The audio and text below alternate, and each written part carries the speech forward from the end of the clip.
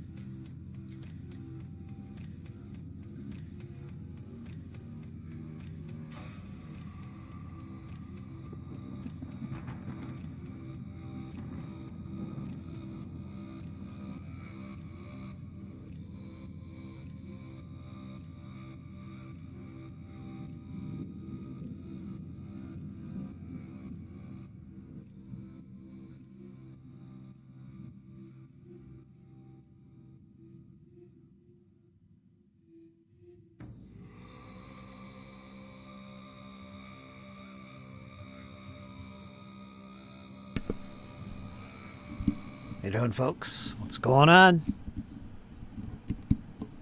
Is this thing on? Test, test. I don't know.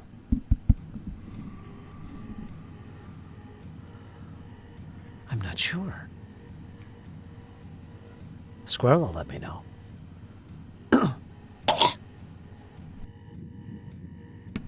Pardon-moi.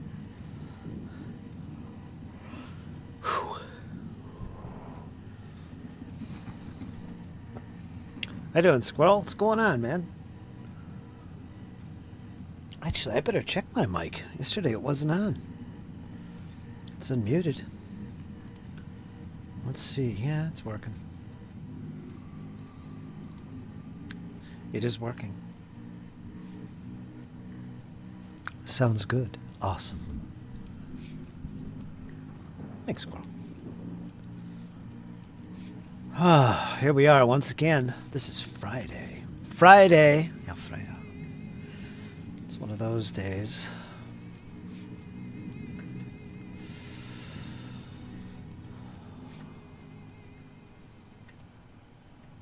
Friday paint-alongs are always good, always interesting.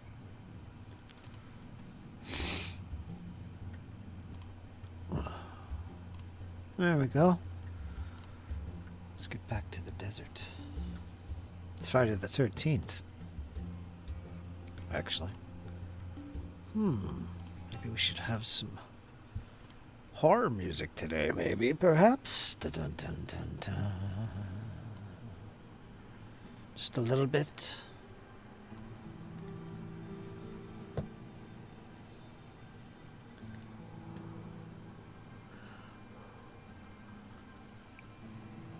Yes, folks, it's me back up to my antics once again. My chatathons. They feel like a chatathon. They just go on and on and on.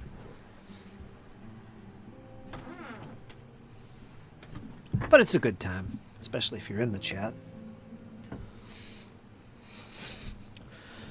And I'm getting things painted, because that's really what it's all about.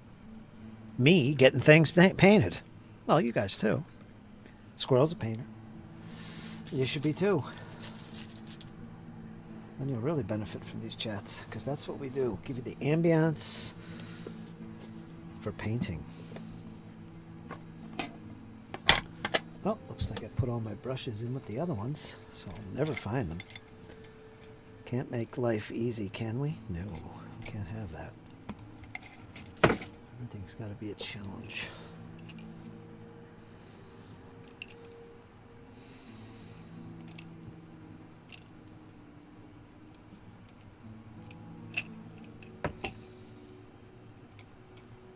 Here's a army painter brush. That's a big one.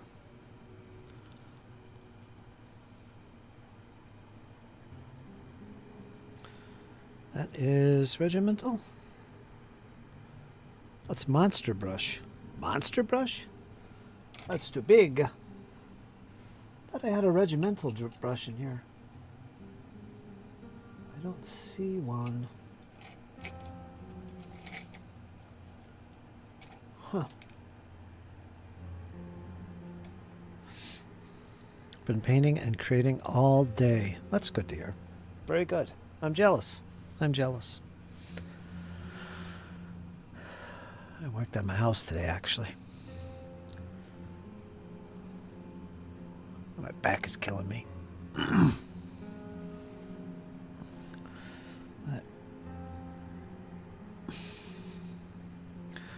Well, the maples got their leaves out now. It's all brown. And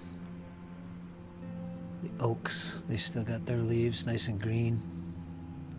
They're the last ones to give up the leaves.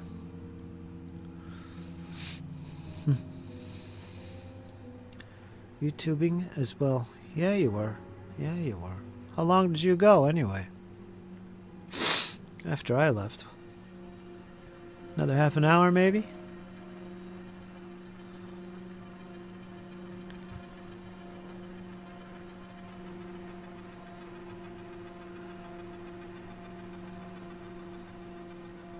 Oh, that is hot.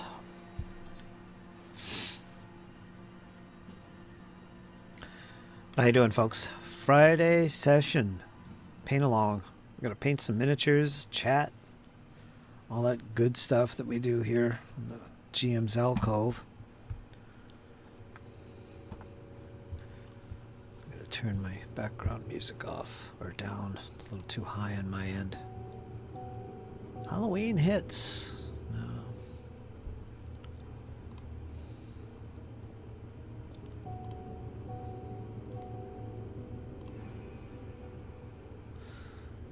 See, let me drop this down right there.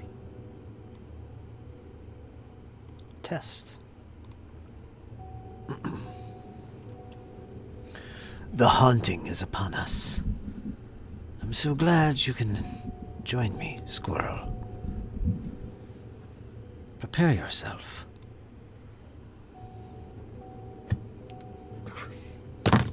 Whoops. Gotta be careful here. Chipping the paint off these guys. I am too.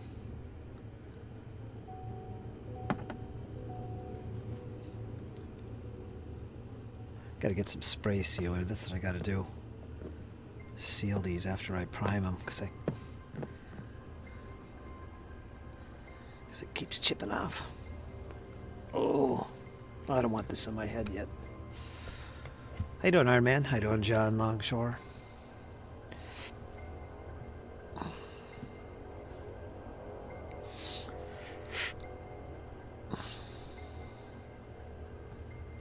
What time is it? 4 o'clock? Oh, we're early. I wanted to chat today around 2. But I got busy. So I scheduled it for 3, and that didn't happen. So here we are. A little after 4. Not as early as I wanted. Maybe tomorrow. Creepy music today is appropriate, I think. I was just reminded it's the 13th of Friday. So why not?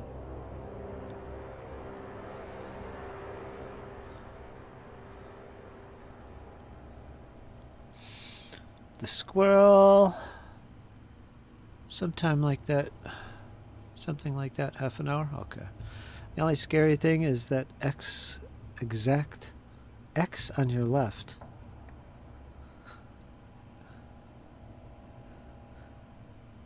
I must have missed it. Creepy music today. Where's the X? What are you talking about, John? You got me looking around here now. What's that behind you on the screen? Yeah, over on the right. See if you can screw with me there. There's nothing there.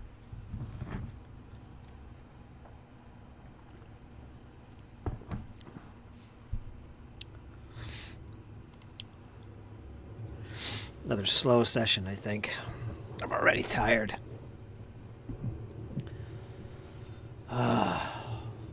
Long day. Some nice stuff you got there, Squirrel, by the way. Nice stuff. Always adding to your collection. I like the artwork in Harn. It's cool. It's very inspiring. I like it. I love artwork in my games.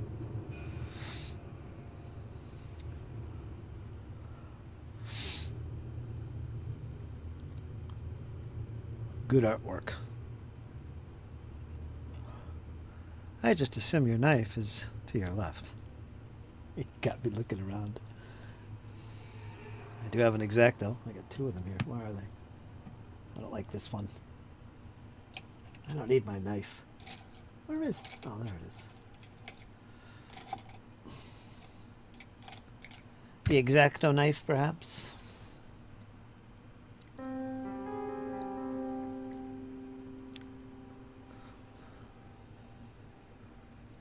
Yeah, this guy. I like this guy.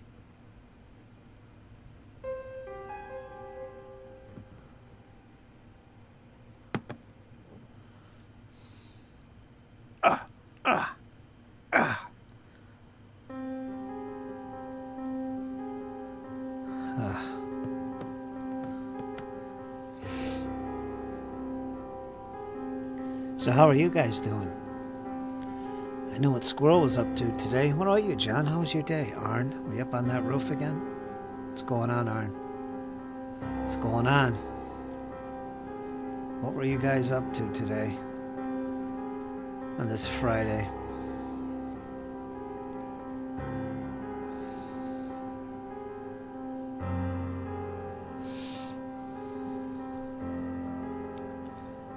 Oh, I gotta let my vape charge now, damn it.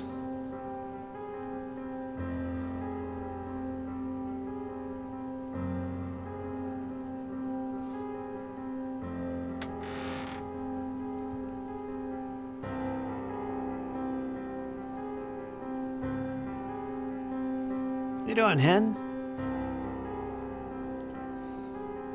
Indian Schneily?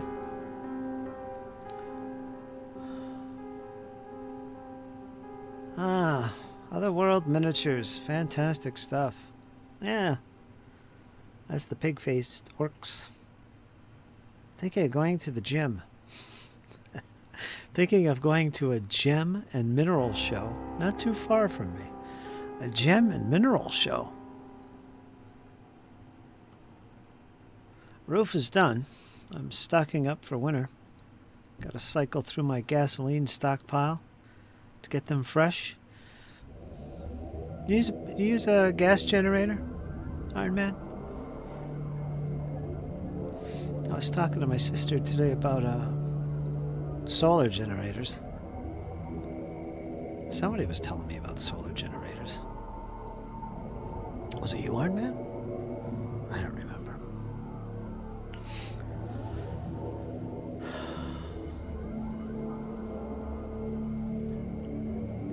Oh, I need my vape.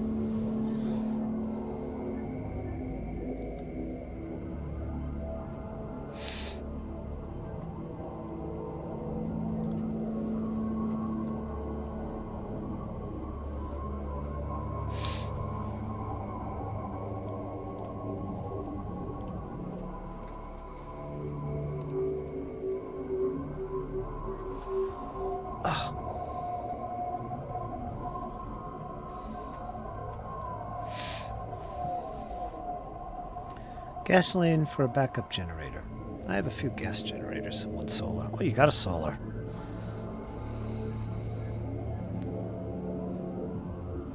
Is the solar generator pretty good? Do you get good use of it? Do you use it much? Is it worth it?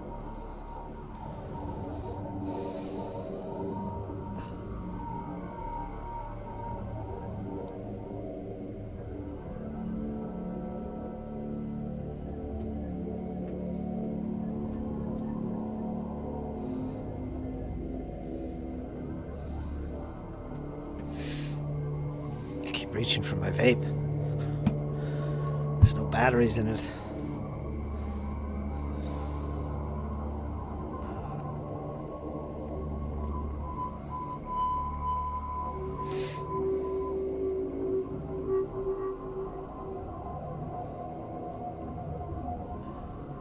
The saturation's pretty high today. Look like I got a sunburn. Yeah, that or I got lipstick on. Let's get on that.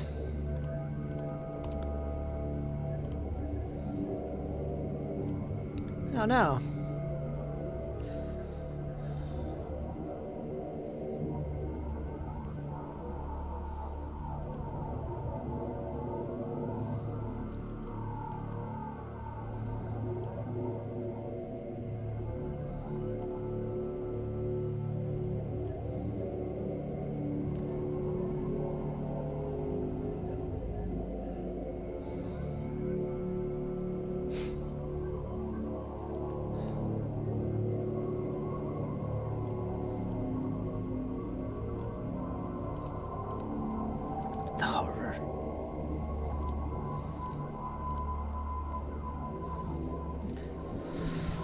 The solar is my first use generator. I can power the furnace for 3 days in winter. I don't think it is worth the money.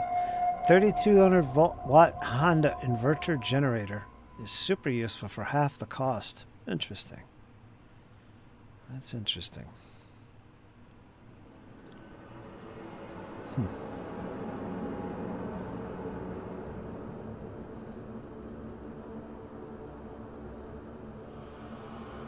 I've always been green.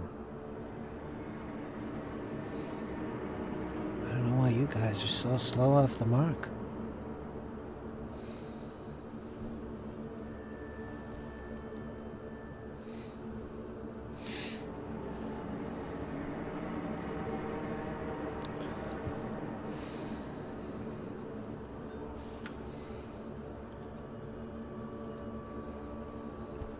Anyway, we should see Kyle here tonight. Kyle, of course. Who else? What about Karma? Where's Karma? I haven't seen Karma all week. Let me go throw her a message and see what's going on.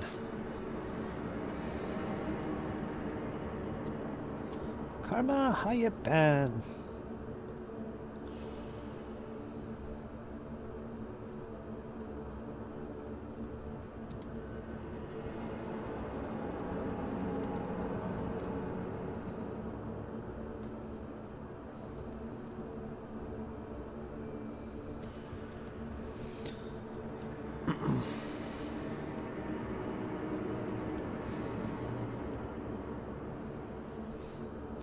Who else? Joms? I think Joms needs any reminders. Whoops. Him and his memes.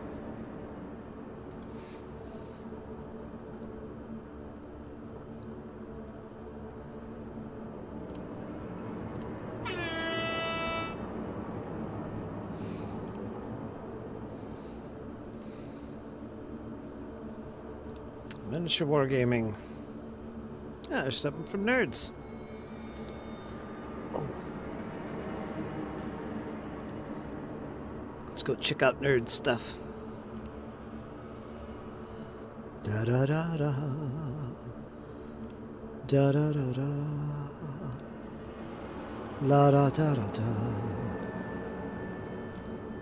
La da da da da. Oh, vibrato's good today. Yes, it is. Just in time, nerds. About to look at your newest accomplishment. Newest addition to your army. Let's check out a bunch of stuff here, actually. Let's start with nerds. Nerds. Nerds, nerd. And they are. Boy, they're all set. Are they all done? Let me see. Varnished and based. That's right, clear bases. I see them. Executress Squad is now 100% tabletop ready. Let's check them out, folks. Oh, yeah. Colors are just shining. It looks great. One there's got a big old whip. Nice, nice. Nice contrast going on between the bright metallics there and the toned down gray. Even the red is toned down very nice. Except the top. The top is bright on that one lady. I like it. Excellent. That'll be a nice add to your army.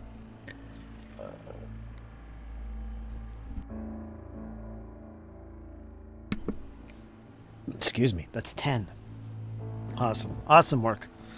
Nerds does great work. She's using speed paints. And Nerds has it in control. Knows how to use the speed paints better than I do. Excellent work.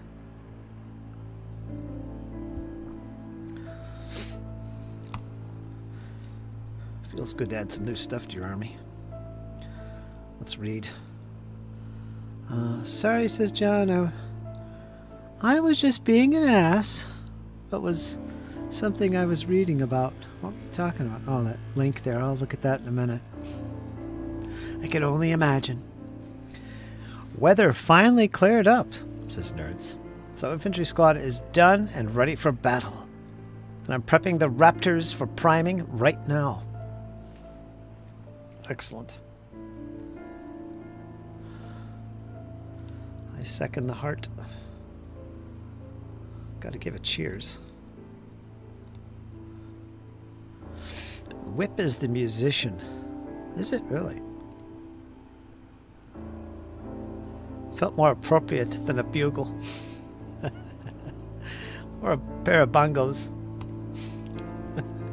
Bugle. Yeah. Yeah, that works. Great work, nerds. I think it is crazy cool how creative the wood-burning cars were. Always interested me. Okay, that's must have something to do with that video. We didn't have speed paints in my day. Only sloth paints. Yeah, that's a true story there, right? A little bit before my time, but yeah. Squirrel says, pecking away at the old tower of... Not sure yet. Let's take a look at some of Squirrel's goodies, too. He's got a bunch of stuff. This was particularly interesting. He's got a little dragon he bought. It's a little pack of toy dragons, I guess. Perfect for 15 mil, because they're little guys. Here's an example of one with a 15 mil. Check that out. Check that out. Perfect. Here's some of the others he got in that little bag. That's a nice find, Squirrel. They're like little pseudo dragons if they were in Nerd's army. Right? They're little by comparison. There's a little scene there. 15 mil figures. Dragon breathing fire. And there it is, all lit up. That looks great right there. You got a little light in the end of the smoke. Nice touch. That's awesome, Squirrel. Squirrel does like his dioramas. Gotta give that some love as well. Yeah. That's great. You guys are doing great. Can I show this guy off?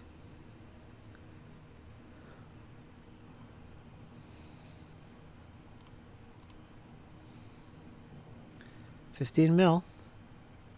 You can see the little leaves there. Very nice.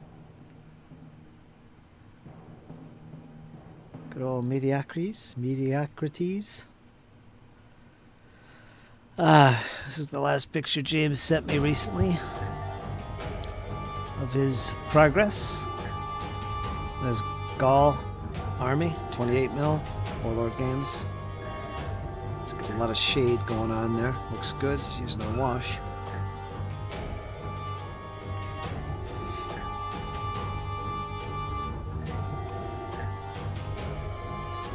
Yeah, Squirrel's good with the lighting. He has those little blinker lights. Tea lights? I'm not sure exactly what he's using, but yeah, same thing. Oh, he's got something here. Let's check that out.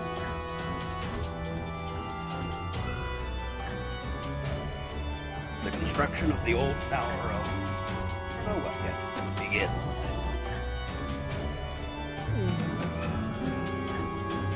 I wish that would open up there. That's looking good, Squirrel.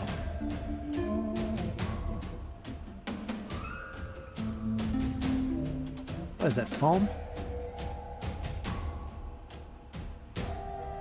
Nice stuff, nice stuff.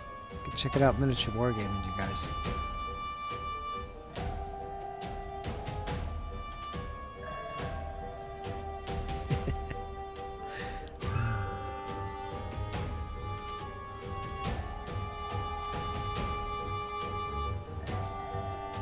Foam. Eat your heart out. Kyle's painting stuff will be ordered tomorrow. Well, that's good news. Oh, you're getting him some paints. Nice. Shh, don't Don't tell him. That's a big deal. James is going to get him some paints too. 5 miniatures and 2 brushes. He'll love it. Damn, Squirrel. He's going to really appreciate that, man. Squirrel's a giving kind of guy. Right there, folks. He's going to love that. He's going to get pulled right into this miniatures hobby of ours. The rabbit hole. He's either going to be cursing us under his breath or cheering. One or the other. You are welcome, Kyle. Looks really good for an 11th century style warrior. Maybe 12th century. Foam.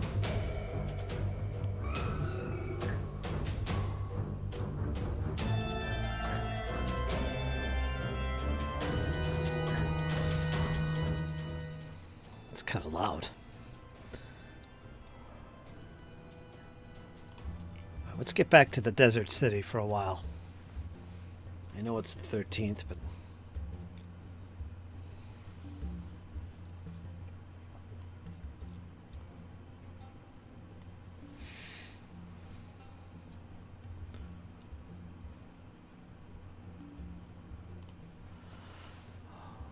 one of us.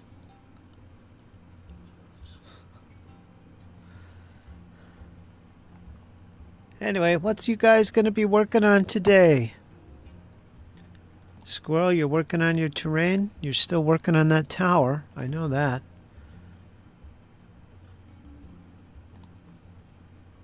Nerds is prepping. It probably means cleaning. And there's not much cleaning on a 3D miniature. But prepping. Prepping. There's a lot more to than just cleaning. So that's what Nerds is doing. How about you, John? Just laying back today? What's going on?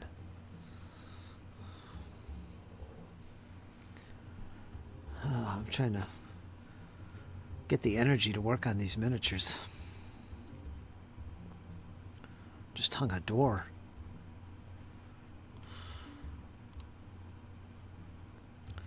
Some trees.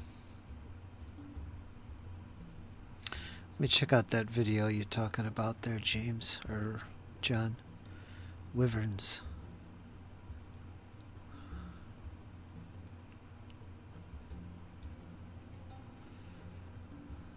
Speed paint. Picking away at the old tower.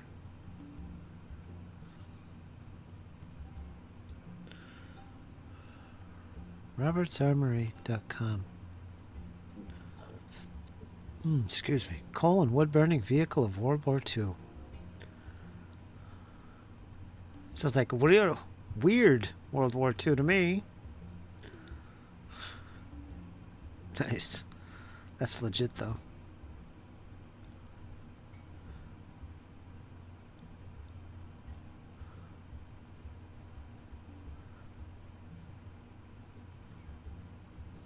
But it is weird.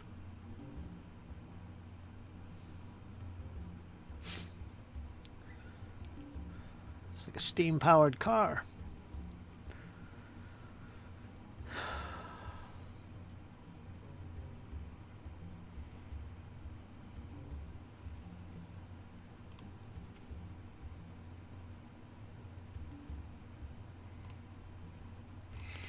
Let's see, am I streaming on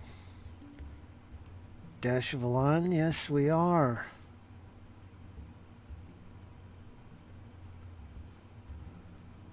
Whoops. That's good. Where'd my chat go? There we go. Oh.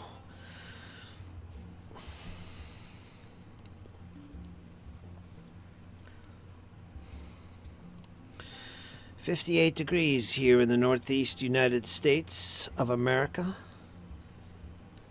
58 degrees. And sunny. Feels like 58 degrees. That's good. Tomorrow we got some rain. Actually, it's tonight, isn't it? Around 6 a.m.? Alright, 6 a.m. That's tomorrow. Not bad, though. Not bad.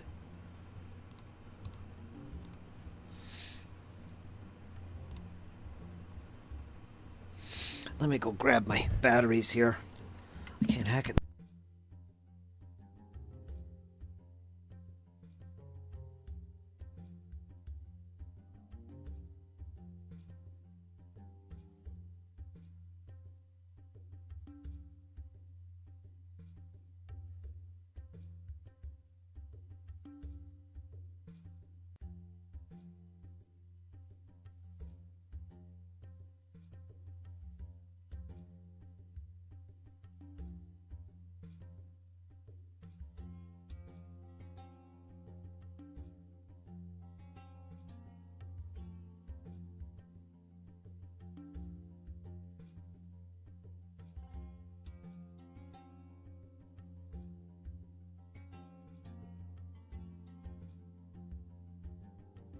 Not only that, I'm going to get the office chair.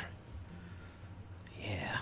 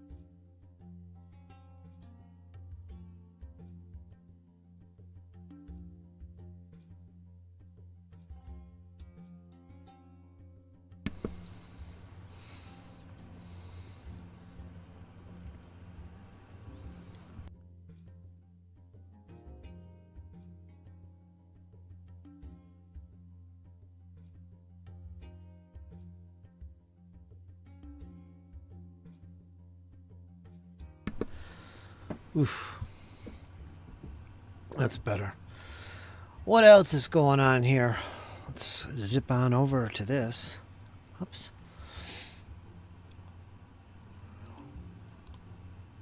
Ooh, Pathfinder. What's this?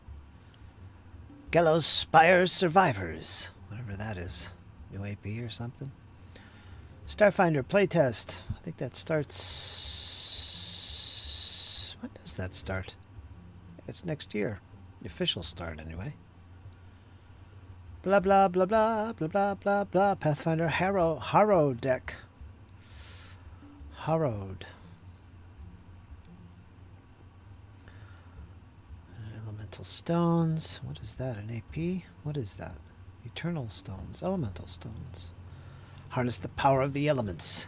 Take on the role of an elemental sovereign, shaping the very nature of reality in this fast-moving game of token placement and pattern matching for 2 to 4 players. With variable objectives and game constantly in flux. You'll never play the same way twice. And with a quick play time, there's always a chance for one more game. That's a... Guess it's a board game, a card game. Adventure Path number 196, Summer That Never Was, from Seasons of the Ghosts AP.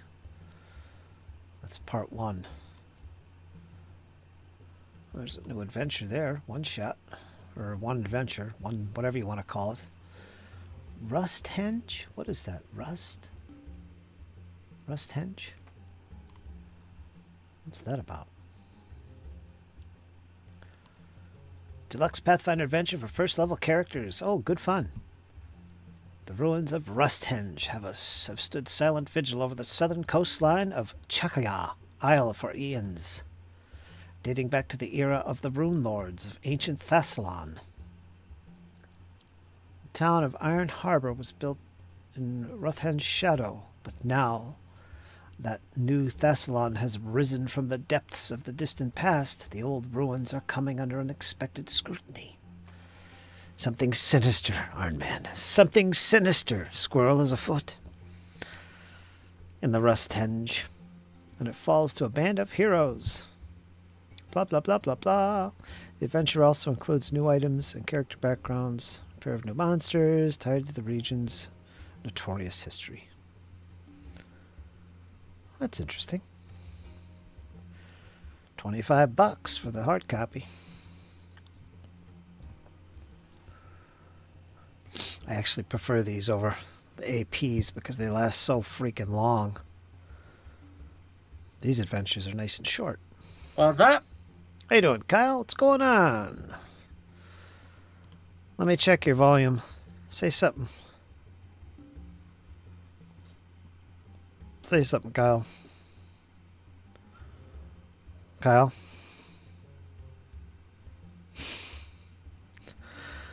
His mic died. Go figure.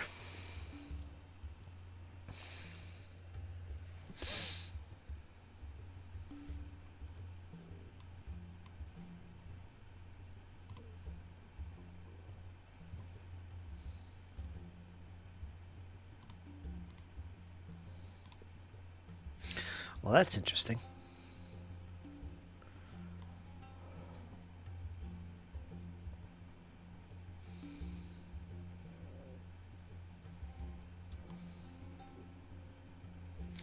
Witch, you're a remastered witch. One of my characters is a witch.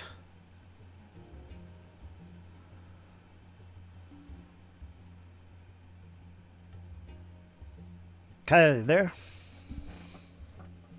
Alright, he's messing with his mic. There's a little article on the witch. I think that's going to be in Player Core 1. I think the witch is in Player Core 1. How are you doing, Fritz? I'm doing good. Kyle, is the witch in Player Core 1 of the remaster? Do you remember offhand? Kyle? Okay. He's struggling with the mic today.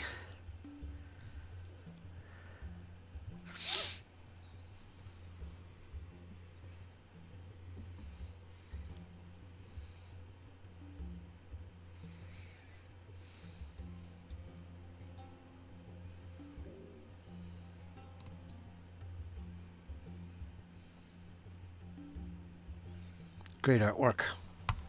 Wayne Reynolds. One of my favorites. Alright, we'll get back to this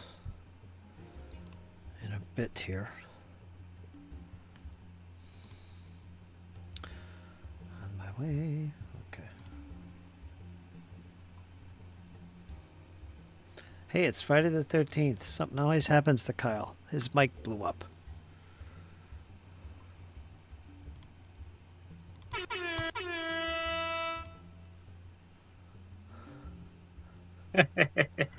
What's up? What's going on? Is your mic having trouble? I think you muted on Discord. Nah. Well, let me go look. Yeah, I'm muted on Discord. There you go. It was me. How you doing? I've been sitting here talking to you. I know. So I was asking you there. First of all, let me check your sound. Go ahead and say hello again.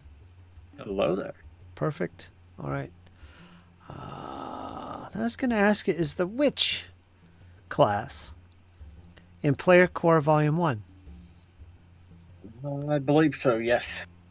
Yeah, that's interesting. It's interesting that they'd put the witch as a core in Player Volume 1. For a core class when it's kind of an exotic one. Mm-hmm. I like it, though. It's one of my favorite classes. Believe it or not. What do you like the most about it? Just the fact it's a witch and has a connection to something far more powerful, perhaps sinister. I like that. Mechanically, I like how the familiar has all the spells, and it's the witch really doesn't have any spells. It all comes from the familiar does have the spells, but through the familiar, he teaches the witch. So, yeah, the witch Yeah. does have access to them, but it's through the familiar. Like, the familiar is like a spell book, in a sense. I think that's pretty cool. Like a living spell book that literally Kinda like a living teaches the vessel. witch how to do this stuff.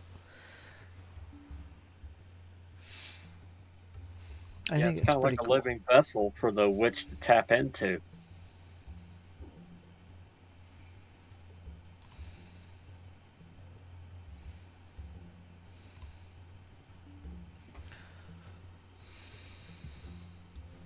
Yeah, they're kind of like a living vessel. So a witch should be more a shaman than a wizard. Yeah, that's kind of that's kind of what the witch is. Like it's you know, you got wizard, then you got sorcerer, and the witch is kind of, they're definitely getting power from something, where as sorcerers they get, like they make a pact, whereas witches are have like made a deal and a pact kind of thing.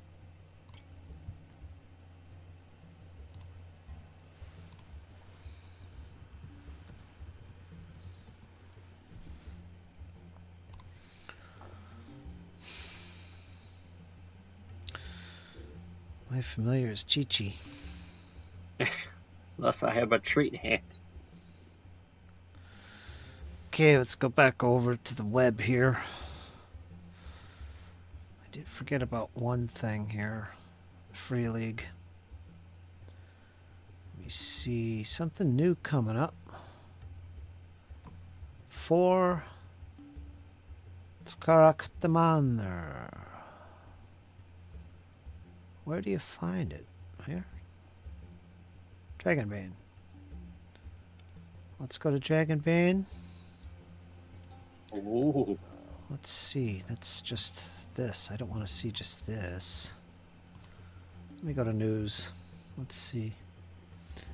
Lost Mountain Saga, Dunwich Horror for Lovecraft. Rescue Strange. Is that it? Oh, that's it. So we got this right there. Let's check it out. Dragonbane. They got a new. Bestiary.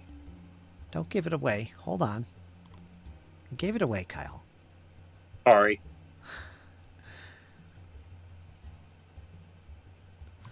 What happened here? I don't want to go to this. Just wanted to open the picture up. I didn't want to go to a different website. Anyway, this is a picture of the book. And let's see. It's got all kinds of goods in here. Creatures hairy, scary, and strange. The bestiary for Dragonbane announced. Pre-orders are now open. It's going to have 63 creatures, each brought to life with text and art. The beautiful artwork that it is. Fantastic beings. There are 9 new playable kin, so you're going to get some new kin, basically like Pathfinder's ancestries, races and such, that kind of thing. So you can play. So 9 of them. One of which is going to be the Nordic cat, which I'm so fond of. Cat Yes. folk. Yeah. Full color hardcover book, gloriously illustrated. Something else they're also releasing is a hardcover of the rule books. Or the rule book, I should say. And it includes a new adventure, I think, called The Castle of the Robber Knight. So, yeah, there's going to be a separate hardcover book of the rule book that folks can buy. They don't have to buy just the starter box. Why would you bother with a starter box when you can buy the rule book? So, yeah, that's going on. The bestiary is definitely in my sights. We'll pick that up. All kinds of new fun Absolutely. creatures.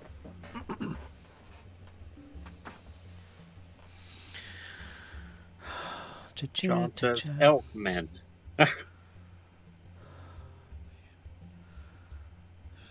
Elkman, yeah. I don't know. Sounds like a thing. Elkman? I mean, why not? We have cats and wolves and ducks. Might as well have some elk. What's up, James? Sorry, that was really loud. I got really excited there. I know you did. Is that Twitter's new symbol there? Is that what that is? Yeah, it is. X. I just noticed that now. I have no idea. I got enough just to keep up with on Facebook. Darn it, it took me to this site again.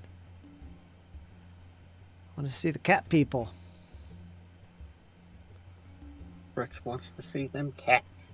Yeah, they had a picture there. I clicked the picture and it takes me to this freaking site. I don't want to be here.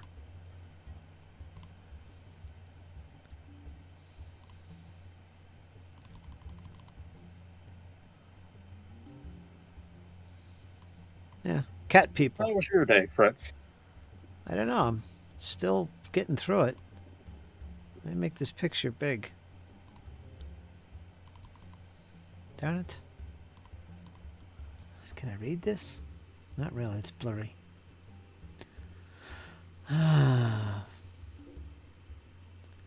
So yeah, there's the cat folk. I can't read it. It's too blurry.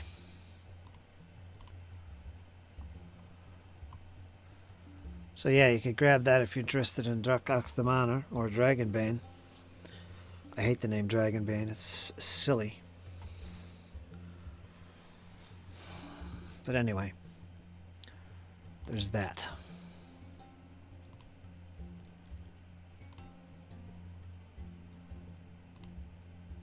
I'm excited for the bestiary. Get to have some actual stats that we can tweak. Yeah. How you doing, James?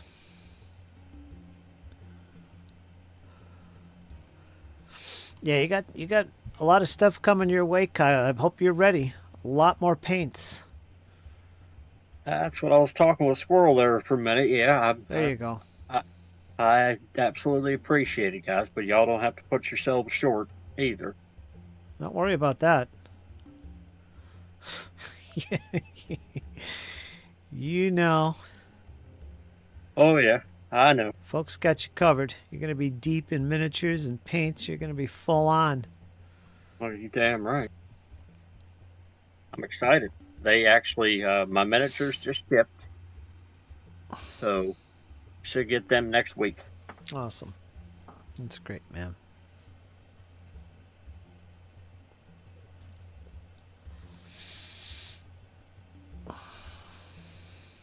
Brett's rocking the D&D shirt again, I see. Yep. There it is. Urgh.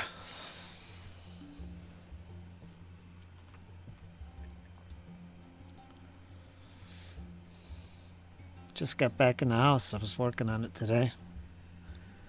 Working on that door. They put up the studs for the wall. I still got to hang the actual door. I got it all cut and measured and hammered in. Next, I think I'm going to put on the sheetrock, and then I'm going to put the frame around the door. Not the door, the wall where the door is going to be attached. Because I can't put the door up until the frame is made, yep. Yeah, so I got to do all that tomorrow. That's all right. Something that could help you there, like if you wanted to make it a little bit more rigid, before you put your sheetrock up there, put in a really thin piece of plywood in there, and that'll help reinforce it. Yeah, yeah.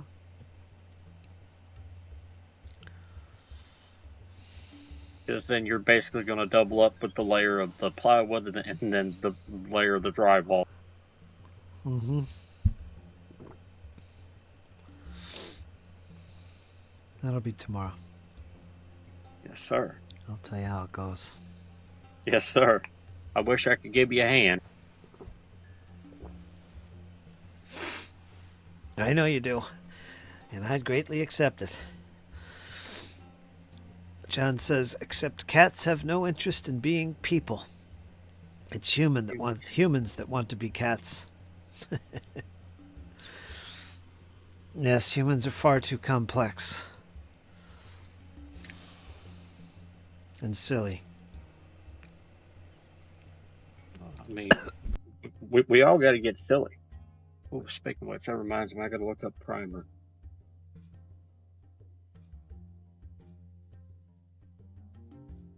Back to Amazon we go.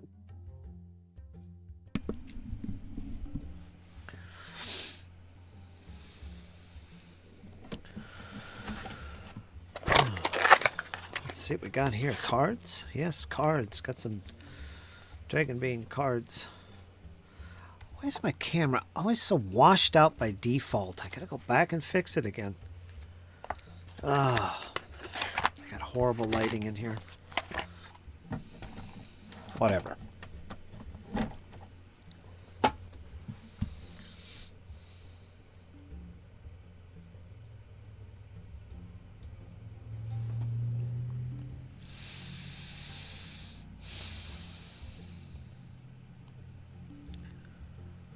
Turn this up.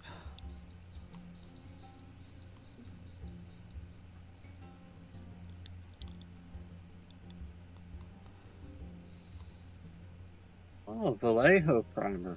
Okay.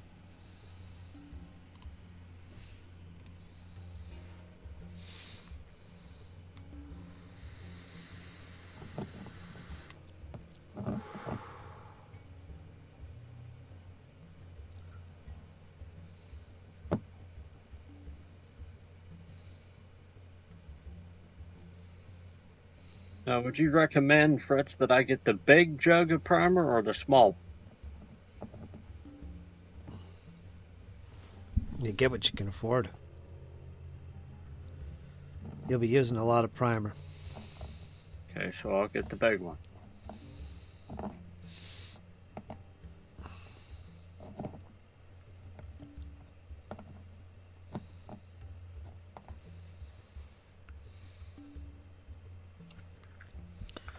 You getting black primer? Yeah. Vallejo black brush on primer. Okay. That's what I'm looking at right now. They got it in all different kinds of colors. They got one in here that might be all right as well. I might grab it too. It's a steel gray, kind of like an off gray, like a very dull kind of gray. Yeah. For what? As a primer? Yeah. Yeah.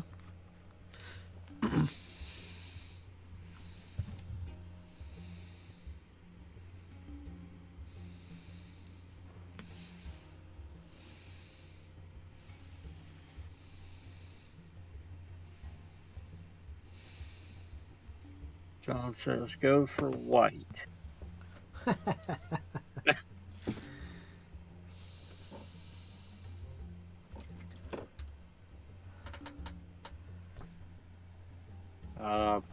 Okay, I'll take that suggestion. Just get black. That's all you need. Yes, sir.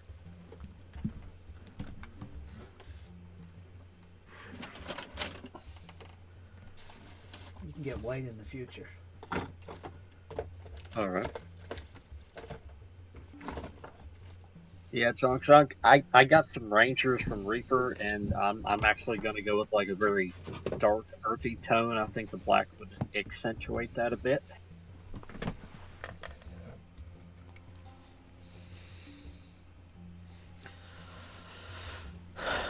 John likes the prime in white.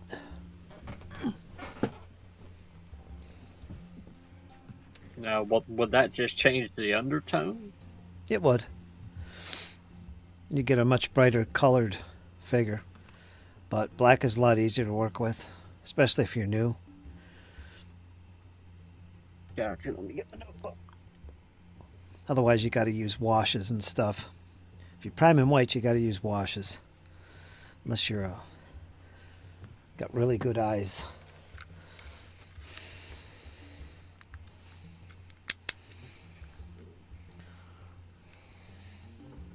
Maybe you do. They're pretty decent. I don't wear glasses yet.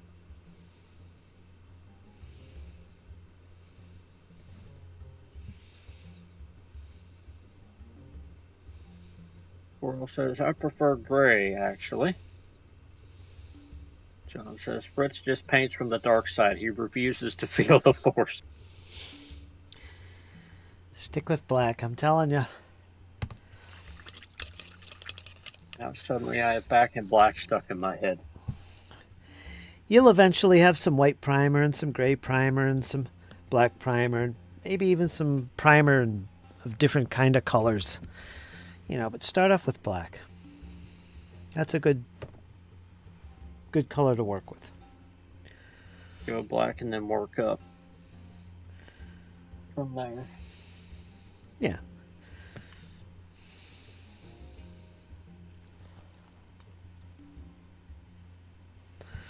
I never prime in anything other than black unless some zenithal and things that's a little different, but yeah, black. It's very forgiving. Also, like I said, I'm making like a very dark, earthy ranger, so it would blend well, I think. Yeah, it's perfect. I'm telling you. Now listen to these guys with their grays and whites. And fancy zenithal.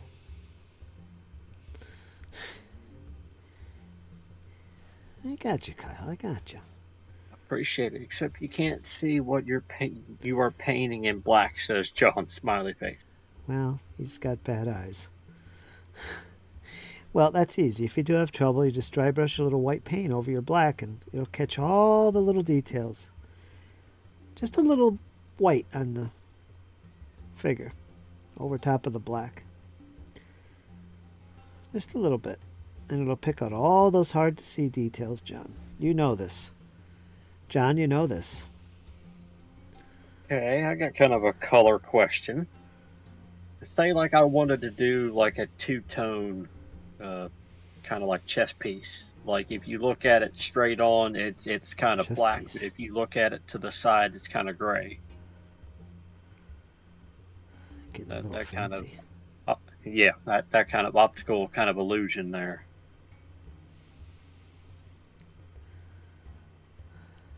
Sounds like something.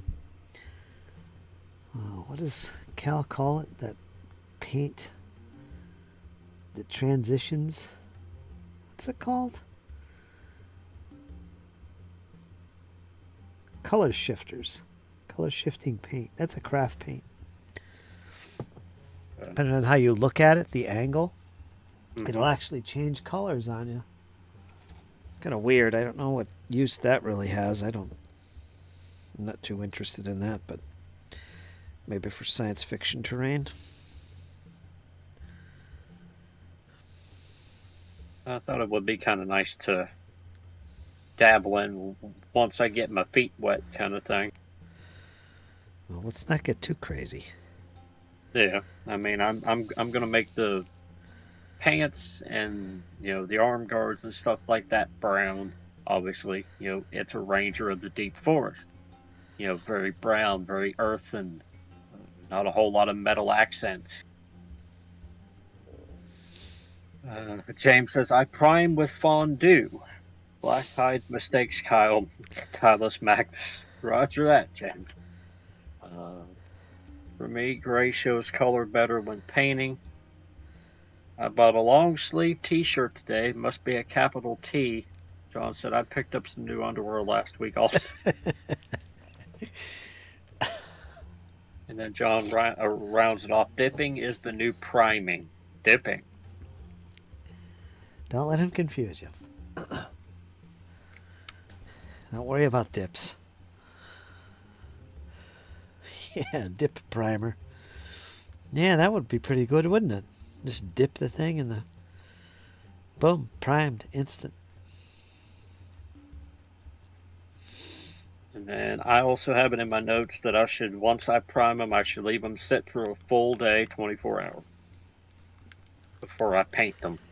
Well, that's generally how long I wait, but you don't have to wait a full day. Half a day, a few hours. But yeah, I usually wait a whole day because I paint in batches. You know, I can prime stuff and let them set till tomorrow because I'm already got stuff to paint. Just Yeah, put but I on just some don't. primer and you'll know. You'll know when it's dry. It doesn't take that long to dry. A few hours, boom. Maybe even less than that. So like I could prime them before I go to work, and then Yeah, there you whenever I go. get home, they should be Good to go. right. John, it takes them a full day because black never dries. Come on. Come on.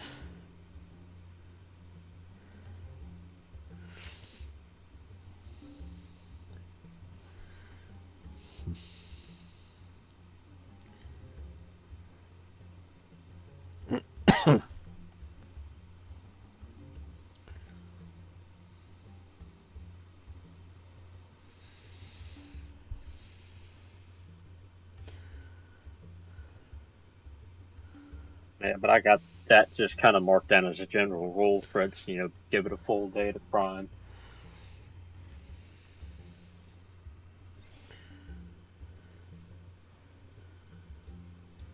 Yeah.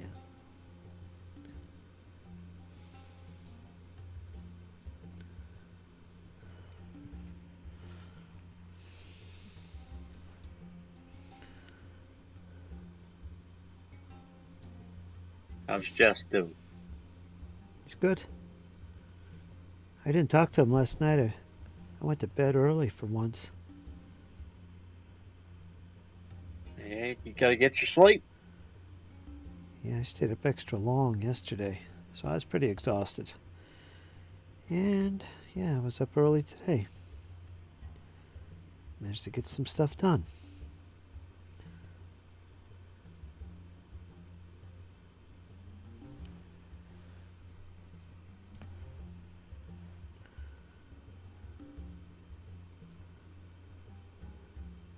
Yeah, I got a bunch done today.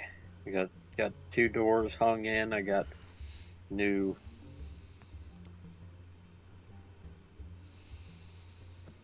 Yeah, I got new air conditioner filters on the floors. I got them changed. Making coffee, having rules, reading day today, James. Well, come on in and we'll give you some company. You can tell us all about them rules. Got you, fam.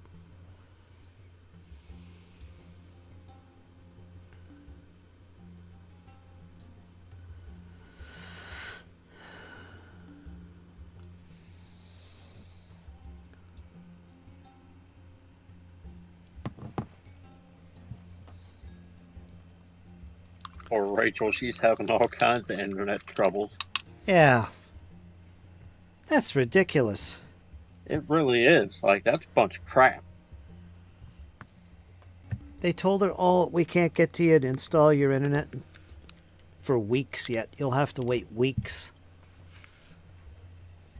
Yeah, that's completely unfrickin' professional, in my opinion. It was supposed to get installed Wednesday. Yep. That's a bunch of crap. That's just piss poor customer service at its finest, in my opinion.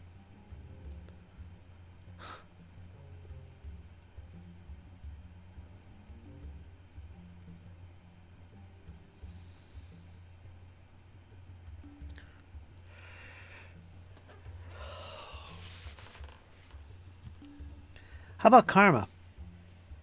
Anything? I talked to Karma today. She said she's got a really bad headache, so she's laying down, taking it easy.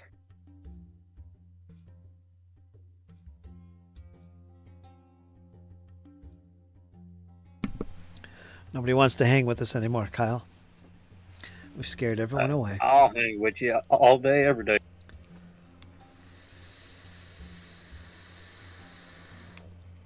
You know I don't mind talking.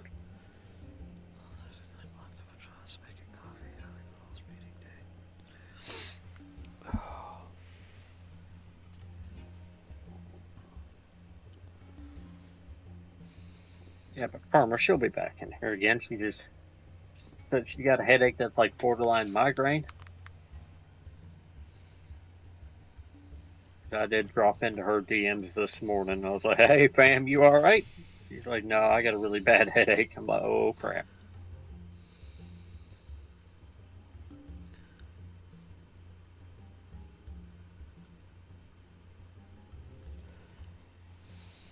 Hey, Fritz, you might get to play that swashbuckler yet. Yep, I'm gonna have to introduce my backup character. Got a few of them. Oh, hey, well, there's a Sonic Superstars ad. How you doing? What's up, Sonic?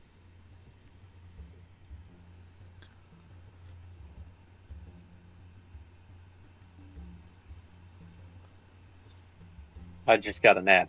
Calm down. It's okay. Let me turn my camera on here.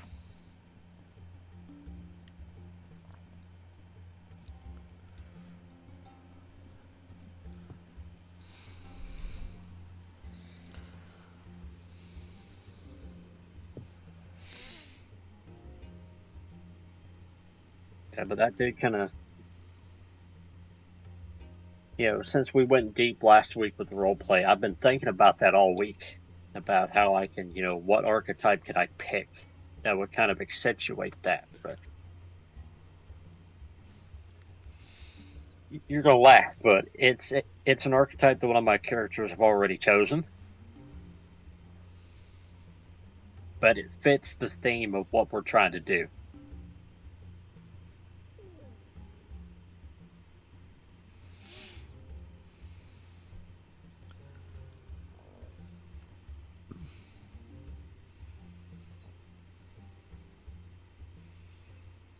I'm going with a classic. Except for I'm not using no damn war pick with it. Spill it, Kyle. What is this? Barbarian. There you go. Barbarians are awesome. Yes, sir. Rawr. And we were role playing it out, like that. Well, that family is not a good family. It's a very evil family, full of rage and all that. Well, my idea was picking up the barbarian, which will give me more damage all the way around, but it also gives me something to role play of kind of his fight with that inner rage kind of thing.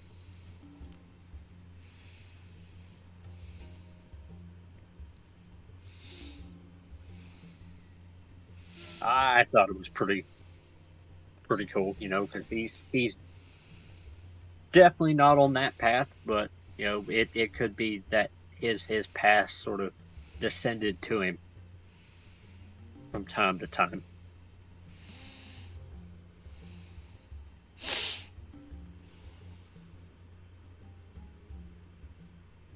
I'll tell you more about that later, because I'm in Path Builder right now building it.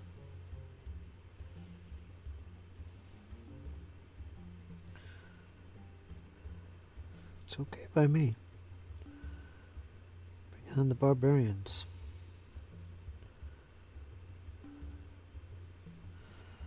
Well, it'll be the archetype, so it's kind of a knockoff barbarian, but it's still a barbarian. Mm-hmm.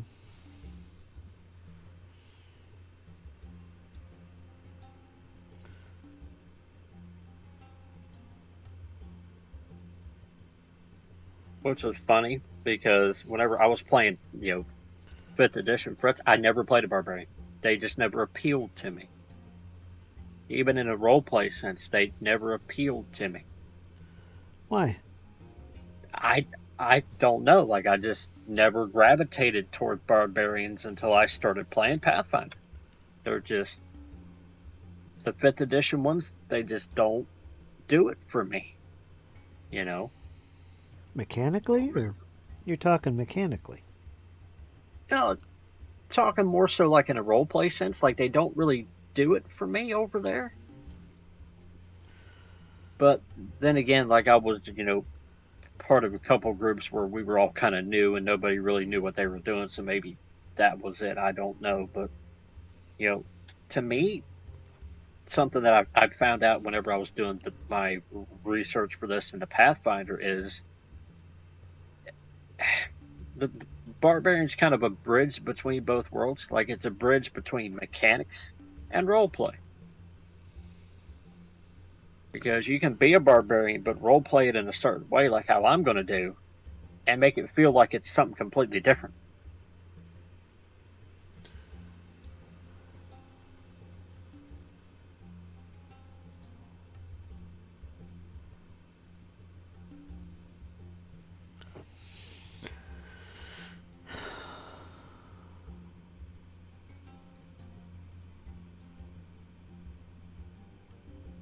And I kept my playtest thing for the Exemplar, and that I don't think I'm going to be a fan of the Exemplar. No. It's too, how do I say this? Too Mary Sue-y in a way. What do you mean by that?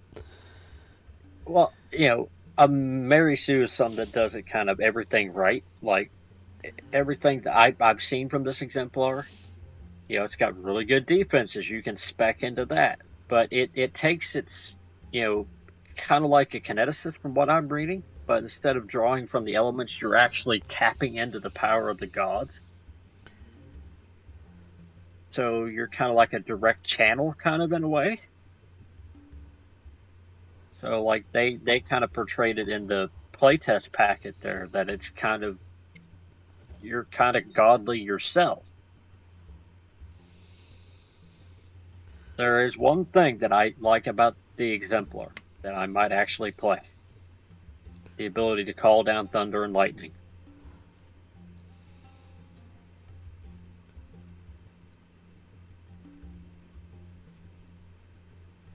Because I'll be honest, Thor's my favorite superhero, and yeah, if I can call down some thunder and lightning with a big-ass hammer, I'll be fine with that.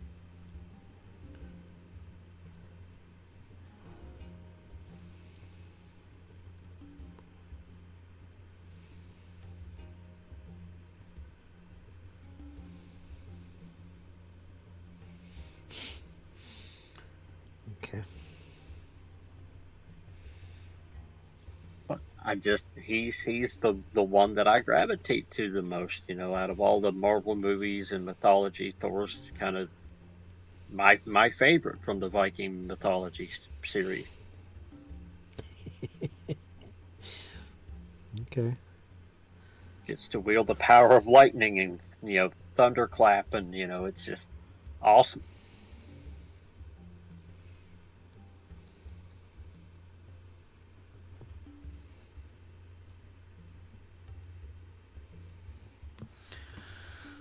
And I don't mean to be offensive. No, you don't. Nerdy Ogre says, "Howdy, howdy. What's up, Nerdy Ogre? Fritz, what is that? An axe on the top of his head or a helmet?" I just noticed that painting it. It's kind of like a bladed helmet, isn't it? Yeah, like he could It's ram, like an like drop his head. Yep. I think that's the intention. He's got a big old axe carved into his steel helmet. That's pretty cool.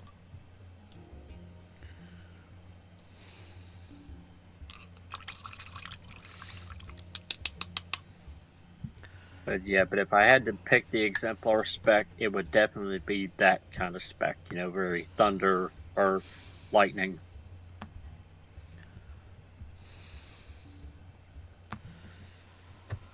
Which, once again, it kind of looks and feels like a kineticist, but instead of drawing the power of the elements, you're drawing power from gods.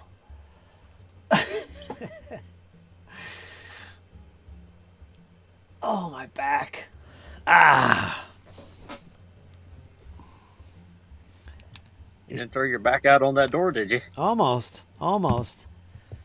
Few things, throwing things around today. What else was I doing? There was something really heavy I was lugging around today. Awkwardly. Kept thinking, oh, my back's going to go out. Better be careful. This is it. I'll be down another couple months. I don't stretch like I used to. That was something I found out. I don't bounce like I used to.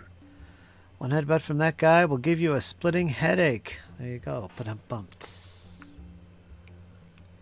Wait a minute.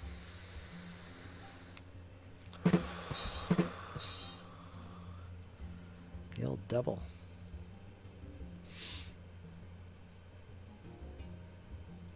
Yep, you gotta give it the old double tap. How you doing, nerd? Or nerdy? Got a bunch of nerds in the chat again today.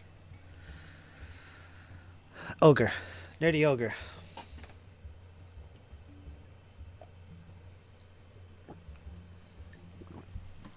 I gotta plug this in again. I never let it fully charge. Ron says, geez, come back after a couple minutes and you two are planning your next entry.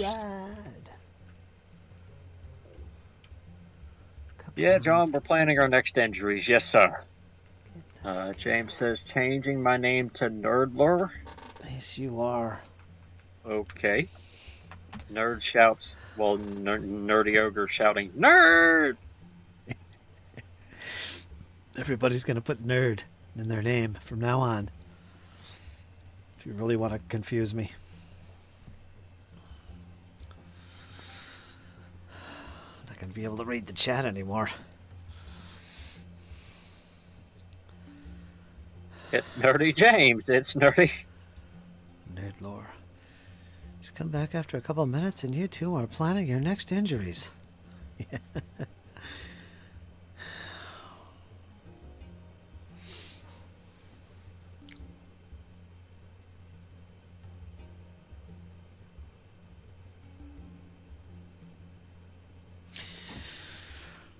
Nerd herder. Nerd herder, I like it. I'm really hyped about the latest news from Palladium Books, says Nerdy Ogre. Nah, John interjects, only if you wear it as a badge of honor. That's significant. Entries. Gonna play Pirates D&D tonight, says Iron Man. We're in the middle of an assault on a plantation mansion held by Spanish-supplied local natives. Savages. There was an uprising. The owner will split the loot if we succeed. Sounds like a good old time of D&D right there. Old school D&D. That is.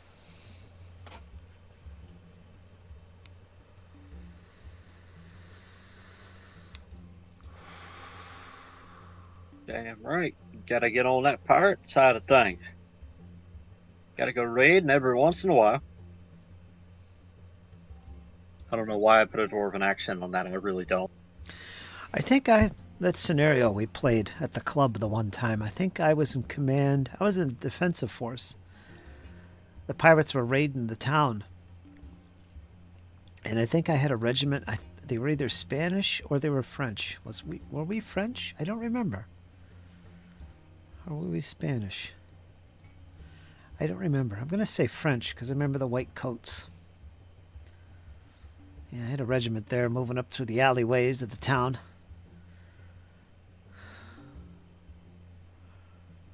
I've talked about that game many times. You guys in the chat know what I'm talking about.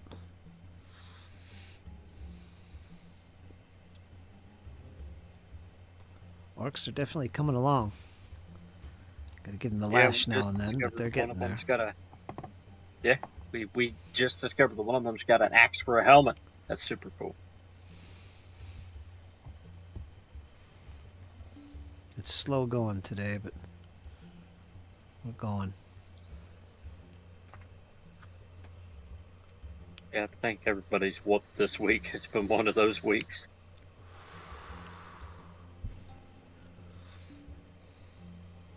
I weak to that type of fight. I do better with undead and creepy things. Cast blight, confusion, but that's about it. Oh, hey, confusion could work. Whoops. Yes, you did, nerd. What did I just do? Let's close this down. Get out of here. Axe head. This guy here's got an axe on his head.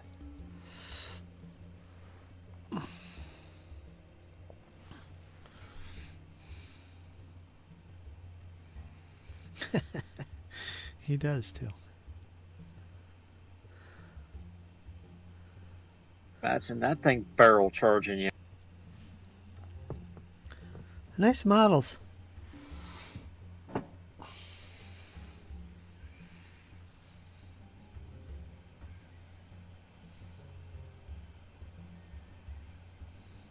Oh, my dog got into a pouting funk and wouldn't leave the car. After a few hours, I took her to the park, bought her some beef jerky, and had a hose fight. She finally got happy and came in. Interesting. What's that link Yeah, there? that is When did for the a Zulu? timeline. World history documentaries. When did the Zulu realize their war with the British was lost? It's a documentary.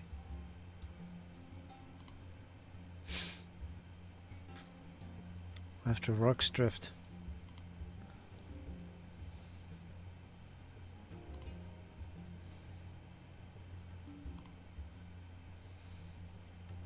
Let's pause that. Maybe I'll watch it later. Iron Man, my dog. Looks cool, says Joms. Love it. The extra attack he gets as Sergeant from the headbutt.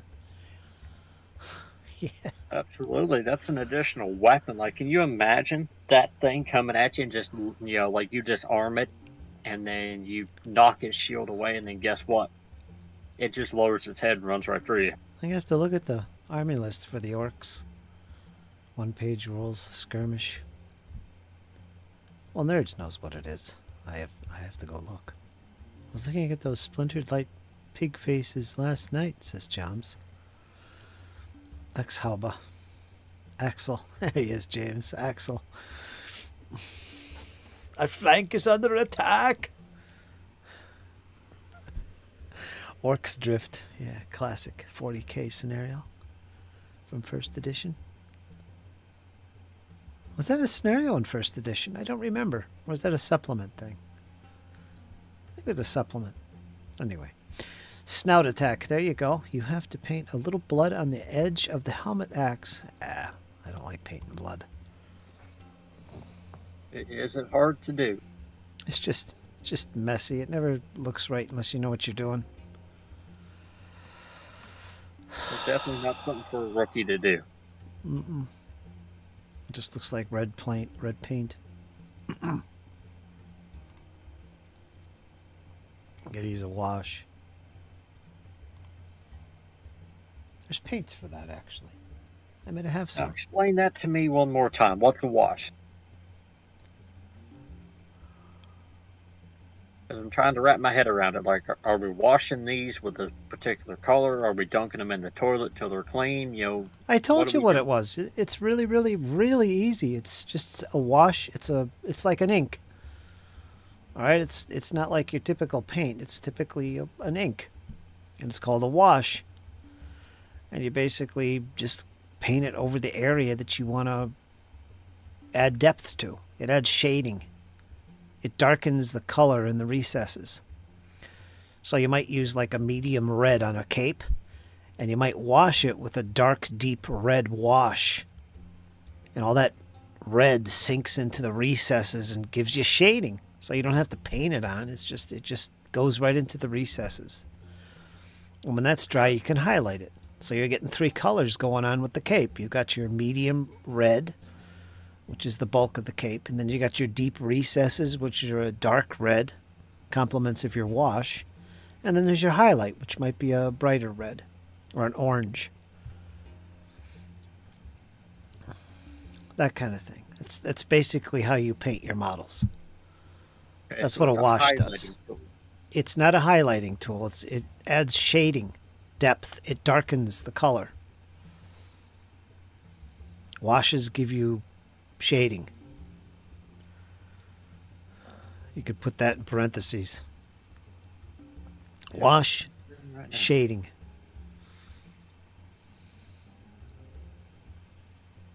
Like these guys, these models, these are all going to get a heavy dose of wash over everything. Because all these colors I've used here, they're just a mid color. They're just a base coat.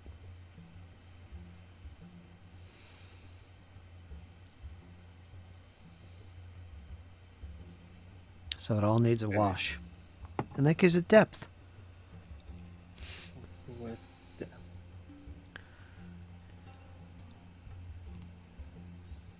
Got it.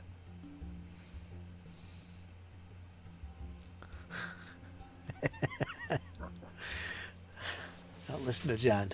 He's terrible today. Terrible.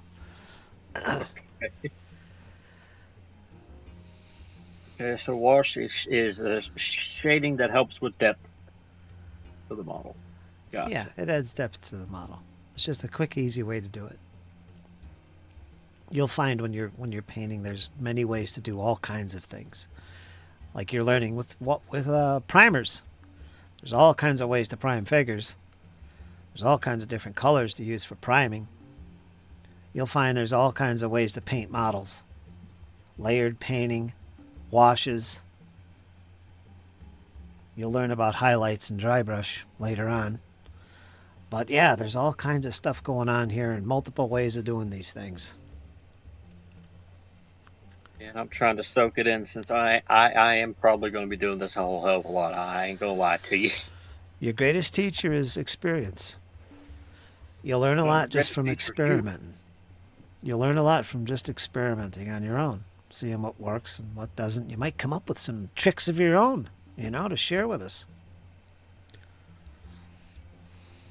Oh, I doubt that. I'm Oh, you will. basic. I know you will. No, because right now you're my greatest teacher. You and James and Squirrel and everybody, y'all are going the extra mile for me. And I really appreciate it. I don't know anything. These guys in the chat know more than me. I'm learning from them. Except John. Him and his white primer. Ah.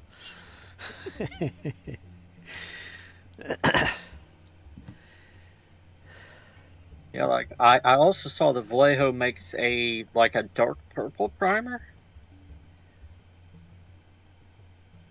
Like it's kind of like a black but with that purpley hint to it. What about it? A primer? Might be interesting for a few other projects that I got planned for some extra models. Stick with black primer. Yes, sir.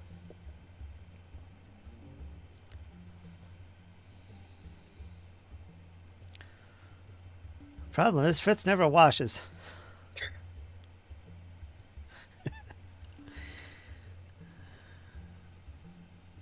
But on the stinky side, no, that's Valifor in game. He never takes the armor off at all.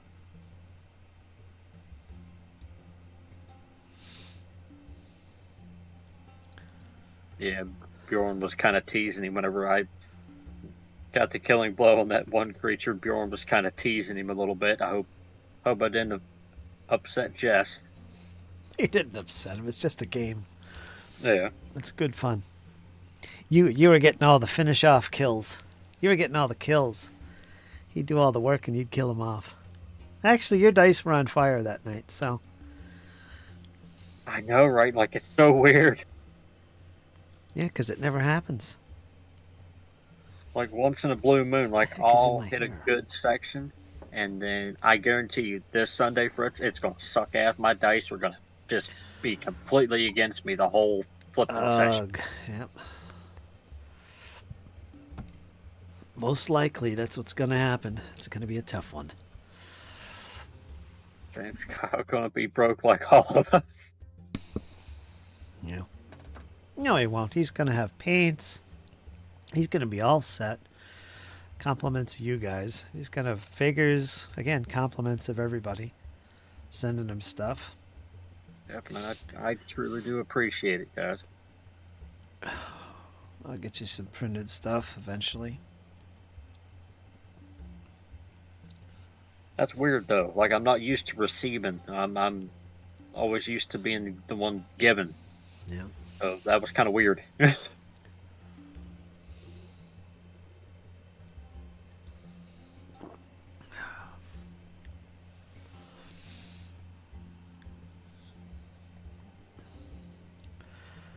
Oh, I can't get the chutzpah going today. I feel it.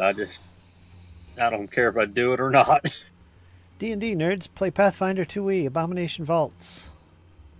Ah, Cantrips Medias. They were doing good. Well, she just put up when is it? 13th next month, on the 13th. Oh, that's their next game. They're going to start playing Abomination Vaults. Oh, man, I got to watch. GM Send me the link, Kylie. I'll watch. GM Kylie in action. She's awesome. She's fun. Oh yeah, I had an absolute blast watching her there for that little bit. She acts like she's pretty knowledgeable on stuff, and she's open to us kind of putting the rules in the chat. So that's nice. What is Kyle going to do with the figures? Well, got some things planned, John. I got some. Gonna play a solo game of Rangers of Shadow Deep. Got some things, and gonna make up some backstories for the ones that I don't use, and might kind of make my own characters and kind of add some stuff to them. Right? I don't think there's anything wrong with painting a figure and then giving it a backstory.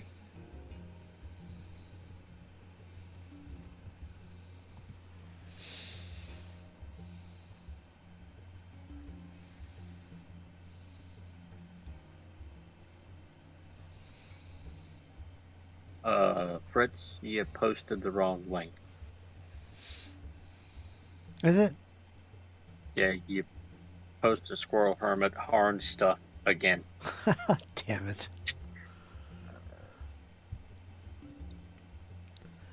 Demat. Well, that's a good link. It's just the wrong one. Let me find it again. I did. Copy. Oh, I gotta click copy after it. Good catch.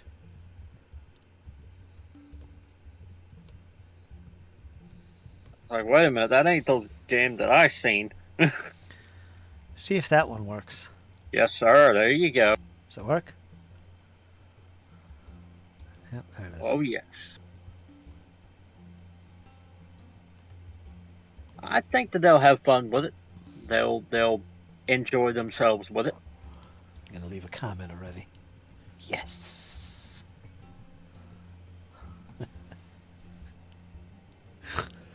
Oh, funny.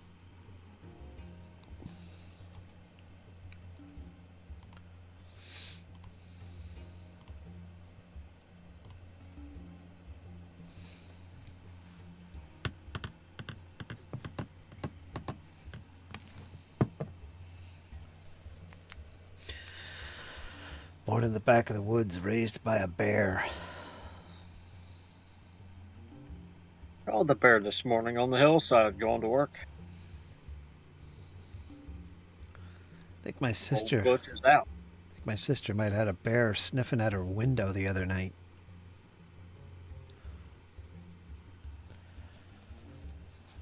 Yeah, it is that time of the year whenever they start denning up or Okay. fattening up. I gotta go out there and look around for tracks and see what's going on. It could have been a deer. But if it's sniffing at her window, that's suspicious. I told her just turn up the TV, make a lot of noise. Yeah, because I have seen them burst through windows. Yeah, they will. They go right the hell through them.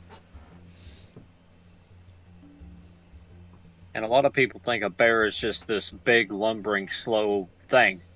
It's not. A bear is wicked fast when it wants to be.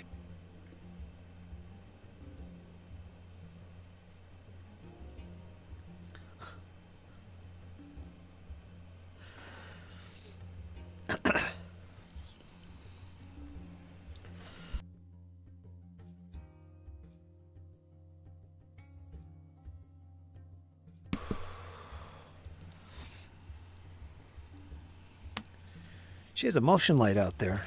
I guess it didn't go off, which is unusual. Very unusual. I told her, go out there and turn the damn light on. At least you could see. Yeah, see what it is. She don't know how to turn the motion light on. It just comes on with motion. There's got to be a switch in there somewhere. What the heck's the matter with you? I'm going to have to go look.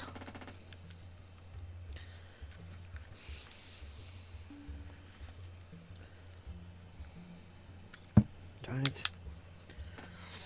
This one lens keeps dropping out. I'm gonna have to jury rig this. Stay in there.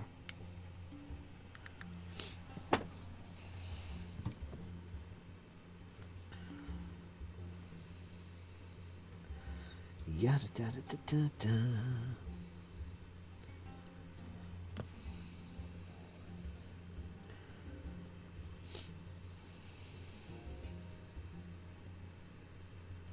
On everything short of bears, squirrels, chipmunks, possums, raccoons, skunks, deer, foxes, elephants. Y'all got elephants down there, John?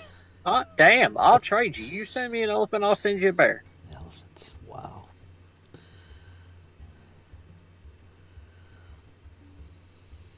I had an encounter with a bear a couple years back by the back fence. I was out, the dog was all, raising the dickens. Went out to the back fence, shined the light through the fence, and there's this muzzle standing there looking at me. And it's like, uh-oh. She smacked that fence, and it was one of those feet don't fail me now kind of thing. Yeah. I beat the dog back to the house.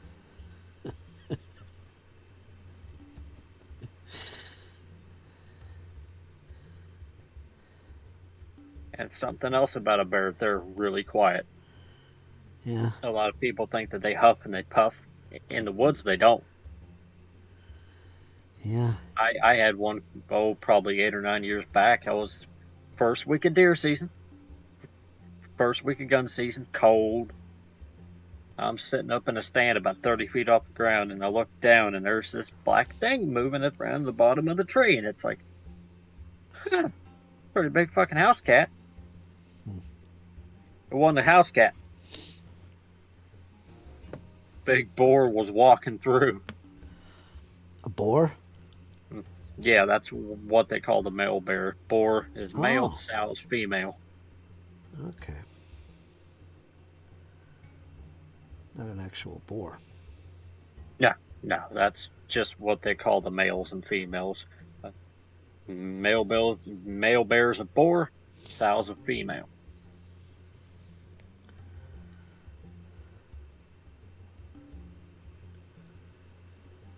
Oh yeah, and I had a bear tag, and yeah, he was right down there at the bottom of the tree, Fritz. He was right down there, and I didn't have a bear tag. And it's like, really? One thing you don't want to see while you're deer hunting. Because as soon as that deer smell that bear, you ain't gonna see nothing all day. I didn't see a damn thing the rest of the week.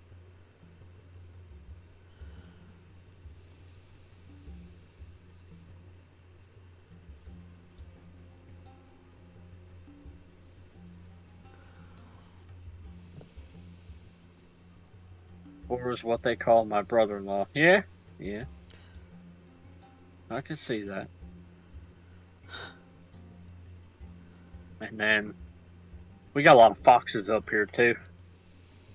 Because foxes will wreak havoc on turkey for spring turkey season.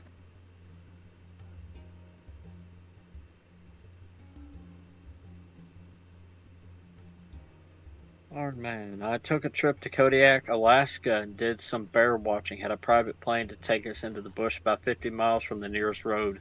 Float plane landed us on Fraser Lake. Lots of bears. Yeah, and those are big Kodiak grizzlies. These ain't these little pup brown bears. Those are the big boys. I've always wanted to go to Alaska. 1 year maybe. You? Oh yeah, get to go see the deep bush, get to see the sights.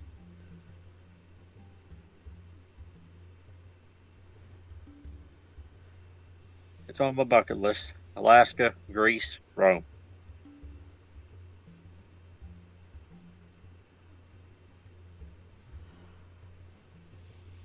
But they also say that if you visit Alaska, you get the deep allure to stay. I don't know if I want to go that far or not.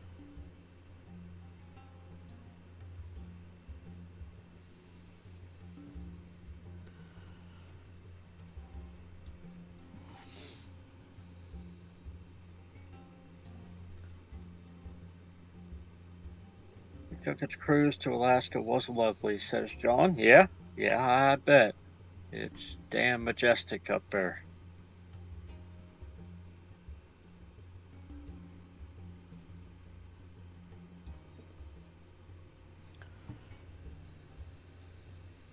Oh man, I saw a mama Kodiak brown bear with 3 cubs fishing in the river. I was watching them through my zoom lens when she stood up on her hind legs, fur all wet. F me, she is ripped, six pack and all.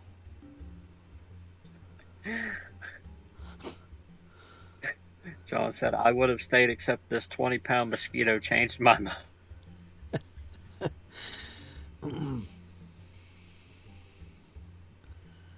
20-pounder.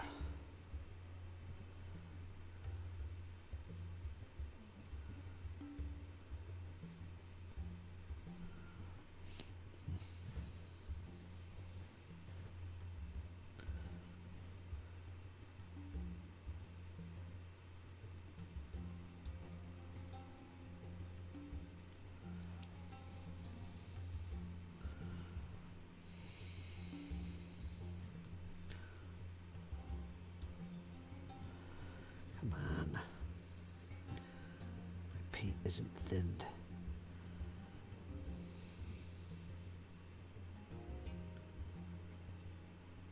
Nerdy Ogre says, BRB, gotcha, nerdy.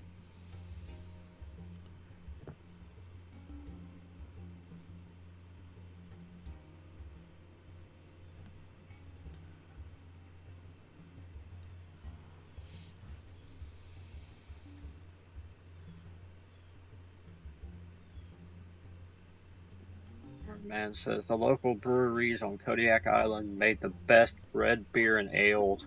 I really wish that beer was more popular here. John says, oh, well, everybody have a great night. You as well, John. Have a good one, my brother. See you, John.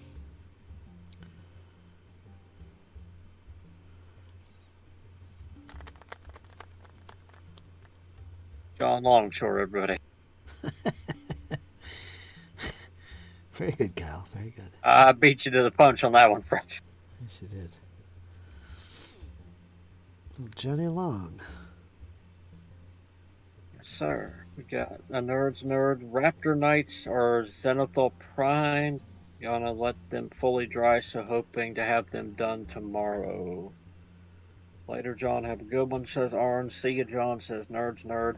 Well done, nerds. I bet you those Raptor Knights are gonna look awesome whenever you get them done.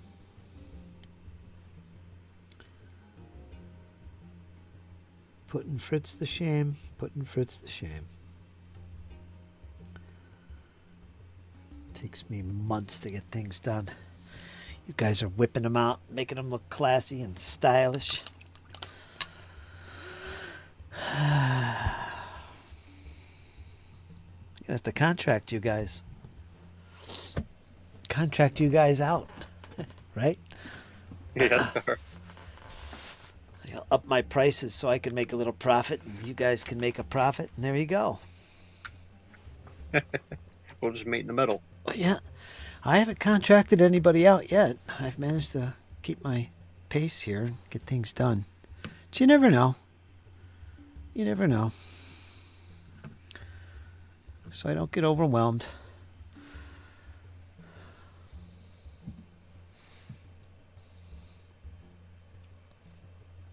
Yeah, plus, once you get the hang of that 3D printer, you'll be able to really zip them out.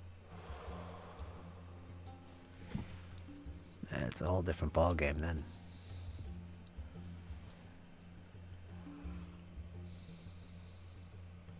Oh man, my sister lived on that island. The men outnumber the women, but the women have a saying: the odds are good, but the goods are odd. Okay. That's a good one. You have to go up and visit some of the Inuit tribes. Yes, sir. There's a lot of indigenous up there. I'd love to go visit. Boy, I bet you they got some tales. Whale hunters.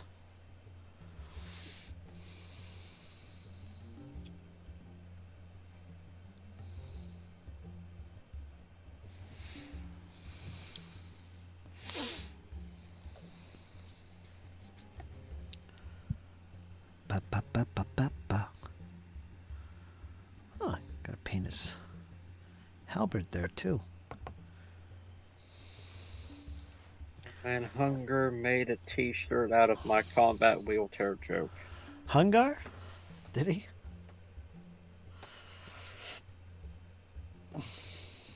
Good old Hungar. I haven't seen him in a while. A couple of weeks ago. I think I saw him a few weeks ago in one of Shadow's chats. Shadow will be having his chats on Saturday. He's got his, I think there's 2 chats. There's the first one, which is his Saturday night chat. Sci-fi chat. If you're into science fiction. You gotta check them out, Kyle. I go on there. I listen to his Saturday night chat. He's got one for Saturday night shadow chat. And then after that, he joins his friend Nathan, who does a stream all about quantum stuff and the paranormal. The last episode was pretty good. They had a good bunch of guests in there. It was interesting to sit here and listen to people, older folks, talk about hauntings and ghosts and that kind of thing. I'm afraid they're going to throw me out of the chat because I always get into I always start talking about runes and stuff and spiritual, indigenous stuff, which kind of throws them off a little bit, I think. Because they're all about the quantum stuff. But it's fun. A little bit of spirituality out of any. It's fun.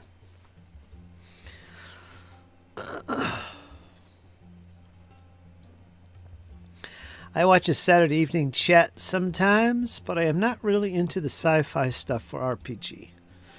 Yeah. And those guys talk, and they talk, and they talk. They just go on and on. They're talking over each other. But it's good. It's entertaining. They all get a chance to get on there and talk about their favorite topic. It's good. And Shadow's so wholesome. Yeah, I've talked to him a few times. He seems like he's a really good guy. They didn't kick me out when I answered Ghostbusters when the guest exorcist asked. If not for the church, who are you going to call? Yeah, ka-ting, Ghostbusters.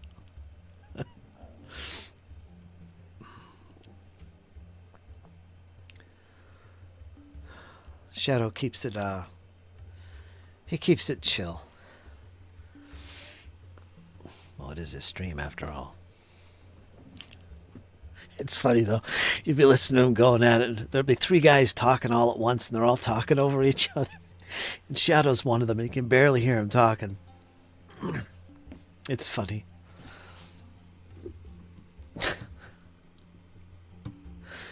Yeah. The Shadow Chat. It's one of the few streams I actually listen to. Actually, now that I think about it, I listen to Squirrel's streams whenever he gets on there, and Shadow's stream. There's James. There's with his big camera.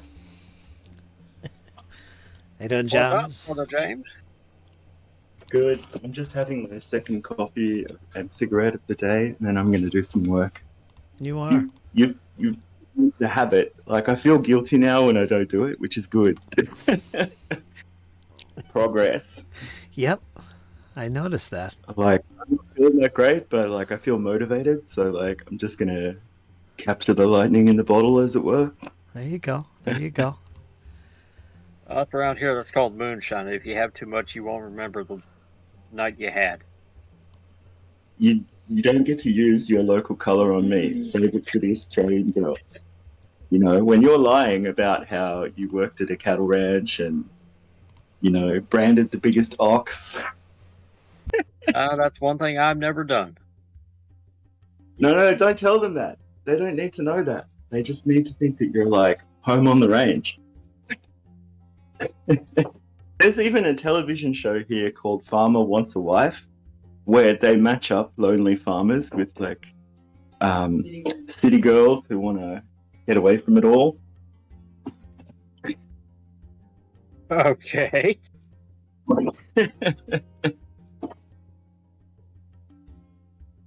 Australian TV is really basic. We like import about 75% of it from the UK or America. Yeah, we get hillbilly hand fishing. Storage Wars. Yeah, we love Storage Wars. I don't watch TV very much at all. I don't either anymore. I just don't have the drive. Like, I'll get on there and watch a movie every now and then, but outside of that, I just don't. Battle reports on my TV. Oh yeah, Ree likes anything where they put a house on wheels and push it halfway across like frozen wasteland. That's one of her favorite tropes. Tropes. Any great feat of engineering, she seems to be like quite taken. And Storage Wars. So yeah, I'm gonna get stuck into it today, boys. Well, what you hoping to get done? Might do a couple of romance. Might do a couple of romance.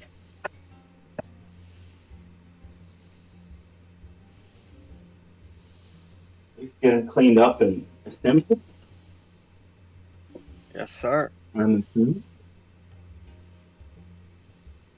Just try and keep at it, basically. Mm-hmm. Get a habit going. Yeah. Exactly. Some sunshine for a minute. Sunshine. Film other people's children playing cricket. It's taken away in Yeah. Gotta be careful. Yeah. Man says I haven't watched TV for about 2 decades. When I visit my mom, I get to watch cable. Damn, it sucks. It really does. Like, I don't know, man. Like, every time we sit down to dinner, I'm like, I'll flick on the news for a few minutes. I'm like, all right, news is bad. Let's see what else is on. And, you know, I think over like 20 channels, there's not much. Yeah, I don't even watch the news. Whatever they can make cheaply. Whatever they can make cheaply. That's I think that's why it's not. I think that's why it's not such a bridge to gap, like just watching people screwing around and talking on YouTube, because you know it's only slightly lower budget than TV.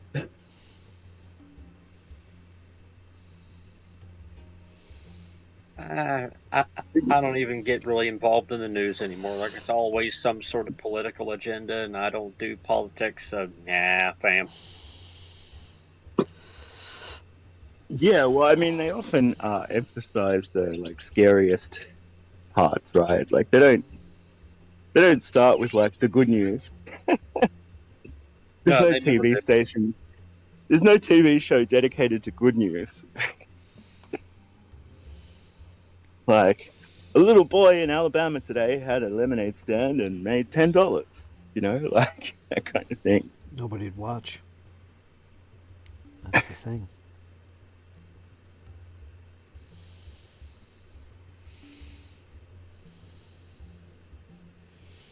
Nerd, I saw your troops. Man, they look good. They look good.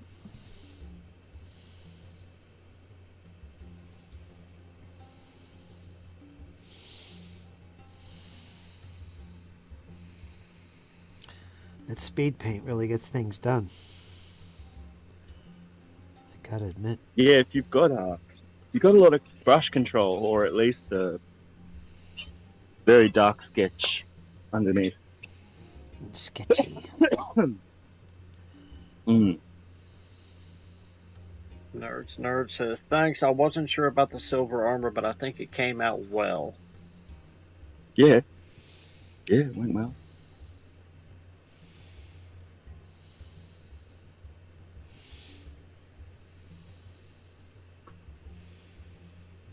Yeah, the thing that I'm noticing is like they behave a little bit better when I just add a tiny bit of water. I was doing it out of the pot and not super happy with it. Mhm. Still a little bit gluggy.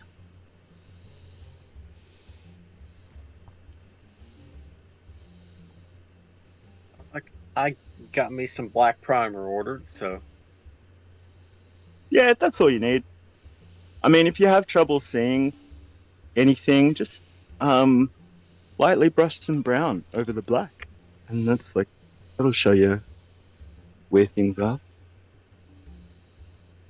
yeah. And then my It's already building Reaper up a layer miniatures for is like shipped. wood and leather and stuff.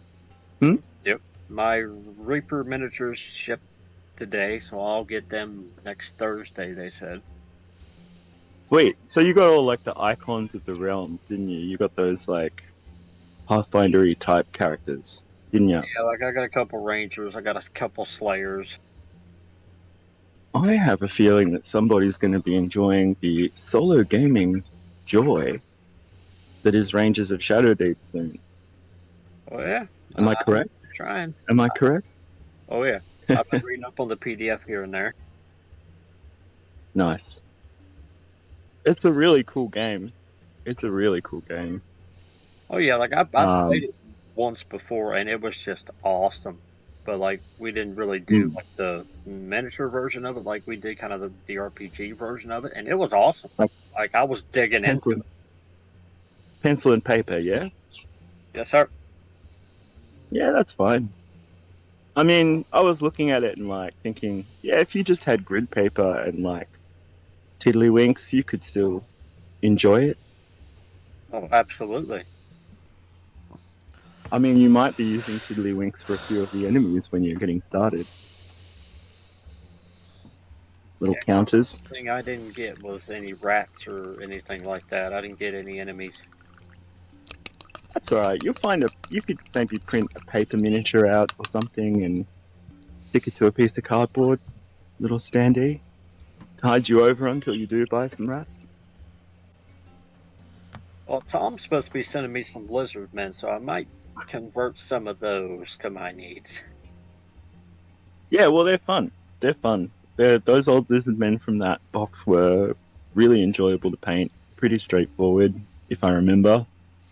I was looking at my guys yesterday and I was like, I pretty much paint the same way I did when I was like 14.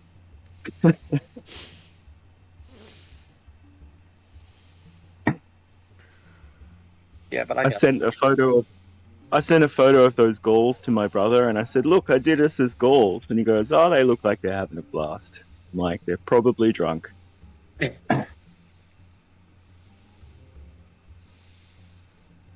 And you know, it's kind of one of those things, James, that's kind of also going on in my head is even if I don't, play with the miniatures, I can still make character sheets for them kind of in a way. You need I something can make it. you need something tactile that's like not computer based. It's the real joy. Anything that's and also like I don't know, felt like it's good for us to be painting sometimes on the paint and chat. That's why I started doing it. I was like, I can't just hang around forever. Yeah. Like I tend to just sit around. Open this door. Yeah, but Fritz puts up with me, so he must like me. Well, you're also engaging the chat and stuff. Your presence is always appreciated. I try. Let's have a look. Let's go down to the Chamber of Sadness.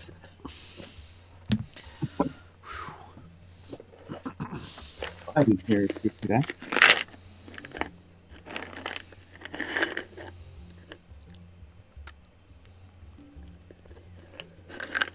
What have I got here? I've got some goals on the sprue. Alright, well that's what I'm doing, I guess.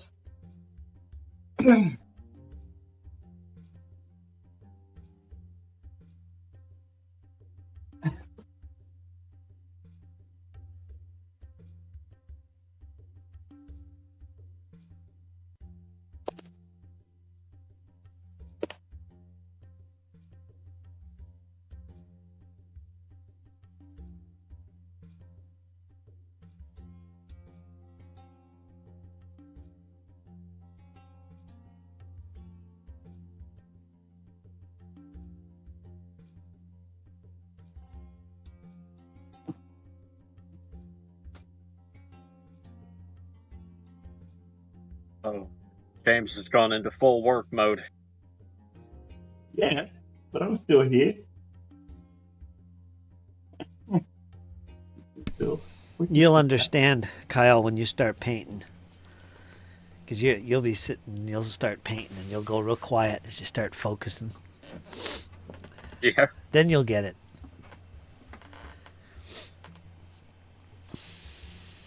I'm actually looking forward to it. Yeah, I don't think I'm going to do the first couple models justice, but Oh, that's all right. You can strip them anyway, you know. If you're super unhappy with them, or you can just paint over them if you keep your coat thin. yeah, because that's something that even Fritz will tell you. Like, I'm very hard on myself a lot of times. Oh, me too. With this stuff, like absolutely, because we've got so many talented people in here. I'm like, wow, gotta get cracking. That's part of what's motivated me. I'm like, I'm falling behind here. But stuff, it's not doing anything. I really want to play a game. Even Ree's saying to me, when are we going to play a game? Yeah. So, you know, Wow. can at least try and get my painting up a little bit.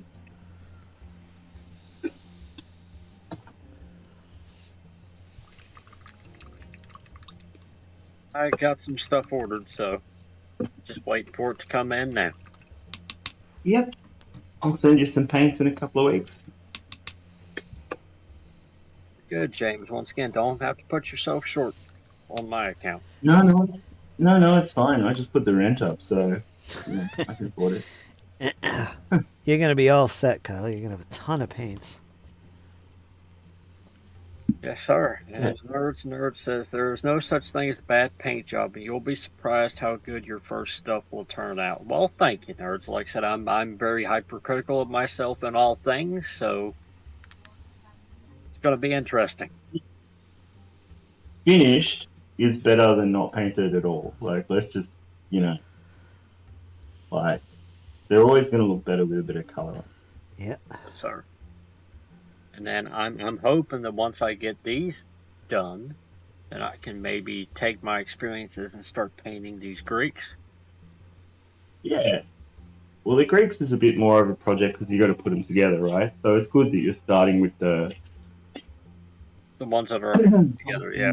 half-blended dudes. Nice and straightforward. Just give them a rinse, dry them off, and paint them up. Done.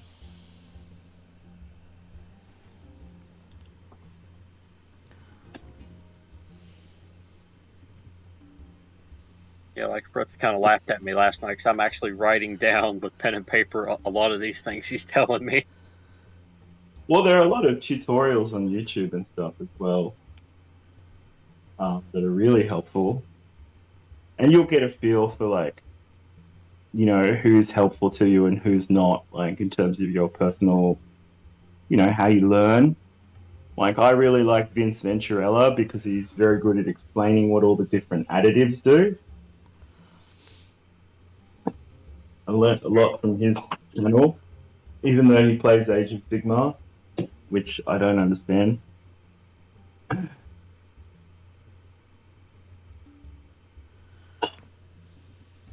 I'm going to learn from you guys because in my eyes, y'all are the masters here. Well, we got a few masters in here for sure. That's all I'm going to say on that. Fritz doesn't like taking responsibility for being a good painter, but he's a good painter. Fritz, fantastic. I've seen Fritz? I've seen the last 4 projects you've done from start to finish. Could be. All year. I don't know. Yeah, you've seen them all.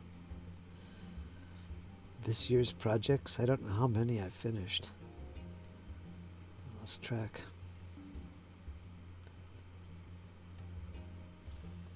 Amazing painter. That's why I'm writing all this stuff down.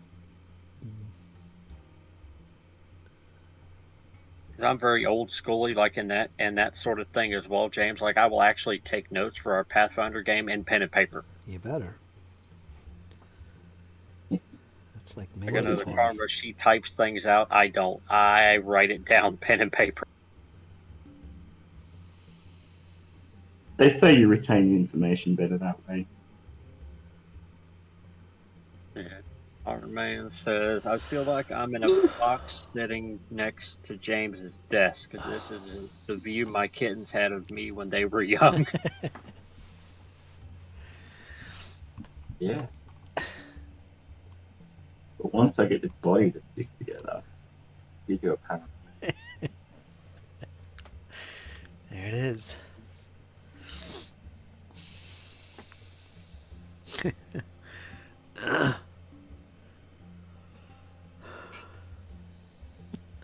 This is my hobby space at the moment. There's heaps of gardening supplies behind me. Oh my. Lots and lots of tins of spray paint. That's about half of my spray paint. To give you an idea of how much spray paint I've stocked up on.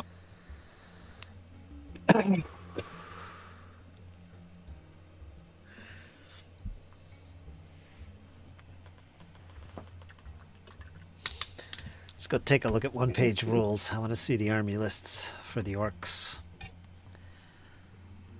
You guys can banter away while I find the page.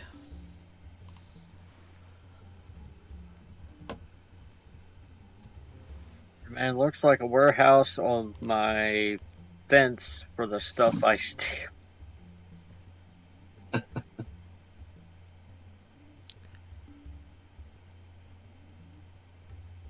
Well, I'm constantly tidying it, but then new stuff comes in. What's the difference between Age of Fantasy and Age of Fantasy Skirmish? Age of Fantasy Skirmish is more like a small warband, like Song of Blades of the Heroes, and Age of Fantasy is more like Age of Sigmar, like it's a big skirmish game. Oh, okay, I get it. And then Age of Fantasy Regiments is like a rank and flank version.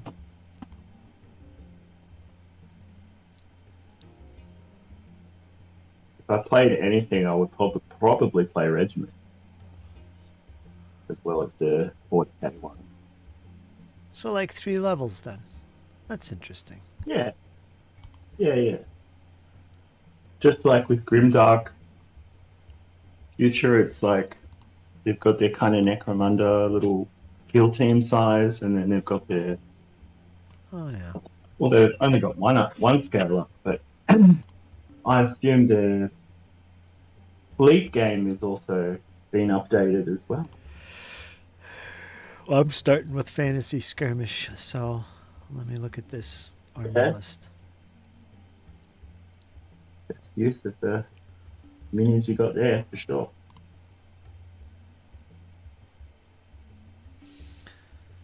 Let's see. Orcs. Havoc dwarves. Where are the orcs? There they are.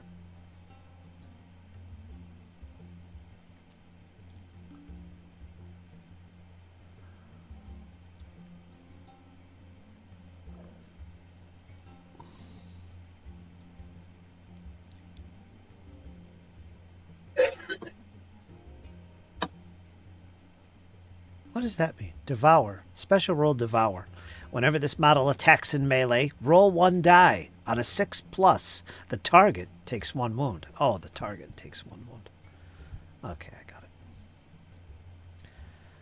Execution.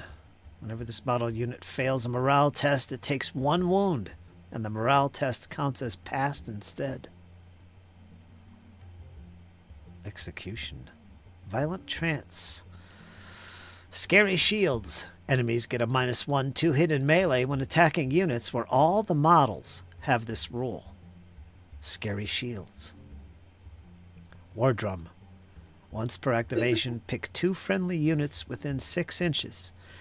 Those units and all friendly units within 6 inches get +1 to hit next time they fight in melee, because the bongos are beaten, brother. Hey, you gotta wave that battle cry.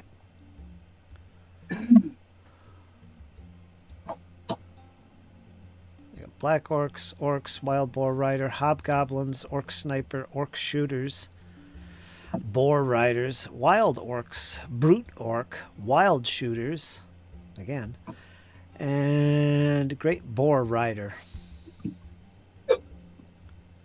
Yeah, I always had a fondness for the savage orc. They seem kind of like the real deal.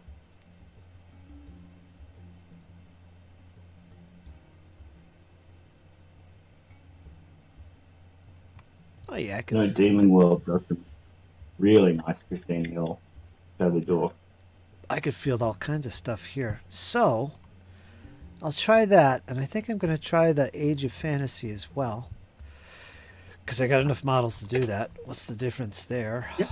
30 to 50 models. Let's go check out the army list there. Probably not much different, just numbers.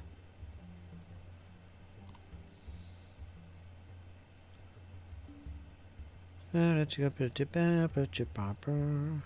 much the same thing. Yeah, I'll try both of these. Oh, there's some other extra units here.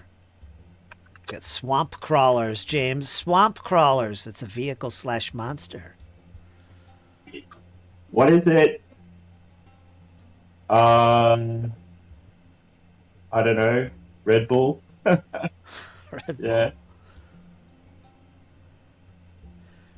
Alright.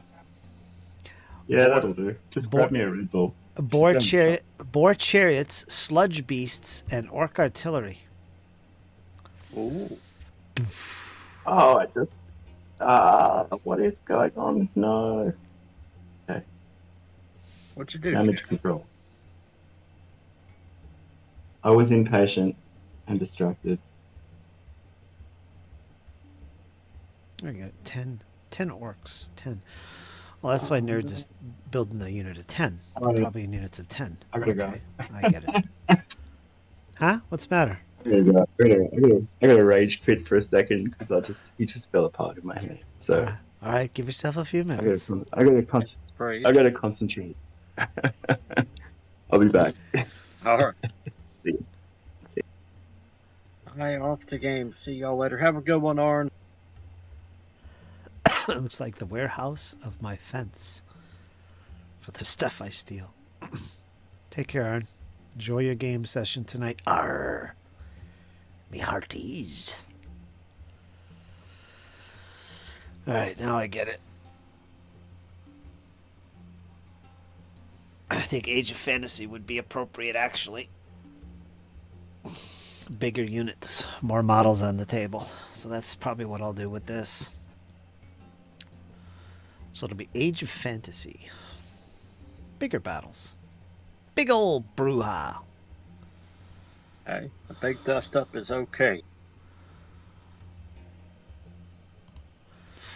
Now I get it. Oh, look at my screen here. It's this big giant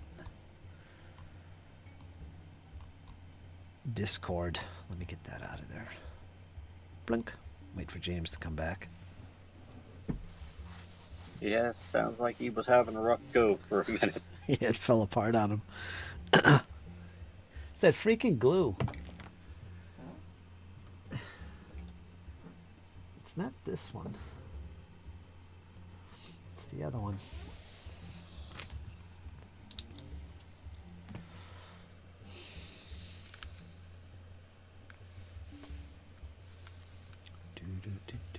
And I'm hoping that once I get these models painted up the way that I like them, then I can transition to those Greeks. That'll give me some experience for how I want to do those. When you prime your figures, Yes. you're gonna prime them nice black. Okay. Now, Yes, when you go to start painting the areas of the model, typically you work from the inside out, right? So you usually start with the flesh, and anything close to the flesh would be next, and so on and so forth, right? When you paint, try to leave some of the black between different areas of the body.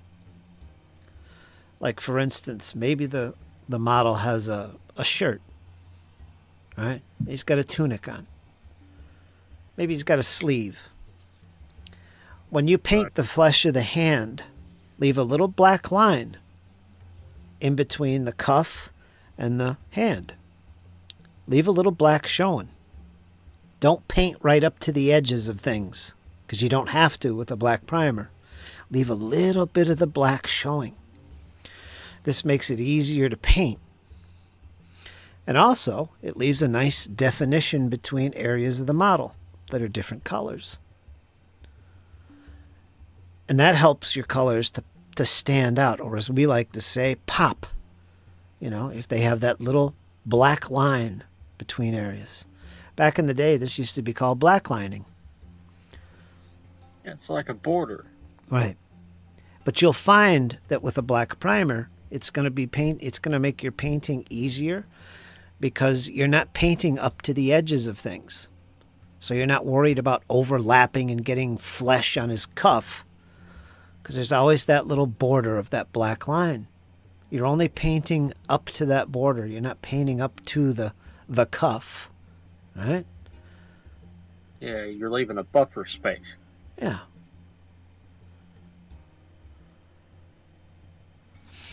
Okay. It'll make your painting much easier.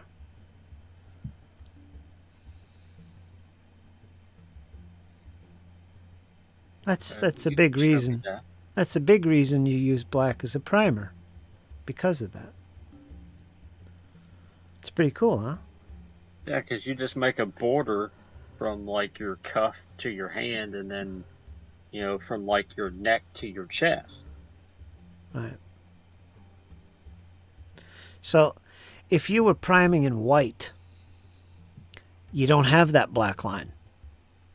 There's no black there. So, Yeah, there's no out of buffer. necessity, you have to paint to the edges of things. And you have to be a very careful painter because of that. And it's so easy to get paint overlapping on areas where you don't want it because of that. So a white primer makes it more difficult. You have to use washes also if you use white primers. Or you've got to use your layers of paint. You got to start off with really dark near the cuff, and then it gets to the mid-tone where the hand is. And then the highlights would be on the knuckles. Okay. So you can see how priming figures black is really easier and more efficient, and I think more effective, because I like darker looking figures. That campaigning look. Yeah, plus it would stand out the more as well. Yeah, the black lines help define areas of the model, and those areas will stand out more. Even if the colors don't contrast that much, they will stand out, and you'll see them from, the player's eye view. In the middle of a game, you don't notice a lot of these things unless you really look at the figure. Unless, the models pop. That's Right, and that's the goal, to make them pop. Yeah. So that'll help you out. Black primer, man. Yep, I've actually got it wrote down. Black primer. Yeah, drop Sia. There goes nerds. Sia, nerds. So many Gauls have been killed when my name is called across the house. Oh. Says Joms, I need a recording light. Says Joms, really recommend you watch some videos, Kyle, because you can see these things in action. Yeah, that's true. What I just described, you could watch videos and you'll know what I'm talking about. You'll see how it works. You'll see this stuff in videos. Just do a quick search when you got your paints there, and just some basic painting tutorials. Of course, not everybody paints like I just described, but you'll see the different various ways people can paint. Okay. Yeah, because everybody's got their own style. Mm-hmm.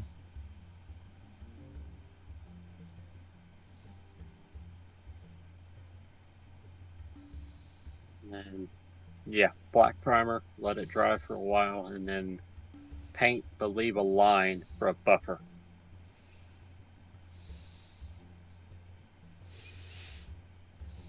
I'm actually going to write that down as required.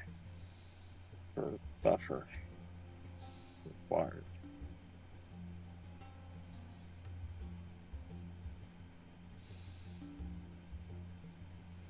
Because it's going to give a better result. Mm-hmm. Okay. Now we're getting into the nuance side of things.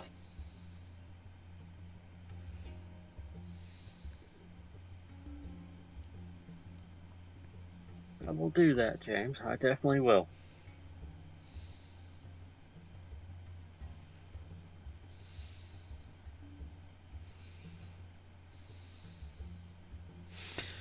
Getting chilly in here.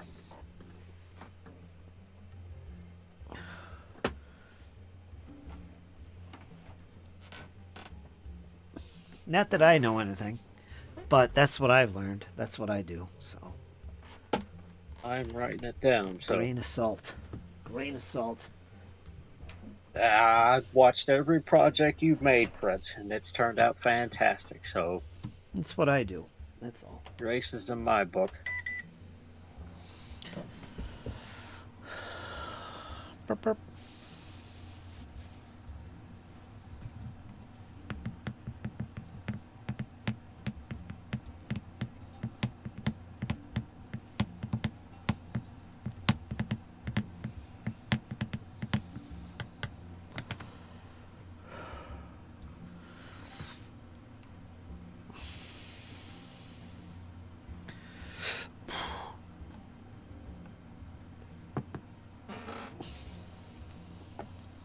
Yeah, but Karma said she got a headache, and they're just doing Rachel just wrong.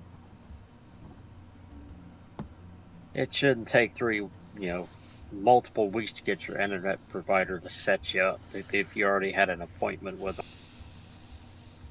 Yeah, that's ridiculous. I'd be calling them and raising hell. Yeah, like I'd be calling them every frickin' day. You're supposed to set a call, and they set an appointment. And somebody comes to your house on that day and time. I mean, that's the way you'd expect it. What is this? Oh, we'll come on Wednesday. They were supposed to come Sunday. They didn't come. So she called them, said Wednesday. Wednesday's perfect, and then they're supposed to come. That's when they said they're coming. That's the appointment. They canceled that. So she calls them, raises hell, and says, oh, it's going to be weeks before we can get to you. What is that about? Yeah, like what the hell kind of customer service is that shit? And assuming she's telling us everything, that's, like you said, really unprofessional. Like, I work in a high-demand job, and I get it that sometimes, like I have to tell people, hey, I can't get to you right now, but I still go out of my way to get to them, as soon as I physically can. And it's just, it's piss poor customer service is what it is. Yeah. Because that's going to leave a bad impression now, because she's been basically jerked around, and that leaves a very bad impression.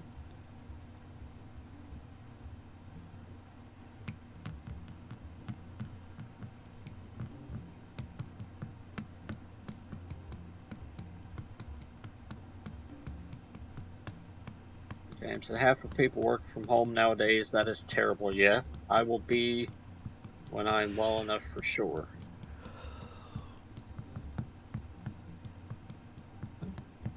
And ain't nothing wrong with working from home, James. Ain't not a damn thing wrong with that. I do it every day. Yes, sir. I slept.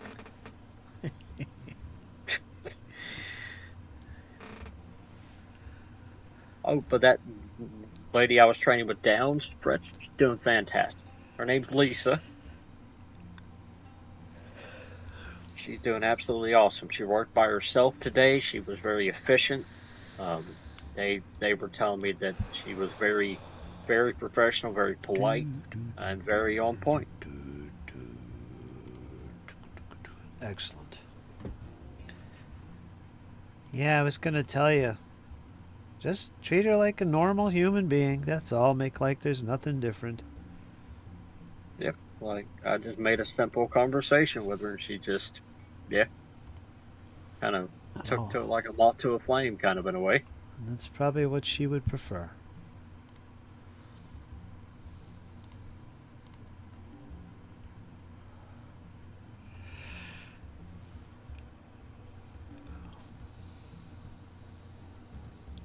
Ba-ra-ta-ta-ta. Let's get wacky. I start to get We'll get hyper wacky. and weird as these roll on. Well, Getting hang on a minute. I'm going to crazy. get wacky.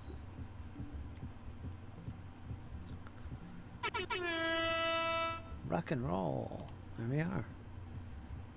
Kyle's on point tonight with the horns.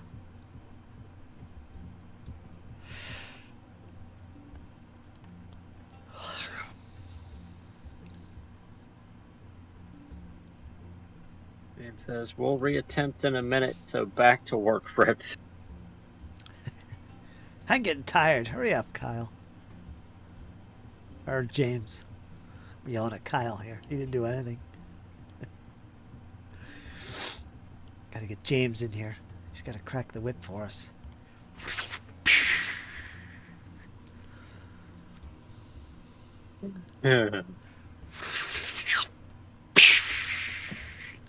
That's Cypher. He works that whip really well. She does.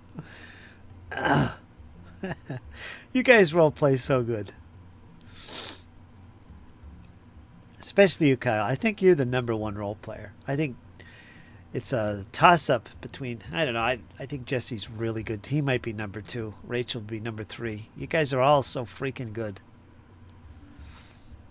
Well, it kind of goes back to what I said earlier. We all ebb and flow off of each other. And, like, I leave tidbits that, Jess can pick up and role play with. And, then Jess leaves stuff for me to role play with. Or, like, if I'm role playing with Cypher, like, I drop hints and she picks up on them. And, Karma, like, I can role play with Karma for days. Karma. Yep. Well, that's what we did together was role play and stuff. So we know each other's style very well. So the things that she picks up on and role plays and stuff are things that I pick up on, and we ebb really well. Cha-cha-cha.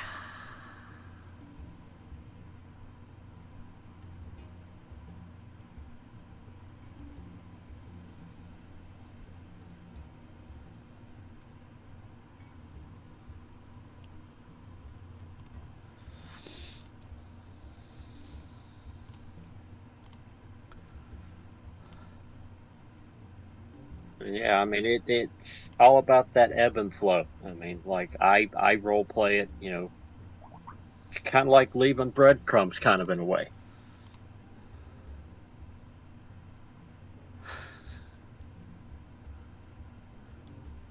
Like I'm kind of dropping hints for the next person to pick it up, if you know what I mean. Yeah.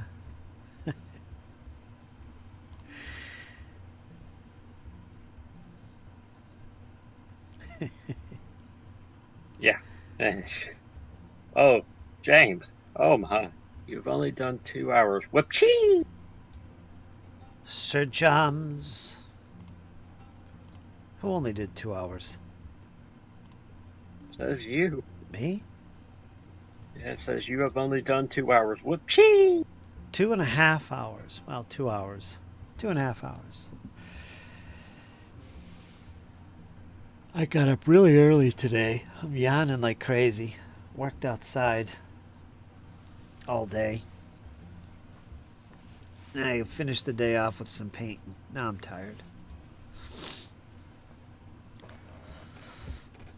Back hurts. I'm just sitting here bitching and moaning. That's what I'm doing. Bitching and moaning. Same here. Same here.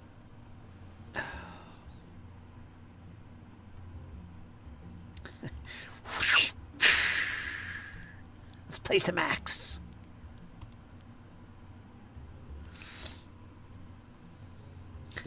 That's kind of why I wanted to do the barbarian archetype, because that gives us some things to role play. James says, have a stretch, swing a cat.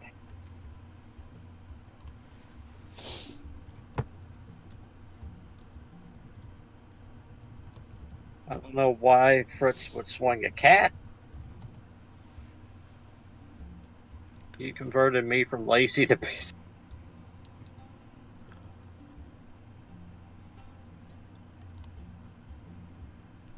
Damn it, what time is it? 6:30?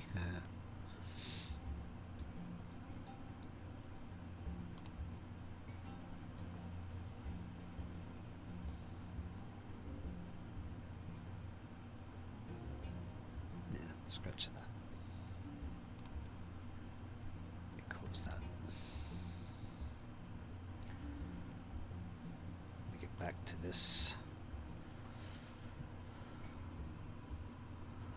Is there any streams tonight? Oh, I'm not even going to be awake.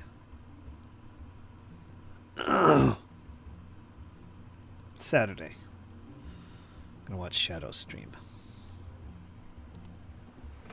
Is Squirrel still in the chat? He might be eating. Haven't seen him in a while.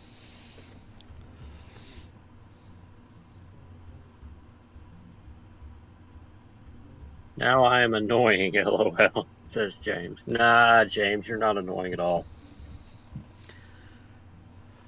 Everybody can be annoying at times. That's normal. Nothing wrong with that. Oh yeah, like I annoy the hell out of Fritz. Oh, you do. It's terrible. It's terrible. But you know it. I let you know. You can tell. Oh you can, yeah. You can tell when I get annoyed because you've seen people annoy me. You see how I react. Yep. And like I just sit back and normally whenever I see Fritz annoyed is I just sort of sit back and shut my mouth. My tone changes. I start to get very commanding. Right? Yeah, like he gets very kind of pinpoint, very direct. It happens Fritz when we always used to be like, "Come on, James, do some painting. Come on." Now I'm like, "It's my turn." Yeah, there you go. We're all here to support each other. We're only human. You guys. But if you've been doing stuff all day, I kind of understand it. I'm just getting started. You are. I think I painted this already. I did. She did. We put it together before someone yells out my name. Hey, Jake! What happened, James? It's just every time I have like a glued model in my hand, I hear my name, and then it's not glued anymore. So we've had a few firm conversations about the problem, but I think I just need to hang a sign on the door. James is getting mad. He's breaking up the firm conversations. These ain't the soft ones. These are the firm conversations. Ray doesn't listen to me anyway, so you know, it's all good. It's just like, Are all Australian ladies like that? And you want to set me up with an Australian lady? If they go, then yeah, they're not too different to the American ones, I think. But keeping you distracted, Carl. Anything's better than what's here. Oh yeah, James, you got a lot of players here. They just want to manipulate and use people and throw them away. I don't know what the younger generation are like. They're worse. Woohoo! I mean, you know, in your age group, because I'm like 10 years older. I don't know. If I was a single man, I would just be a wizard. Yeah. Oh, I'm cut from a different cloth, but yeah, especially like the generation after me, and especially like I see these college kids like they got a new girlfriend and boyfriend every freaking week. They always, cheat on each other, and I'm like, what the hell is wrong with you people? Sure, but I mean, like, that's the age to do it, like, rather than when you're, like, married with children. You know? That's the thing. Like, if There's a you, few of them that are walking around with wedding rings on and still doing that crap. right. Like, you have to get that out of your system. When you're young is a good time. I was never that guy. I was never my cup of tea. Uh, yeah, I mean, I kind of look back on, like, how we used to behave, and, like, I sort of understand why things have gone the other way because we used to get away with murder. But, you know, like, I do think that kind of maybe the communication between the sexes could improve, you know, like at this point in history. And that's all I'll say on the matter. Everything starts with a good conversation. Yeah.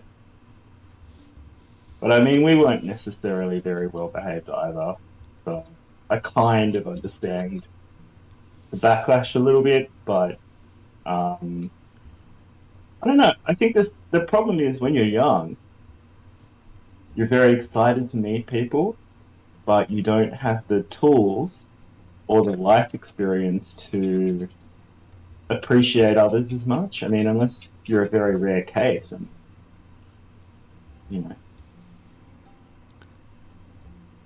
your awareness of other people isn't as developed. So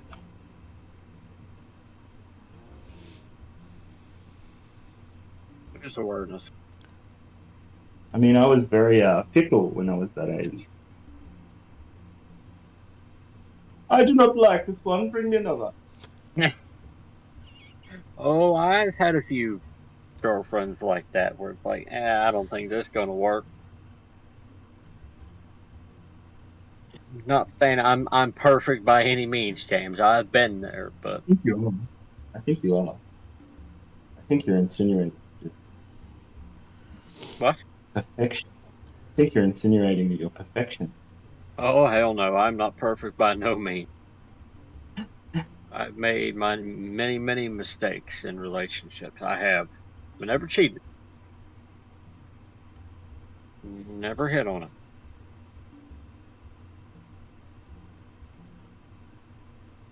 But I have let a few good people walk away that I shouldn't have let walk away. That French lady was one of them. Especially when Yeah, she but wore do that you really hair. want to eat snails? Do you really want to eat snails for the rest of your life?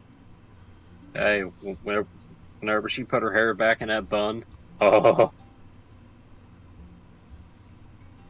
If I could pick my jaw up, I probably would have asked her to dance.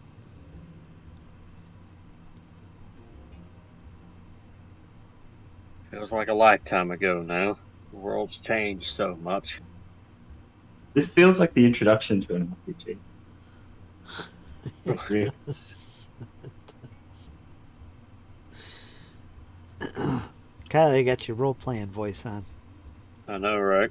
But no, it's Kyle gets pretty deep in their sessions. He's playing Rift. Yeah. He's playing Rift. Fritz. Yeah, you know, Fortnite for Generation X. I played Fortnite once back whenever it first came out, whenever it first hit the scene. Yeah, it was alright, but I got bored of it pretty quick.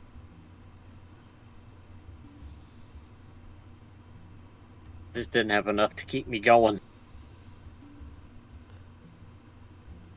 It was a monster mash. Oh. What the hell? Are you going for like a headless infantryman kind of vibe for like Halloween? I'm just letting the bodies stick together before I go any further. So I don't end up like last time. But he's doing the crouch. Good pose. Yeah, it kind of looks like he's going to lunge with that spear. Yep. And DBX spacing is completely out of the question with that pose. Yeah. Gotta go for a big chunky bait. Chunk. It was a monster mash.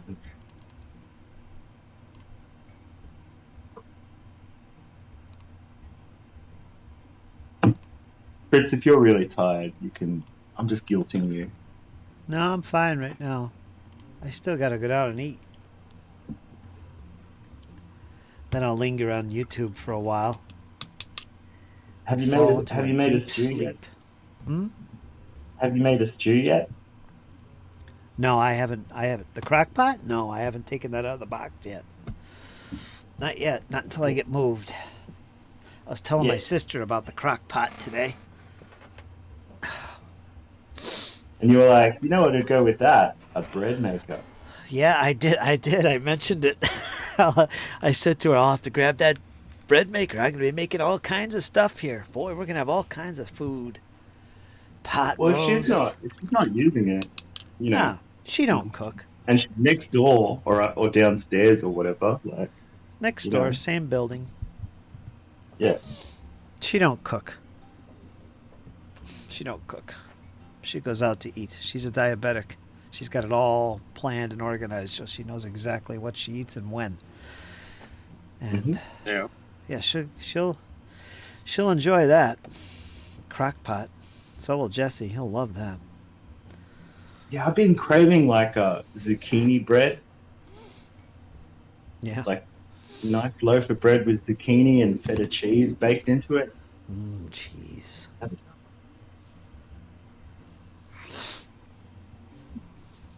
What do you call them? Courgettes?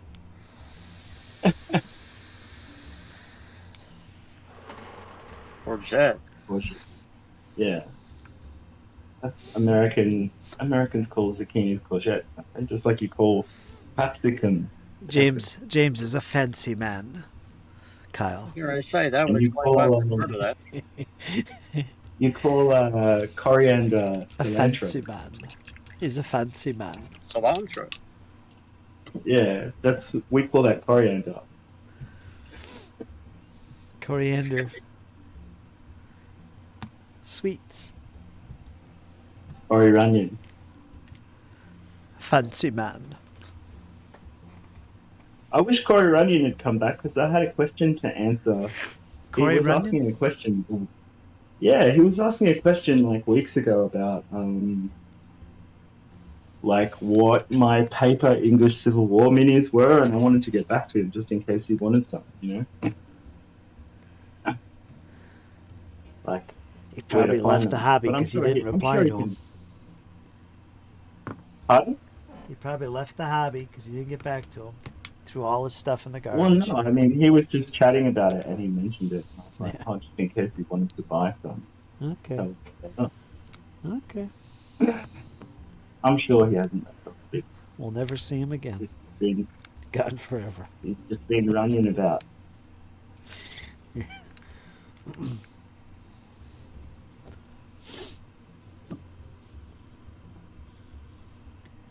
Gone forever. He was gone with the wind, man.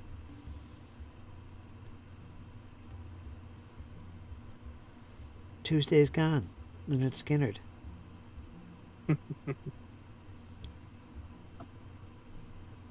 Is that the song you were referring to?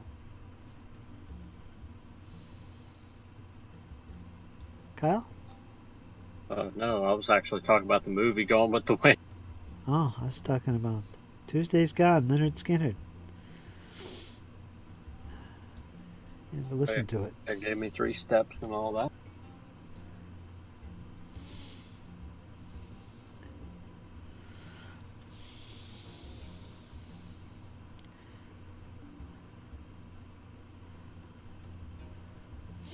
Now he has a hit.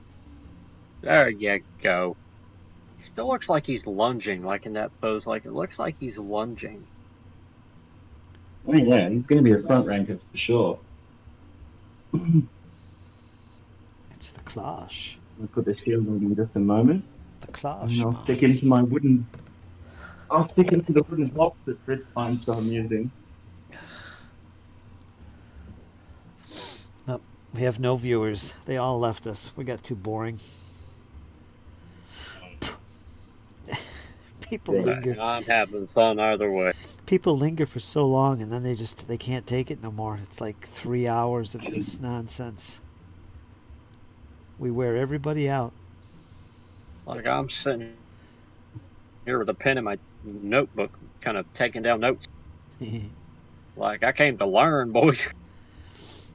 Well, if people were painting, Seriously though, Carl, you should watch some painting tutorials, just beginner ones, because like it helps to really see what we're talking about. Like it'll all click, and it won't be as hard as you think it is. Like once you visualize it, you know. yeah, it's easy. It's like riding a bike. If I can do it, and like I'm seriously, dude, I'm not a functional human being. Like. I don't know, James, you're pretty cool. You get it done. But yeah, but I will definitely check out a few of those video tutorials and stuff. Might do that Yeah, tonight. it'll really help you, because otherwise these are just abstract terms, you know, like dry brushing and washing, and when you see it, you'll know it. Gotcha. Okay. Watch YouTube video. That you're taking notes about that. I'm actually taking notes. I told y'all I take notes. You are adorable. You are adorable, Carl. You are adorable.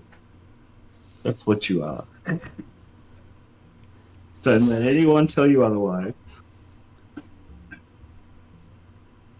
Bye. Heyo. You're not supposed to come. You're not supposed to come in here. I'm not.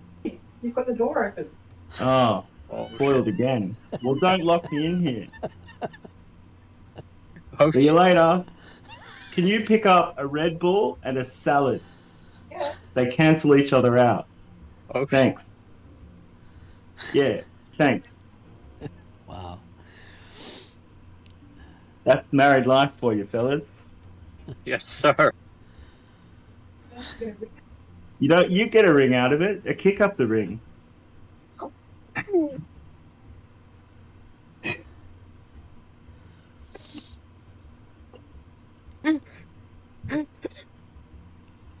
Yeah, she's just like, you better sleep with one eye open. Yep. Yep, that frying pan will come out, Bubby. She doesn't know where she doesn't know where any of that stuff is. Ouch. Oh. The squirrel says, "Heyo again, LOL." What's up, squirrel? How you doing? Hey, squirrel.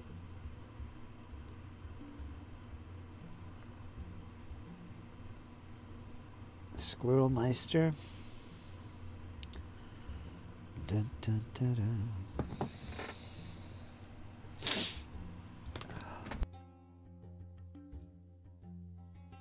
Now he's got a shield. Yeah, and that way he can lone slam into the enemy with the shield and then just poke him with the pointy end. Yeah, he's going in for the deep dive.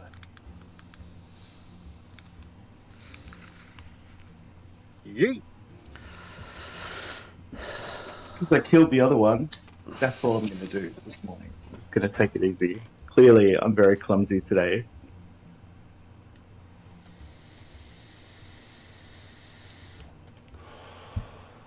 He's all cleaned up. No mold lines this time.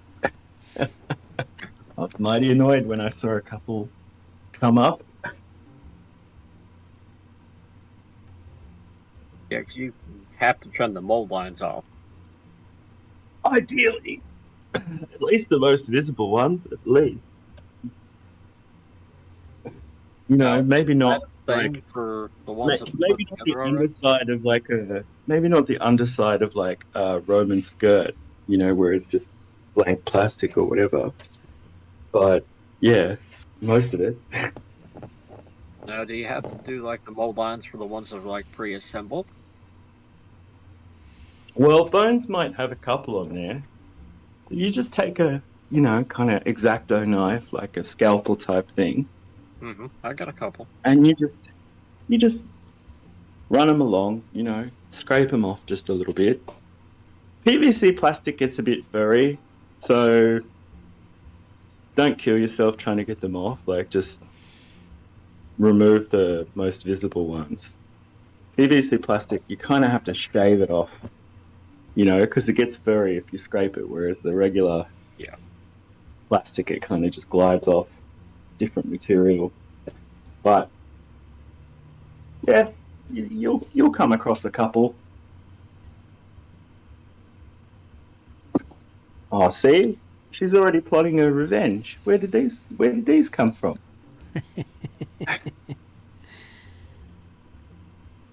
Oh my.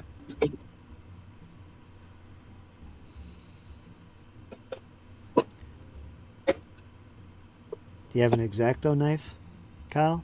Yes, sir. There you go. That's what you'll use to clean the models. Yeah. A little file helps too.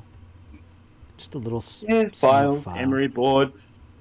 You could probably register this as cabinet for say to her next time you buy a bunch of makeup brushes, buy some for me, and she'll be like, why?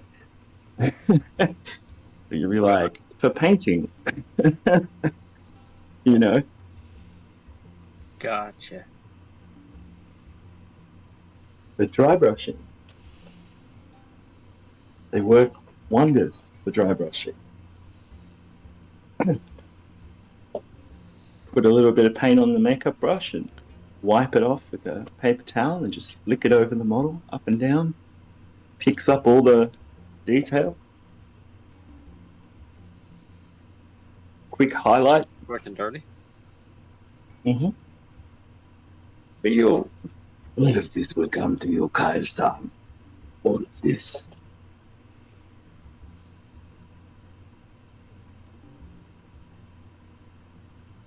Yeah, I'll get there. Just gotta go slow, take my time on the first couple ones till I feel it out. Mm-hmm. But there are a lot of painting tutorials aimed at beginners, A lot. At least try and watch a couple, and then you'll go, what are you talking about? Gotcha. Hmm. Yeah, I might do that tonight here later after we get situated. Squirrel says makeup brushes do work well with dry brush technique. Because it's soft. Mm. You'll learn about dry brushing later. You probably won't use it What's too the other often. stuff that you can... It's tricky. Yeah, it's true. I'm actually using it less and less because it just, I don't know, breaks off spears. Yeah. It doesn't really... I kind of forget, I'm not doing a metal model, so yeah, there goes another one. So, yeah. I'm using it less and less. Gotcha. Good for terrain, good for vehicles. Kind of being forced to learn how to highlight.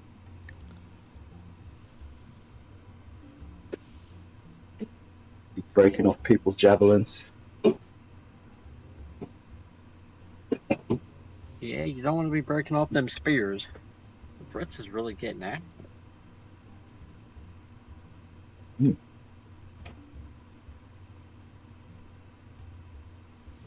And you'll probably eventually get yourself one of these Aptivizers. I'm telling you, man. Yeah, any sort of headlamp or even one that bolts onto the desk like I have is pretty good. Mm-hmm. They come in handy. If you got perfect eyes, man, it makes a difference. It just makes the figure that you're painting so much bigger. It's like so much easier to paint. You can get. Yeah, I have to admit I don't use mine enough. I just get stuck into it and then I'm like, I should really bust that Optivizer. I mean, I don't have the proper one. You do. This one. That's a nice one. This one was sent to me by Squirrel. He paid $20 on Amazon. Just look up Optivizer. Okay. It's a good one. I will, though. Maybe I will. Yeah. Let's see what's going on. That'll be one of the things you'll probably get. You don't have to get it immediately, but just get yourself going with brushes and some fingers and paints. Just start brushing and see what happens. Yep, and then I can add stuff to my kit later. Yeah. Yep. I'm going to send you a basic paint set and some varnish. And I think a few other people are sending you bits and bobs. So you probably have most of what you need. And I truly do appreciate it. But like I said, guys, don't put yourself short on my account. Yeah, shit. We all give here, Kyle. Value for value. We all share what we have with each other, and like you do for People send me, others. like, Shadow sent me a whole bunch of craft paint because it's like actually kind of dear to get apple barrel here. It's imported, right? So, It's just family taking family. You don't want to be related to me.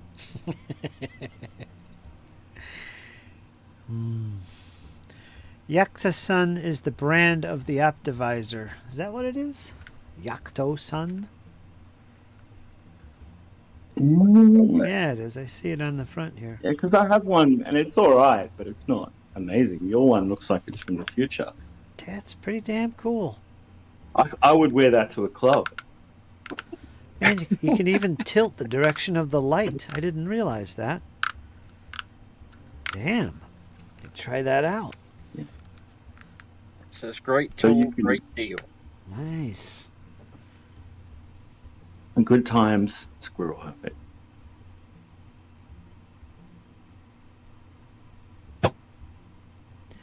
Jesse's got a spelunker lamp he puts on his head, and it blinds me every time I look into his camera. It's a big old lamp What's on with his the head. wetsuit? A miner's Why lamp. is You're not hardcore unless you use a diving bell.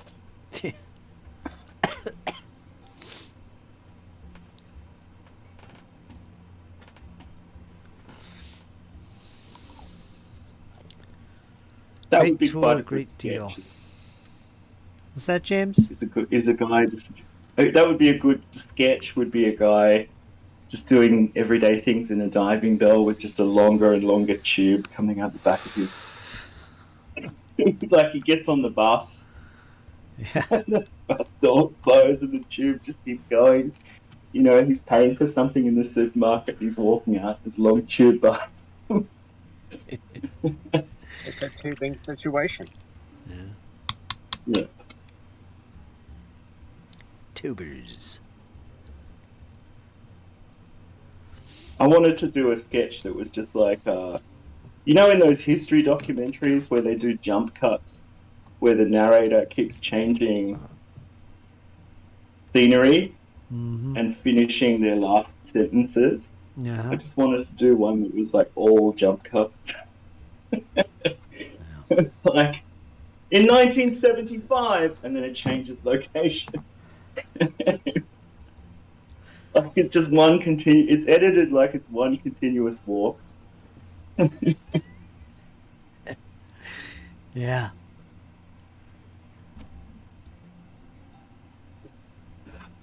Oh man, that's good coffee. Damn. I was enjoying It's my okay. coffee here, and there's a bug in it again. Yep, floating in there. Son of a bitch. It must mean it's good though.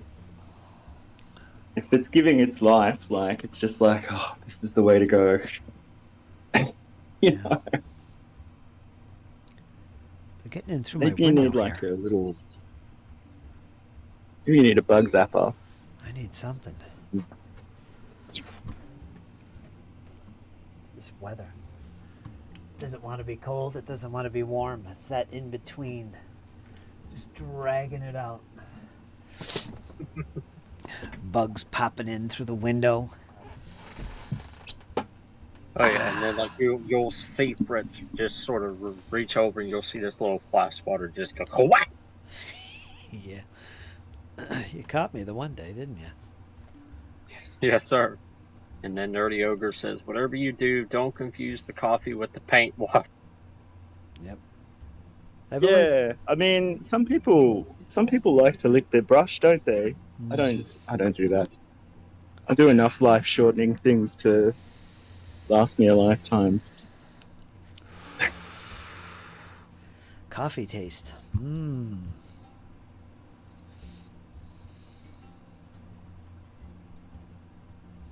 I've never done that because I have a really good sense of smell. So I'm just like, that's paint water.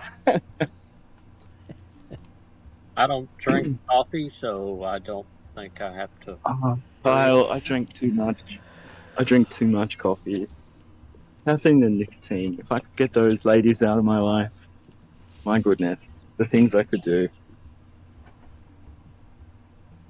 Oh, I definitely hear you on the caffeine. I like my soda and I like my hot chocolate. And nicotine as well. We used to buy soda like with our grocery order, but we just stopped for some reason. I don't know. I like very rarely will drink a can if we have like burgers or something like that. You know, goes with it. But Oh, kind of trained myself out of soda and most energy drinks most of the time. But I am a fiend for caffeine. I am a fiend for caffeine.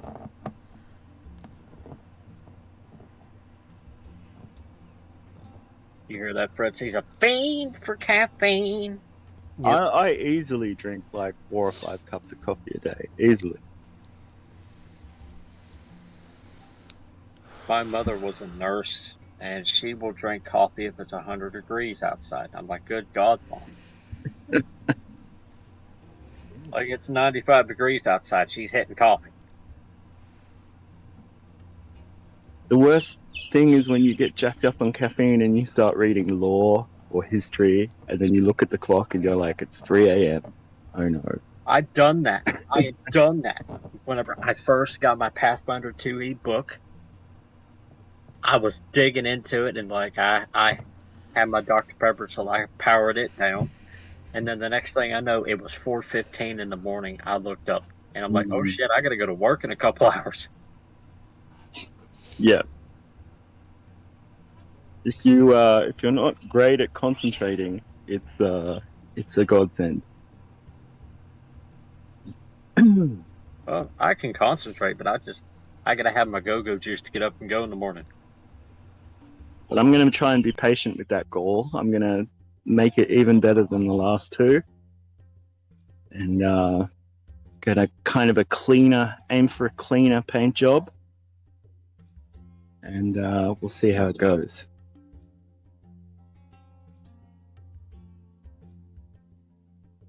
You'll do fine, James. You'll do fine. Well, I feel like I'm getting more into the swing of it, you know? Working on those 40k guys was putting me off a little bit. I'll come back to them. But when the heat is off 40k.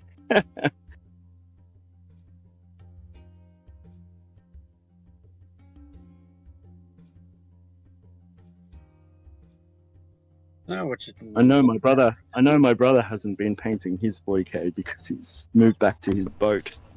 So he's probably figuring out how to have a little painting station on there. Squirrel says, try waiting 90 minutes to drink caffeine after waking. Nope, Gotta sock it in there. Got time to wait for that crap. I gotta sock it in there and get going. Well, they say that like a good green apple wakes you up more, or that doing 30 minutes of meditation, 30 minutes of reading, not looking at any screens, that is the best thing. Have you seen me without caffeine in there?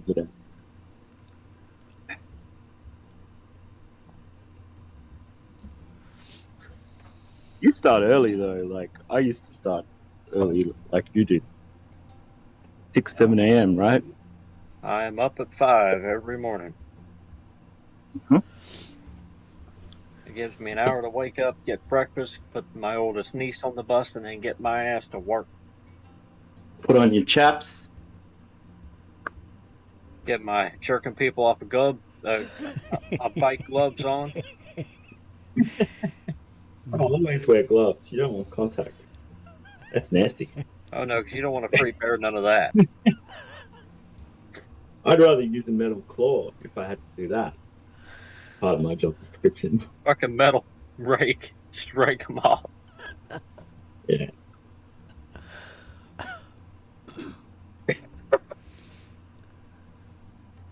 Look at Fritz. He's trying not to laugh right now. Oh, I laughed. He's wondering where he went wrong. Trying to hold it in. You must have a lot of bikers up where you live, Kyle, up there near the mountain. No, but I do have them on campus. Roll says I'm 99% caffeine free, no nicotine, no drugs, just battling the bottle soon enough. It'll be put to rest as well. I've been there, my buddy. I've been there. I dove into that bottle pretty hard. Nerdy, did you say you were battling the bottle? No, squirrel. Squirrel. Oh, okay. Well, I guess, especially if you're working real hard, it can sometimes be a little bit of a sleep aid, and then it gets out of hand, right?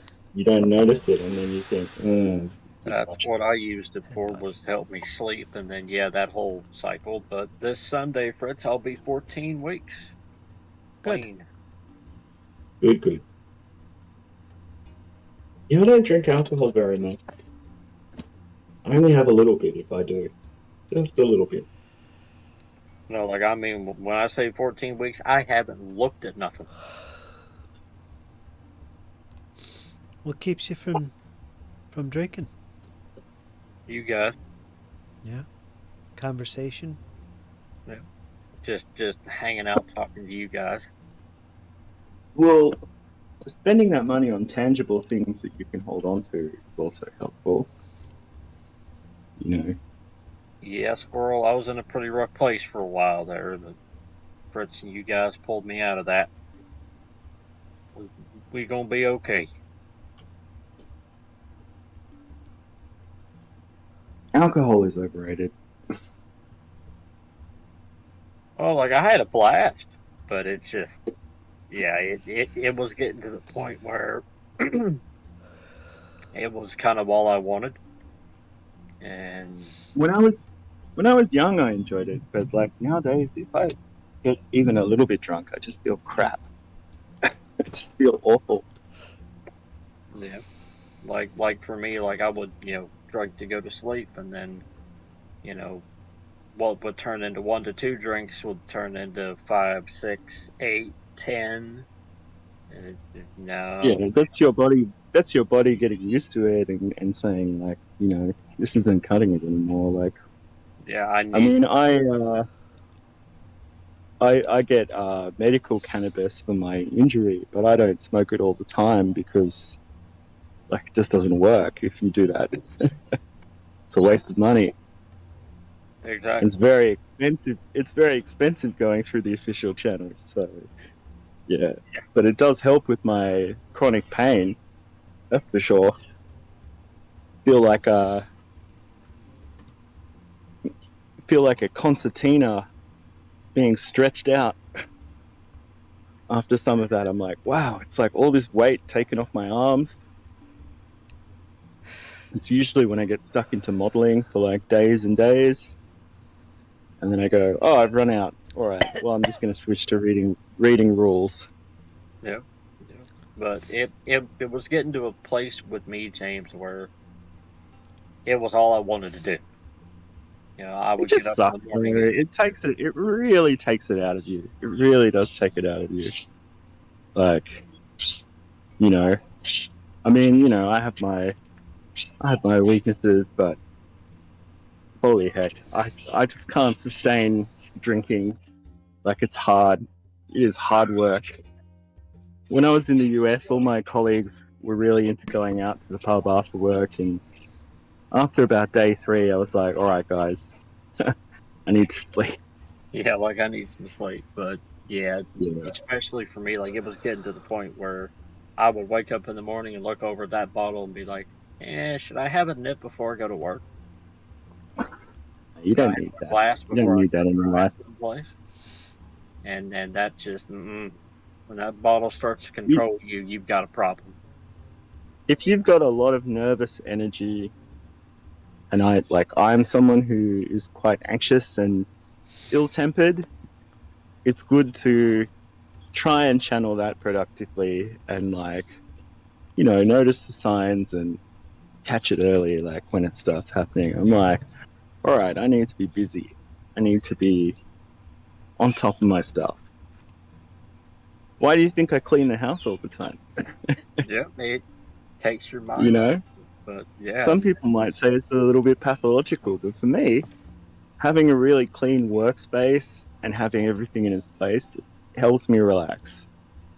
Helps me feel like, you know, I can take various situations on. I got you. But painting will be really good for you because when you're tempted to buy a case of beer or whatever, or a bottle of Jack or something, you'll be like, that's the same amount of money as a box of like 30 or 40 miniatures. Exactly. You know? And Fritz was kind of there for me really a lot through the early stages of that. Whenever I'd be feeling kind of down or yuck, Fritz would send me a DM. Hey, I'm live. Come hang out. I mean, the other thing is Kept the me thing honest. that was driving a lot of that for you was an external stressor that you've now kind of recognized Mhm. for what it is, and you've kind of contained that situation, right? Like you're just Yep. like, all right, I'm not going to engage with it on that level, Exactly. you know? And Yeah.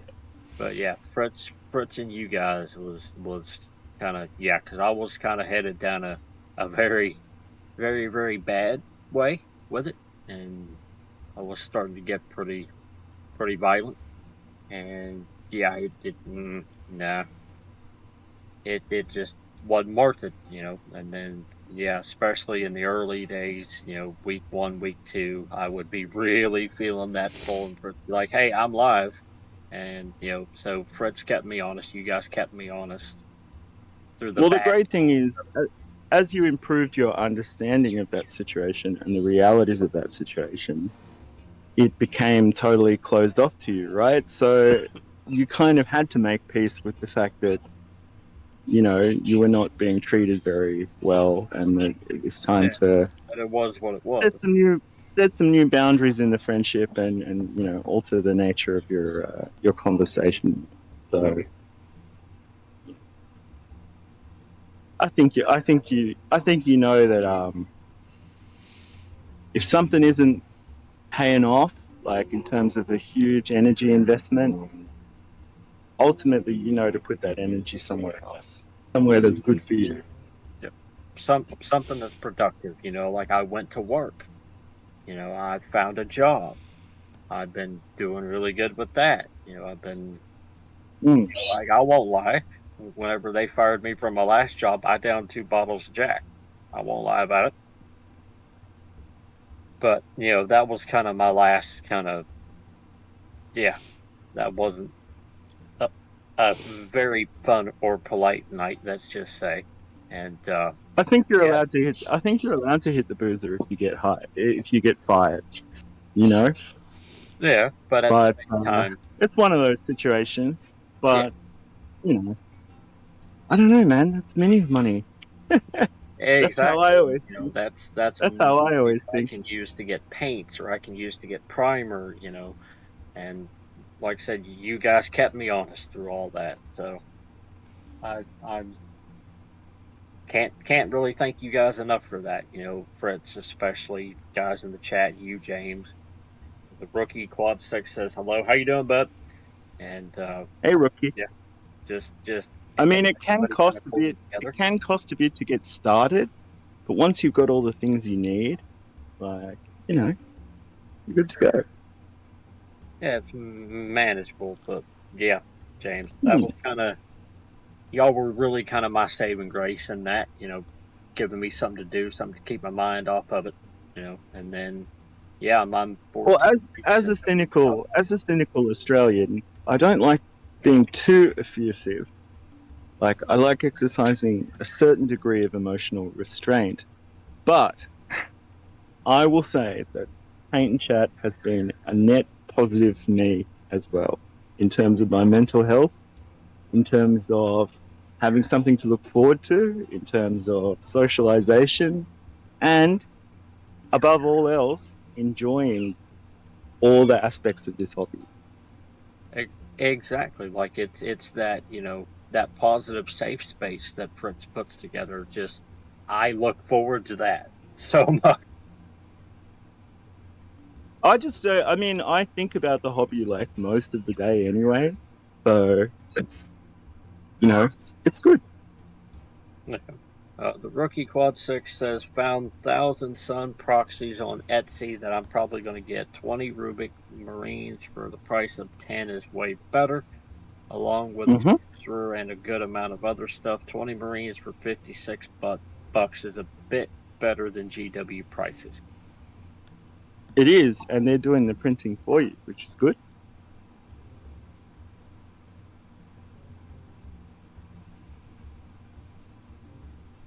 To get Fritz set up with an Etsy store next year. Yep. A lot of people do buy prints from there. I know that. They do. I don't know what the terms and conditions are like.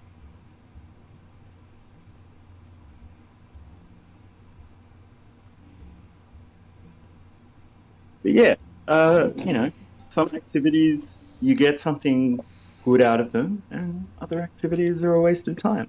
So I'm glad you're finding your equilibrium, Carl. Oh yeah, absolutely. Oh my, Fritz, that's a cheetah print. I actually thought that was cheetah print for a minute, but then I see like the little buckles. Yeah. Rookie says plus free shipping too. Well, hell, you really can't beat that. Yeah, that's not bad. Not bad at all. GW will pull me back in. They'll restoke my enthusiasm. I'm sure they'll put something out in the next few months that'll make me go, wow. Well, because that's how they get ya. Every time. I'll be right back, guys. I'm gonna grab me something to eat. I'll be back. Fancy man. Boy. A fancy man, Sir Jams. I am a fancy man. She calls me the princess and the... She calls me the princess and the pea. Yeah.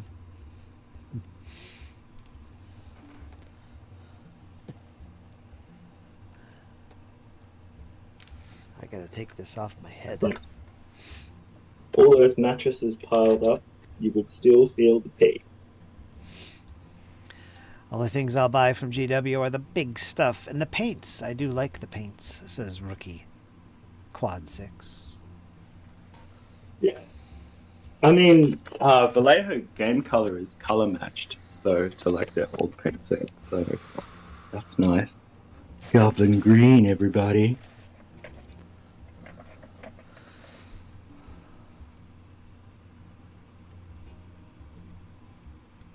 Goblin green.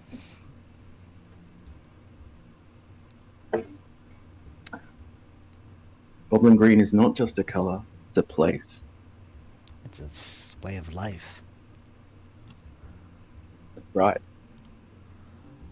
I actually use Vallejo opaque heavy green on my bases. What is it? Heavy green. Mm-hmm. It's like a dark green. Mm-hmm. It doesn't look natural at all, and that's why I chose it. Very toy. It's very toy soldiery. Okay. You know? Yeah, I get it. But it's like a dark kind of forest green. It's a deliberate choice. I think as my bases get more complicated, I might move to something a bit more realistic. But for the moment, it's projecting the kind of vibe I'm going for.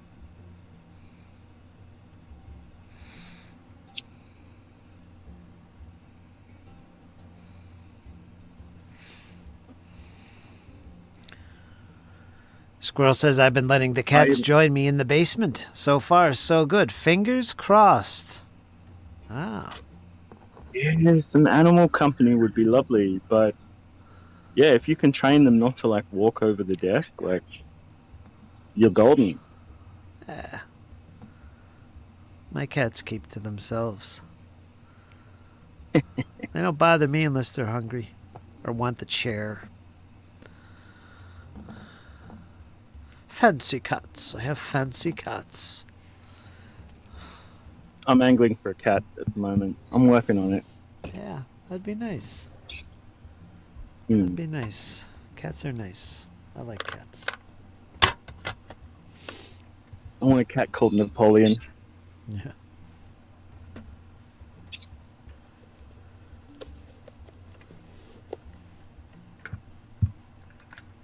Come, Napoleon. The hell is that?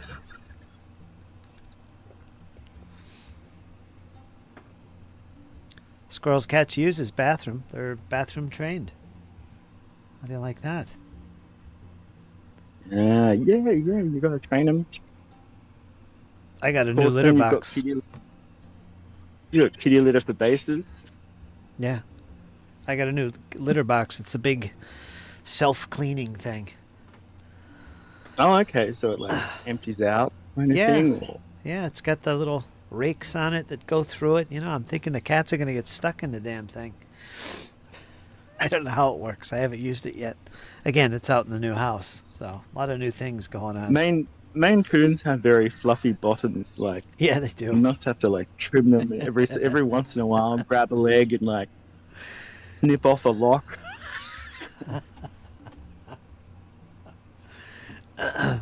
Yeah. He lets me know when it's time for a good butt cleaning. good old fashioned scraping and nipping. Did you ever give them like the yearly cat bath and they hate it? Yeah, I used to do that. I can't do it anymore though. I always got baths. Walter always got a bath. Like every other week he'd get a bath. He even brushed his teeth for a while. A little pet brush for teeth. Is he just too wild and solitary to pin down? I couldn't do it now. He'd kill me. He'd rip the flesh right off my arm. Oh dear. Yeah, that was a long time ago. Yeah, Ree's cat who lives with her parents, she makes like a weird no sound when you wash her. She goes, no, no. She looks absolutely miserable the whole time. She cannot stand it. Wonder why. She goes and rolls around in the grass afterwards. Yeah. Short-haired cats are the way, laughs Squirrel. Oh yeah. My one cat, Yeah, Chloe, definitely. she's a short hair. She's when I brush them, Walter, I could make a coat out of the hair that comes out of him, but Chloe, it's like, you know, I barely even touched her. You can sell it to the teddy bear fur cat factory. They'll refine it. Yeah, it's I crazy. keep looking for teddy bear fur on Amazon and finding things that I wish I hadn't seen. Like I'm like, oh great, now I know that exists. Fantastic. Ah, humanity. Mm.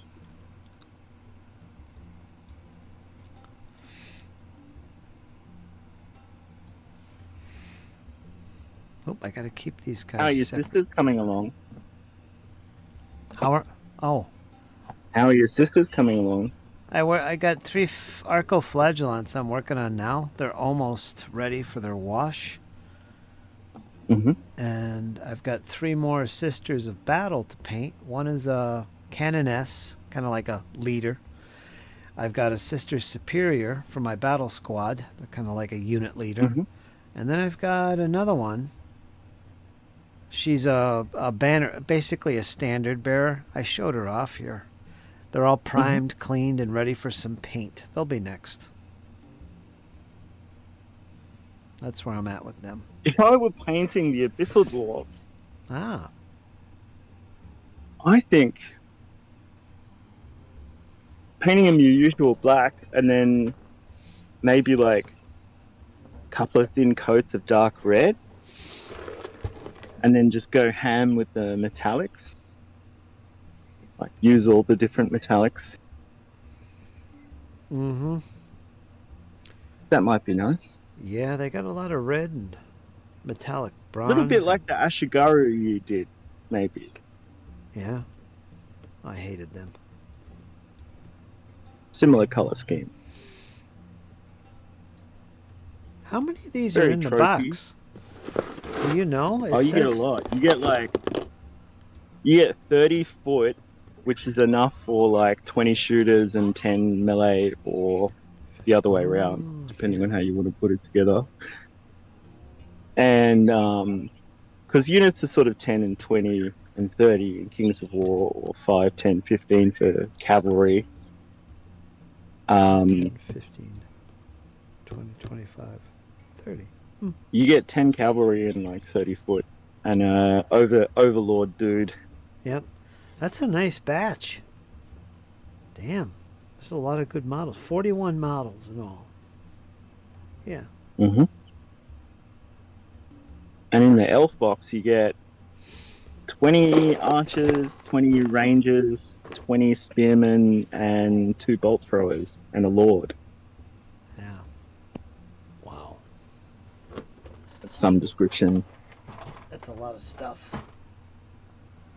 Good starters. Well, that's what they are, starter sets. Starter armies. Yeah. I'll get a lot of use of them. I mean, the funny thing with Kings of War is that, like, they're not huge armies for Kings of War, but they're pretty big armies for pretty much every other game I can think of. You know, like, as they are. Yeah.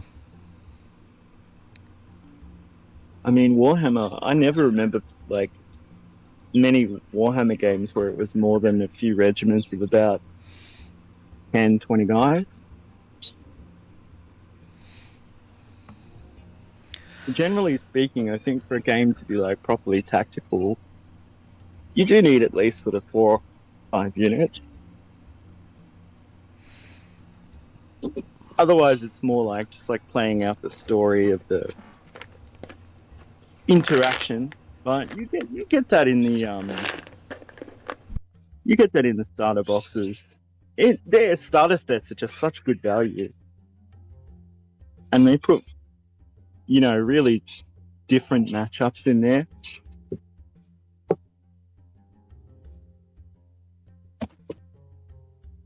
They always keep them alive. Like, you know, they update the books, keep them going for as long as they can. They do. So there's always a variety. I love that company. I really do. They make it easy for you. Do they sell 3D print STLs at all, or is it all just models? Yeah. There's some kind of They do, don't they? thing. Yeah, I think it's where if you like subscribe to like the paid version of their app, they have free army builder app as well. Mm-hmm. But there's like a subscription thing for STLs, and they update it. They put ships in there like for Armada and stuff like that.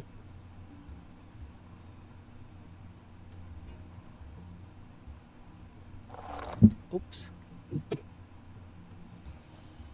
And when it came to people saying, well, we want to do more with our Armada fleets, they did this thing where they're like, fine, we introduced 2 new lists, Ghost Fleets and Pirates. So you can basically take any combination of other factions and paint them as a Ghost Fleet or a Pirate Fleet, which is pretty cool. Nice rounding out.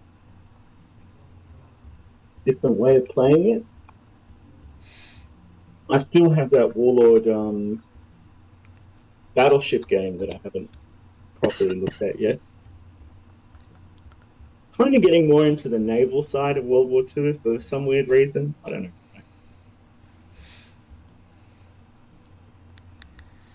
know.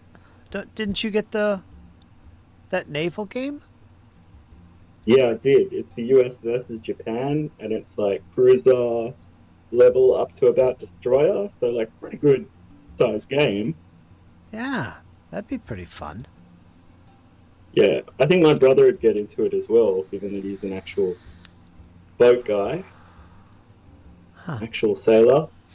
Ian has that box set too. And he has the little one, the Cruel Seas one, but I want to watch the movie before I actually play that game. But there's an old British war film about those torpedo boats called The Cruel Sea.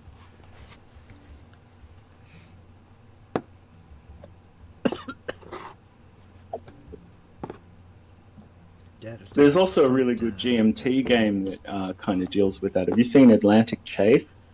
Yeah, I've seen it. Yep. It's deep. Is it? It is deep. They did a Border Reavers game as well Yeah, they recently did. Yep, I've seen with it. meeples. Meeples, really? Yeah, there's meeples in it, and there's sheep meeples. No. No.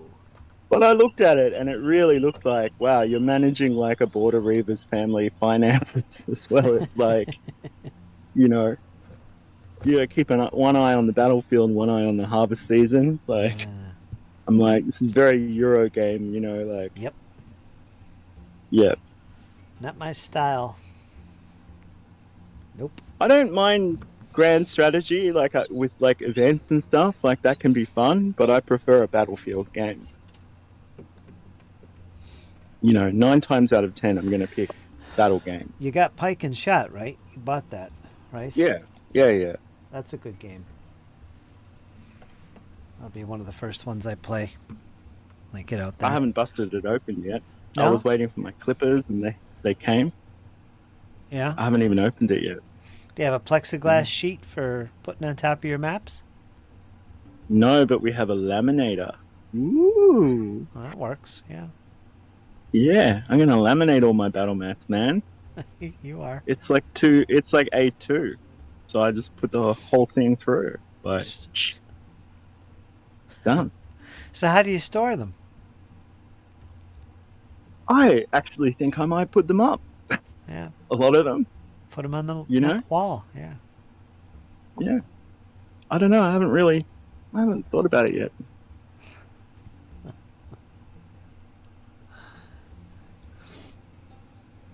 Tweezers? You got your Of tweezers? course, I've got a fair few pairs of tweezers, like, but I'm looking for the holy grail, like some with like rubber tips. You know, I'm very serious about this stuff. Like, when you introduced me to the world of like accoutrement, Yeah. you know me. Yep. You know I like the luxury life. You like Yeah. cake? I haven't eaten cake in years.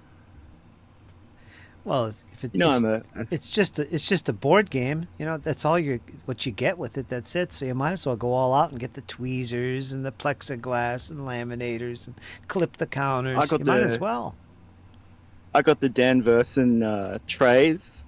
Yeah. Yeah, the little counter trays. Mm-hmm. Get a little stack of those. Just for that game. I might need to get some more for the other ones. You can never have enough of those. I My gotta board get game more. collection is incredible. I could run a channel off the back of that alone. I'm kind of almost scared to like start with that because I'm like, holy heck.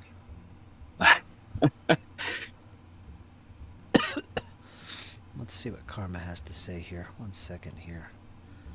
Let me get that off the screen so I could go look at this. See what Karma has to say. Hey, been super busy. Really feeling sick. Not feeling good today. Oh well.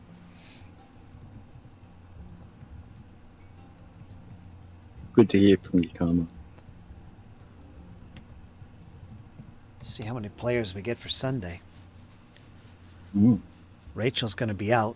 Dizzy is up in the air again. Which is okay, Dizzy. If you're out there, you just let me know. You take all the time you need. Next pay, I may get the old Pathfinder beginner box. I'm thinking about it. It's cheap, man. It's such a great value for the money. You get a lot of stuff in there. Because when I buy those things, I sort of do it from a reference point of like, can I use these Yeah. assets and bits and pieces for like a whole bunch of stuff? You know? Yeah. You're a collector. Hoarder. That's all that A little is. bit, but I did get rid of a lot of stuff. Like, my goodness. Got rid of all my 6mm and 15mm, You did. and I had a lot. Like, holy heck. Like, more than a person can really manage. Yeah. I was quite And I got rid surprised of when all you my got rid ones. of them. Oh, it was hard, but I was like, you know what? One scale, one lot of terrain. The big You know? change to a new scale, man. That's a big deal. I did the same thing. Something to kind of enjoy painting. I got rid of all my 172 as well. Yeah, you did. I mean, that was a stack. That was ridiculous. It was like over 100 boxes. Didn't you sell them to that guy down there in Australia with you? I sold a small amount of 15s and 6s to Josh, who sometimes pops into the chat. But I chucked so many extra in there, like, like I was just like, have fun, you Yeah. know. Knock yourself out. He'll be painting those for years. So And whatever. that's his thing, the 172 stuff.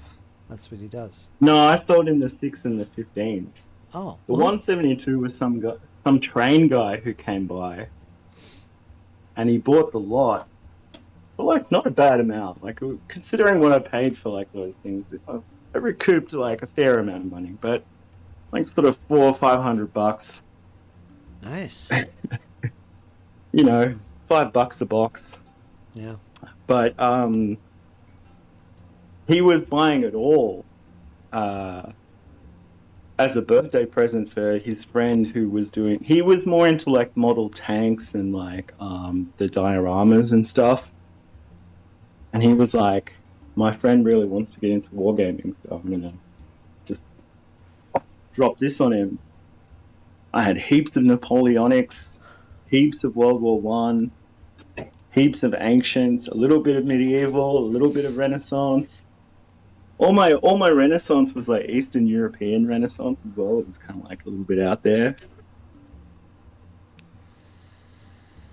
But it was just like, man, this is too much stuff. I had fantasy in 6mm and 15mm, and I was just getting into Kings of War, and I was like, I want some Kings of War stuff. There you go. One scale. Yeah, 28s. That's One the way to scale. do it. All that other stuff is very cute and accessible, but I tell you what, if you crunch the numbers, like in terms of the amount of stuff I had, it kind of works out the same as like really getting into English Civil War, ancients, few naval gate, like it all works out the same. It's not that much cheaper. That's what she said. Exactly.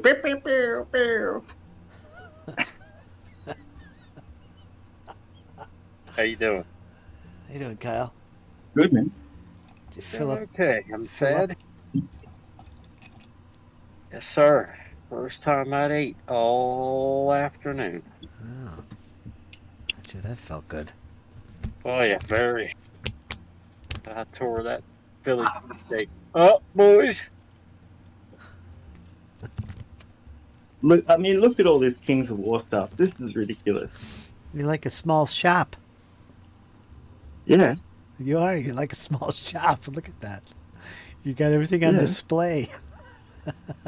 That power, that's just all random sprues that I bought on eBay. Yeah. Yeah. This is the rabbit hole you're Mhm. descending, Kyle, when you get into painting and collecting miniatures. Yes, sir. And there's the board games. There Look they at are. the board games. Yes, beautiful board games. Yeah. My life is over. Oh, it's terrible. Nerd, hey again. I'm starting to think you like Kings of War. Yeah, a little bit. I mean, I've got a little BattleTech section going on over here, That's what James said. You do, I see it. and then I've got some 40k and some pike and shot stacked up here. Of course. So, yeah. Your little alcove. That's great, man. The hoarding has begun. All over again. Well, I'm only doing sci-fi, pike and shot, ancient, and a lot of fantasy. That's all I'm doing. That's all. That's all. That's all. That's all. That's all. Where's your stack of books of all the different skirmish rules you're going to play one day? Half of the books are in my bedroom, Yeah. but here are the other half. Okay. So twice that. Yeah. He's got him hid all through his house. He really does. He does. Yeah. In the rafters. Where we can't find him. She don't realize how bad it really is. He has to hide that. She's okay with it. Okay. She doesn't give a damn. That's all right. As long as I'm not running off to the strip club, I don't think she cares. There you go. You got to get her playing some games with you. Oh, yeah. She wants to play. Well, What are you waiting for? This is all Oathmark. This is all like Oathmark, Gripping Beast, Victrix, just random sprues. 5 here, 10 there.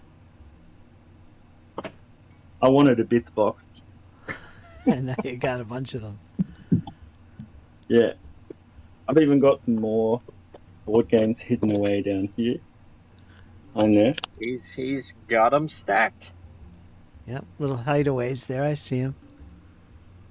Yeah. Some battle mats and stuff down here. Yeah, I remember those. The, Kings of War. the, Lots of Kings of War. Lots of Kings of War. Lots. Wow. Yeah, James, damn, that's like the bulk of your collection. What's Yeah. sharp? Sharp what? What is that? Sharp what?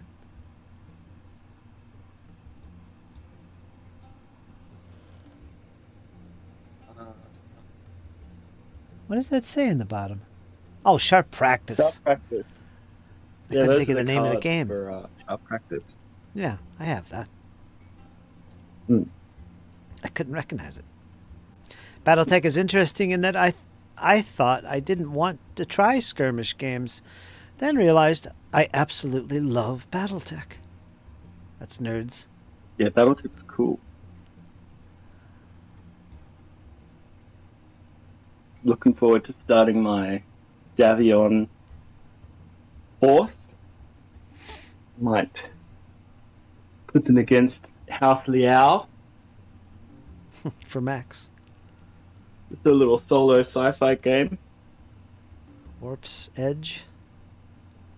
Yeah. Still in Starship. shrink. Yeah. Of course it is. Little random things.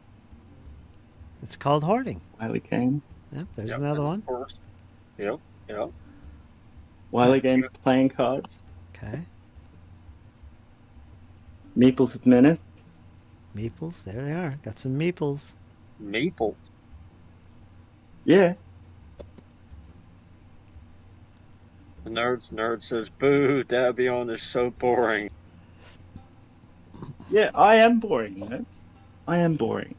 You always like the perverse, underpants warriors. Well, I represent the forces of restraint and goodness. You represent the Pisses him off, forces. and then he turns into one of those kilt-wearing barbarians from the Northern Isles. You represent the forces of filth and decay. Okay. We established this early on. Actually, I've got some baddies. I've got a lot of baddies because the Kings of War baddies are so much fun. Night Stalkers. There they go. They're the pumpkin heads? Yeah. Excellent. Pumpkinheads. They get some cool stuff. Like, look at this cavalry in it. I like them.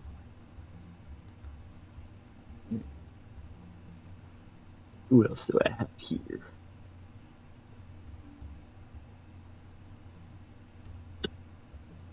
Oh, those are my Northern Alliance dudes. Read I that, play Kyle. with those. Read that, Kyle. Northern Alliance? Okay. Mhm. The general on a frost fang. I checked out KOW, but no real equivalent to Dark Elf, so it dropped in priority, says a nerd's nerd. Yeah, that was the case for a long time. Only just starting to change, but I feel like Thistle Dwarves. That's the one I got. Yeah, but I don't have your elf army. The I Sylvan need Kid? to remedy that. Okay?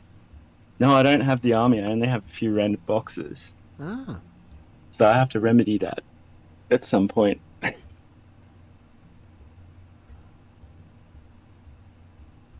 It doesn't all have to be about violence. Village Of course it Rails. does. Village Rails still in shrink. Look at that. Railroad games. Turning into John Longshore. Need a pallet. Yeah, and then you're going to be giving things away pretty soon. Oh. Possible. It is possible. I mean, this is some of my paint.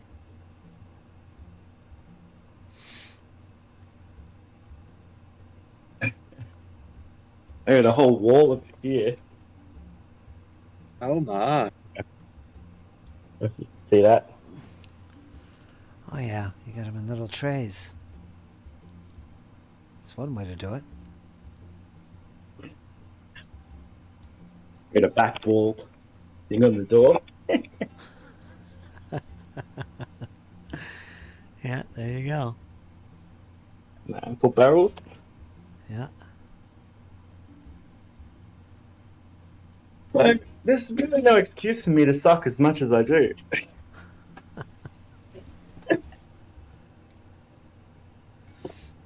See what you got to look forward to, Kyle? It's coming. It's coming. Absolutely. It's coming.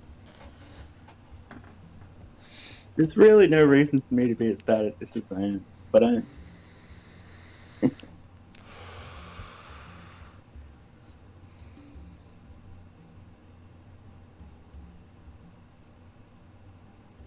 Well, I'm going to call it. I'm going to have some breakfast. Done my assembly for the day. Need to rest my neck. Yeah, gotta take it easy. All right, James. I'll talk to you tomorrow. See I'll be you on guys later. tomorrow again. See you, everybody. Yes, Bye. sir. Have a good one. Damn, he leaves quick. He does. He does it intentionally.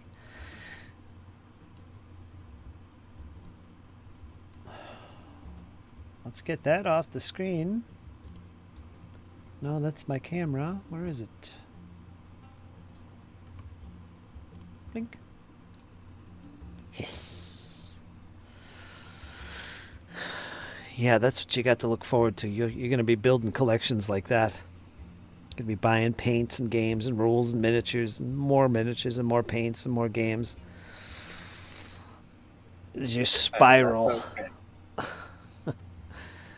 seems to be in our DNA as gamers. We buy things we never actually get a chance to paint or play, but we buy them anyway.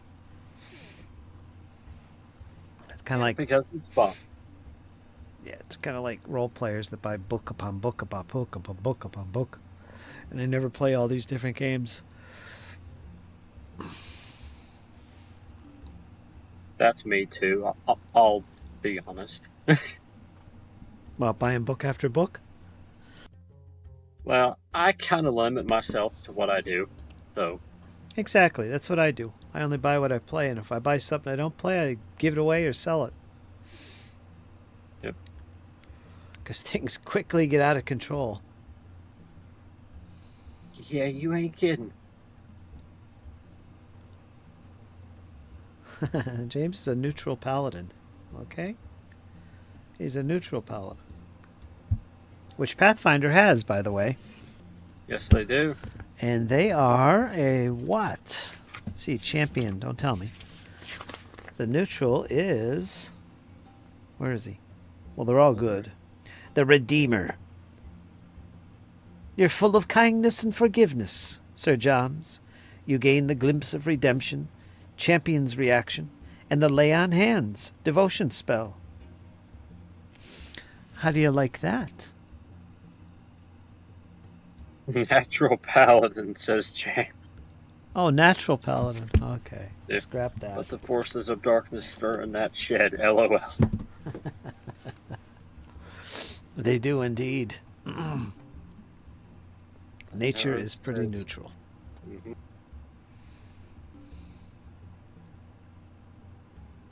Sounds like a particular deity. Nimbaloth.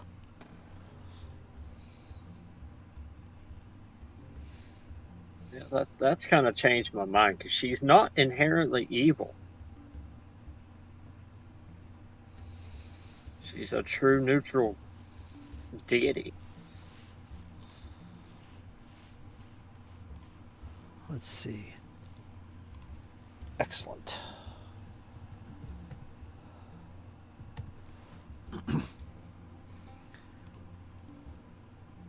So, no idea if Dizzy's going to join yet on Sunday? No idea. Because if she joins on for Sunday's game, that changes everything.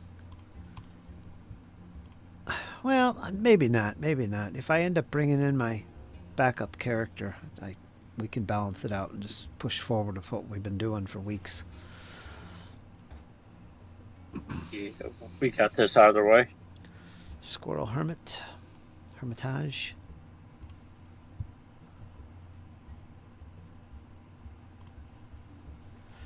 Someone has to play the cheese ball. Goody gumdrops. Ordering out tonight. Pizza, says Squirrel. It's pizza night. I was thinking about doing that myself today, but no.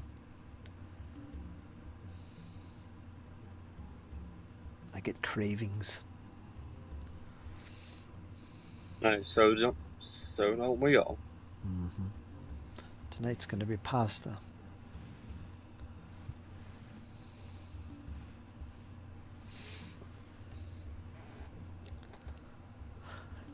James knows about that. Nothing wrong with pasta. Pasta. Get pasta or some pierogies and throw them in a pot and you good to go. Pierogies are good. I like pierogies. With or without salt.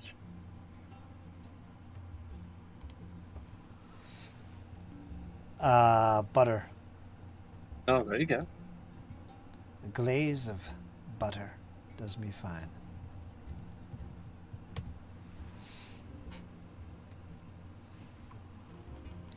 Steak and salad tonight. There you go. Well, we know what everybody's eating tonight. How about you, nerds?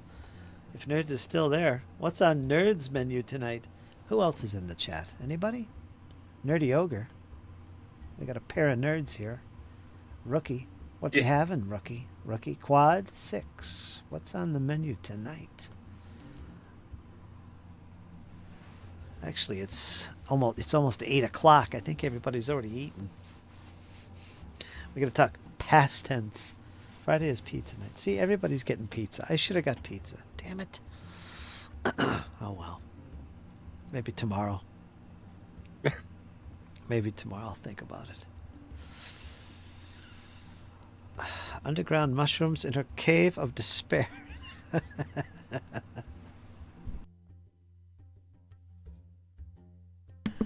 The cave of despair. I think we all have one of those. It's called our game room. Dun dun dun dun.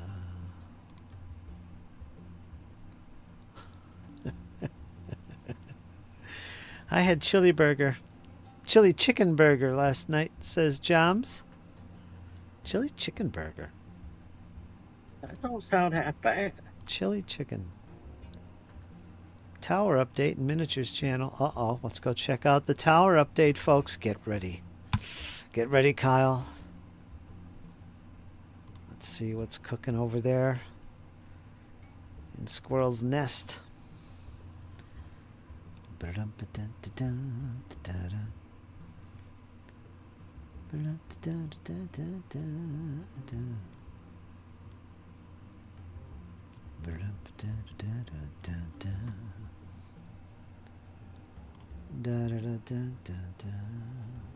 Let's check it out.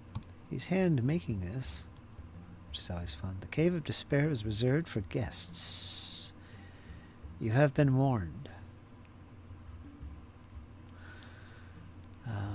That looks good. That's a lot of carving, Squirrel. I like the uneven surface you got going there. Looks a lot more aged and natural. What are those bigger holes? Windows, I guess? Of course they are. That's a lot of freaking carving. He's carving them out of foam. He's got his little lines there to keep them straight.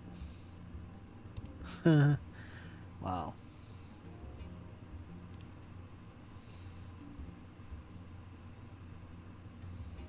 If you get a 3D printer, you won't be doing that anymore.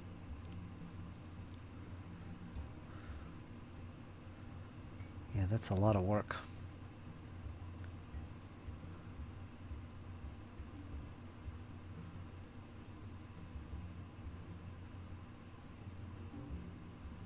Yeah, good enough. Mediocrities.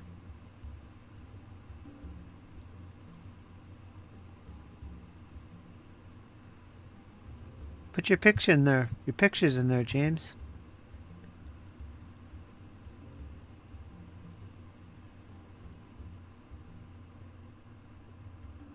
That's good stuff, man. There's that tacky stuff.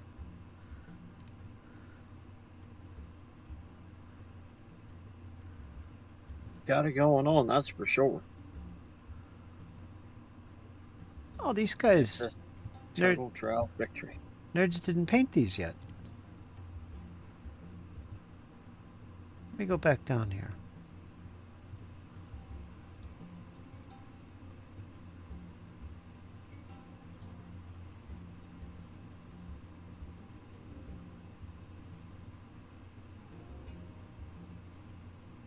James says, getting better, just need more patience.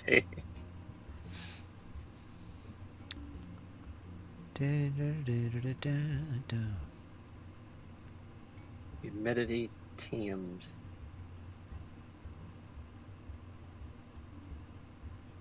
Think you mean times there, James?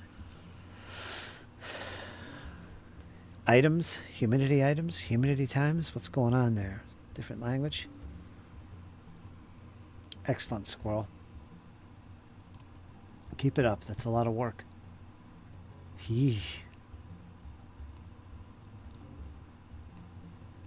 Definitely getting deep with it.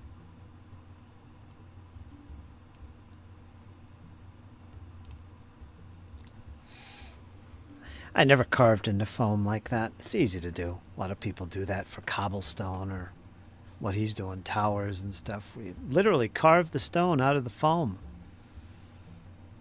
Like insulation foam. Not like packing foam with bubbles in it. But yeah, it's a very tedious process, I'll tell you that. I don't think I've ever done that. I literally used spackle over the surface of the foam. And I'd draw in the texture of the bricks or something into the spackle. I did the same thing with small buildings, you know, with the roofing tiles. I did the same thing. I just used spackle. The good thing about spackle, besides being, you know, awesome to use for this kind of stuff, if you mix a little bit of white glue in it, it dries like concrete. It will not chip. Just like concrete, but you have to use it in one go if you put any of that glue in your spackling. Yeah, 'cause So- you're gonna get one. So it'll retain its form on you. It won't chip. Just draw it with a ballpoint tip. They use that on TV to hide criminals' faces.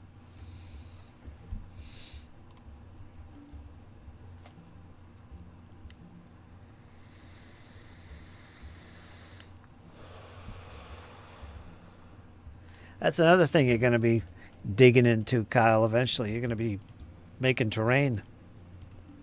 Yeah. Yeah. We gotta have a battleground. Going to be buying some trees from the local hobby shop. Yeah. There's some styrofoam plates and stuff. So what is your plan? Are you going to play some games of Shadow Deep? Rangers of Shadow Deep? Are you going to... Is that the goal here? That's part of my plan. But mainly I kind of want, something to just tinker around with. But that's ultimately my goal, is making up some characters for that. And, I have played it before, so I'm kind of familiar with the rules. So just got to work toward that goal and, do some test runs and with the minis and the paint. And then we'll buy some character miniatures and give it a go for real. Make some terrain, sock it in there, and then we'll see if I can solo my way through a dungeon.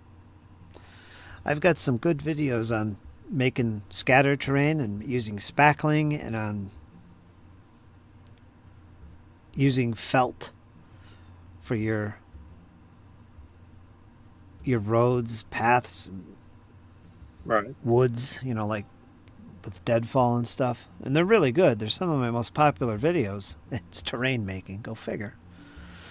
But I'll share them with you when you get around to it, and you'll pick up some little techniques with that. I think that'll help you and simplify it. Oh yeah. Oh hell yes. And another thing, well, we talked about this last night. You're going to use washers, right, for your bases? Mhm. Yeah. Yes. Yeah, get yourself some, probably 1-inch round washers would be best for those. Whatever size is appropriate. You'll know. And super glue them onto those before you paint and prime them. Mm-hmm. Yes, sir. And if you got spackling, that's great too. Take some spackle, add some paint to it, like brown or black, brown, gray, whatever, and put that on your bases to hide the base of the miniature, and texture it up with an old brush, like I do. You see me do it. Do Yes, that. sir. Do that before you prime the figures, so that the figure has a nice base that's going to be ready to go when you start painting. So you don't have to do it after you paint. You just do it before you paint. Put them on the base. Put some spackle on there. Oh, okay. Okay. Yeah, like kind of make my own terrain piece under his feet. Yeah. So you can effectively hide the miniature's actual base that he comes on. Yeah, the one that I made.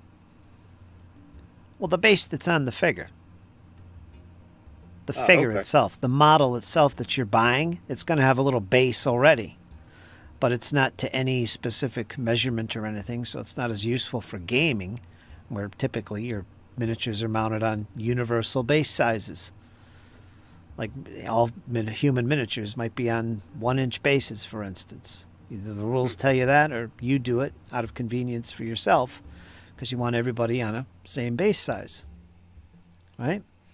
So that's what your washers will be. So you want to hide the base the model comes cast on. Kinda. You don't want that showing. No, you want to obscure it. Yeah. Blend it in with your washer base. And that's what the spackle's for too. It kind of hides the difference between the bases, if you know what I mean. Gotcha. Okay. Look at some Squirrel Hermit's bases. He flocks them up. You can't see the actual feet base. You can't see the actual model's base. You just see this base that the model's sitting on. It's, in his case, a penny. Awesome. Yeah, I will definitely give that a go. Unscented cat litter.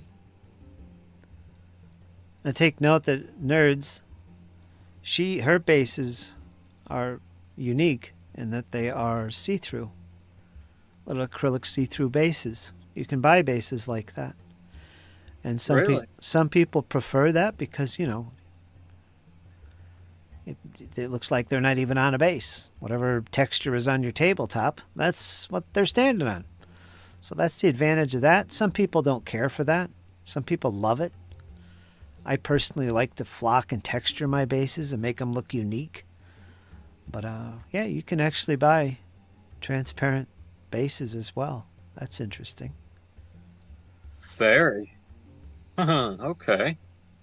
But I think for now, since this will be like my quote-unquote learning batch, I'll kind of stick with the washers and the plaster for that. There you go. Adds a little weight to the figure, too, if you're using washers, which is nice. Squirrel says unscented cat litter is great. Use watered-down PVA for application. You can build some awesome little brick walls and stone walls with cat litter mixed with glue. Yeah, cat litter is good to sprinkle on your bases as little rocks and boulders and things. If you got any cats around, you probably have some cat litter. You probably don't. No, but I can get some. Neighbors have cats. Ah. Swipe one of their... Make sure it's fresh cat litter, not straight from the litter box. Yep, fresh cat. Oh, yeah, I got you. You want to get caught rooting around in somebody's litter box. Yeah. Yikes. Yeah, no, I ain't gonna go reaching around in there. And Squirrel just put a couple pictures in Miniature Wargaming for the cat litter examples. They look good, Squirrel. They really do. Cat litter examples? We need some examples of cat litter. This is his bases we're talking about. Yeah, there you go. Yeah, he just sprinkled that on. Use white glue or carpenter's glue. White glue. Washed down with, or a little bit of water added. And then spread it around. And you sprinkle the rocks on top. Start with the big pieces and then go to the small pieces, you know. Sprinkle it on just like that. He's got some texture going on there. Got some other things. Absolutely. Yeah. And these are 15 mil figures. They're tiny. See how it's hiding the miniature's base? This is a penny. Right. And he super glued the model onto a penny. But you can't tell. It looks like all one piece. Yeah, looks like it's just naturally part of the figure. Yeah, that's what the point of the spackling in your case is for. Kind of hides it. And Okay, looks. so it's going to kind of cover all the sins there. Yeah.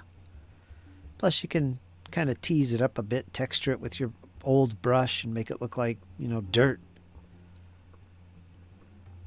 Which is what he's doing there. So yeah.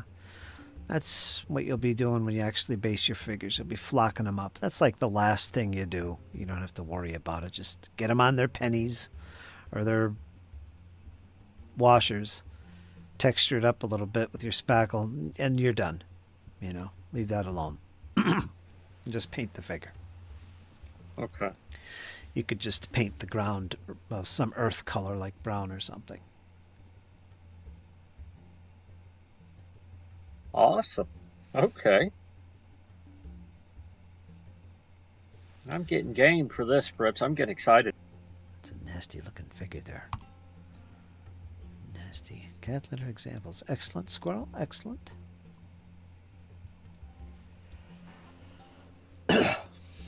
I think what's going to be my biggest hurdle for this is going to be the details on the face. No, just use a flesh-colored paint. Don't worry about painting eyes and lips and stuff. And just give it a wash. You'll get to the wash part. You'll definitely be washing your figures. And just let it go into the recesses of the face, and that's usually enough. You don't have to worry about any more. Don't worry about painting eyes and stuff, man. I mean, you can do it later. Once you got you're good with your painting skills, then you can maybe learn how to paint the face properly, which is never easy. No, but for now, I can just sort of get away with sort of dabbing it all across there. Yeah, dab it on and give it a wash. That's what most people do. I mean, it's a gaming piece.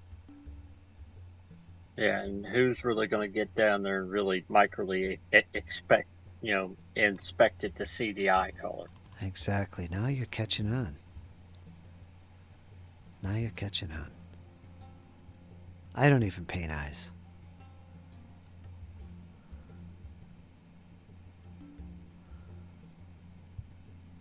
Well, that kind of makes sense because all we're kind of trying to do is get them table ready, kind of in a way. Yeah.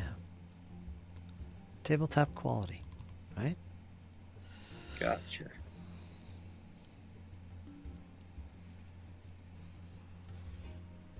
Nerds. Seriously, minis that look mediocre in pics can look amazing on the table. And Squirrel says those two are 28 mil. What did you use for your base then, Squirrel? Quarter? 28s.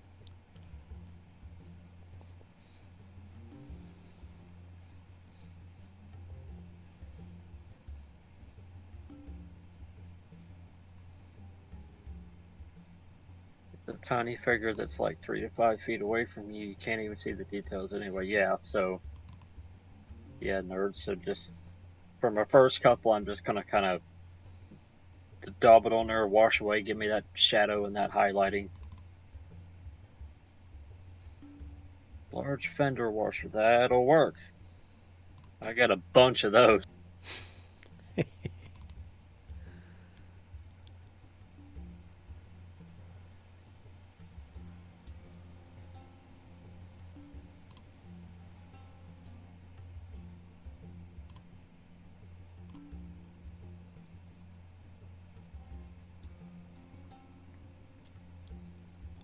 Got a bunch of them laying around, so we'll be alright. Let's take a look at some of my Napoleonics. Check out the basing on these.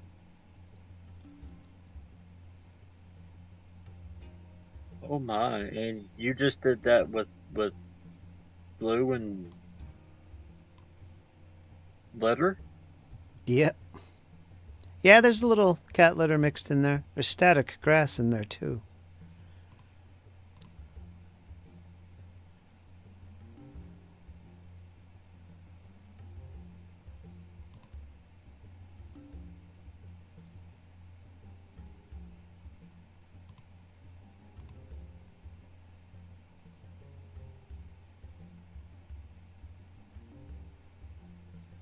So you got grass and stuff. How on earth am I freezing? Stupid nerves, says James. Oh my, James. That doesn't sound good.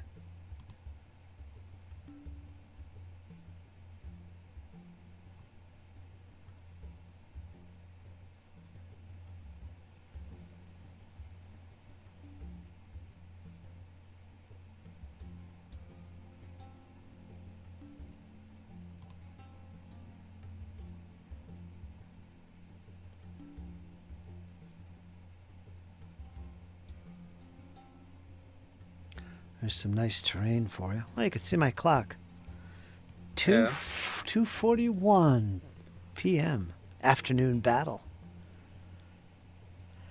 These fields here are easy to make out of felt. You just got to use permanent or fabric marker on there to make the little troughs, and then use flock sprinkled on with white glue over top of them. Not in long lines, because white glue cracks. But if you put little dabs in these little troughs, dab, dab, dab, dab, dab, dab, and just don't water the glue down either. And then just sprinkle your flock over that. You get little cabbage patches and stuff. You get little, freshly cut crops and stuff. Yeah, cold fields. Yeah. There's a look at them right there. You'll see them in the video. Looks great. The good old days. I didn't play General Darme enough. James says, Fritz's painting style is a testament to how the older method of black undercoat and painting layers up is still really solid and and tops. Yes, it is. And he says, my problem with basing always comes down to patience. So often I just grab whatever is handy. I should plan things out. I have some nice textures. There you go, James.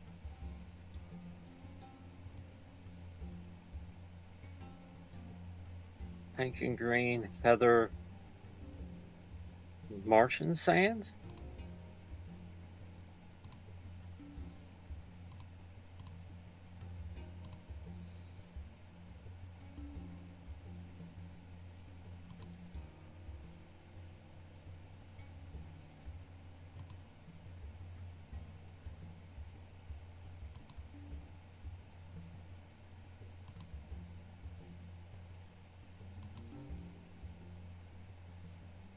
Yeah, Fritz, that's ultimately what I want to do eventually is make a model that I can play Rangers of Shadow Deep with. But that's still a ways away.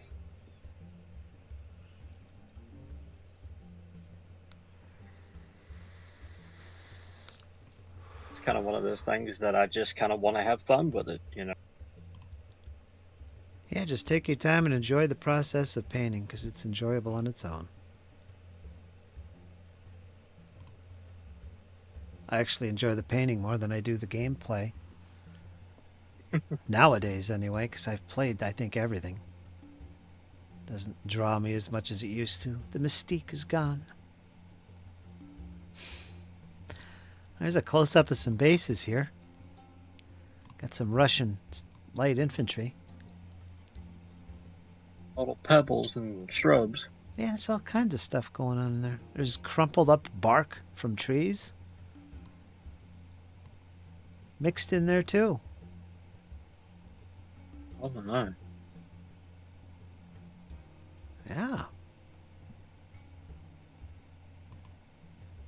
Jaegers. They're James's favorite, he says. What's that, just a piece of cotton that you used for, like, the smoke trailer? No, it's not cotton. Cotton falls apart. It's crap. Don't use cotton. Okay. The stuffing inside of pillows or teddy bears. You have to go around the house and rip through all your pillows. Yes, sir. Batten. That stuff. You can get it in craft stores. You just mix in some black paint or brown stain. Even wood stain works if you want to rub that into it. And it gets that nice black powdery look to it. And it doesn't fall apart like cotton does. And leave a mess all over your freaking table.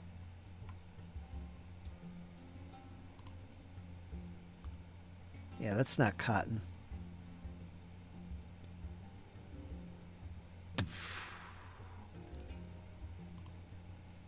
Batting, okay. So you just fluff it up and put it on the table. Yeah.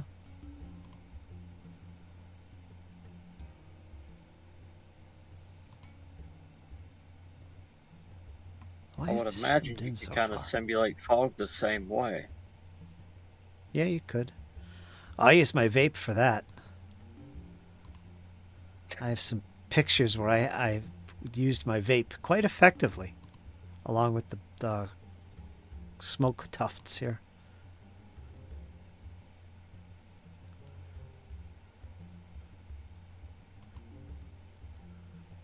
James says, "Oh, so much better than a video game." Why is this zoomed in so far? Why is that doing that? Yikes, I don't want to zoom in that far. What is happening? Our flank is being attacked. Really, really close up there for a minute. Like, damn. I must have something screwed up here. I don't like it. Hey, you get some close-ups of the batten. Yeah. James says, how could you just not be playing with them all day, lining them up, playing boisterous classical music, chamber music from the 18th century, of course. I did. I used to play music all the time in my battles. How could you not?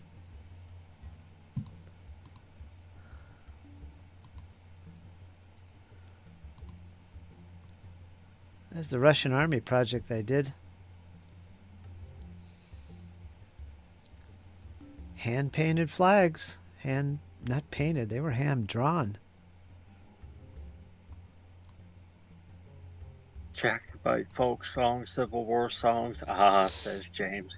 Yes. You can see the static grass on these bases, Kyle. How did you get that to do that?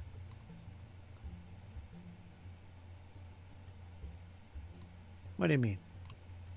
The grass. It's static grass. You buy it in various sizes. And you just sprinkle it on over watered down white glue in patches. You don't cover the whole base with it. You just put patches all over the base and you sprinkle it on top of there. And you hold it upside down and, well, you spank the bottom of the base so the excess comes off. All right. And it also helps the grass to stand up. And if you're so inclined, you could take a little balloon, rub it on your leg, and hover it over the top of the base. And the grass, because it's static grass, it will stand up for you. Oh, nifty. I don't often do that, but yeah, I have done it in the past. You use a little balloon, rub it on your leg, and there you get some static. Can make the grass stand up a little better. Awesome. Little sprinklage.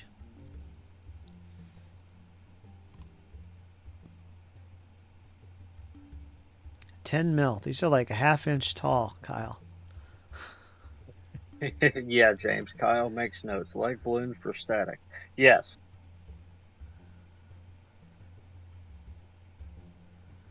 That's all I'm going to say, James, is yes. I also use another little trick I use. When I put the spackle on, Okay. I use dip, proper dip. It's a varnish, basically. And if you put that over, say, brown spackling, it's going to look like mud puddles. It stays very shiny. Oh, yeah.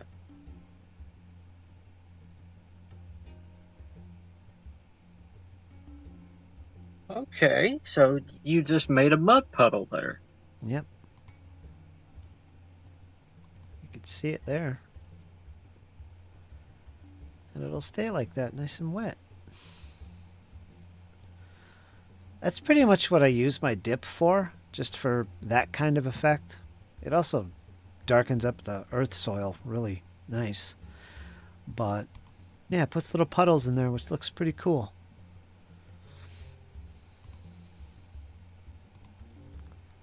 Why is this so zoomed in?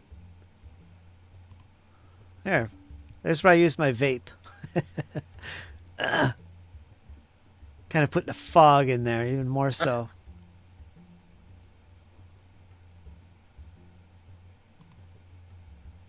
That looks pretty realistic if you ask me. Yeah, a lot of fog of war. Hell yeah. James says some great shots here, though.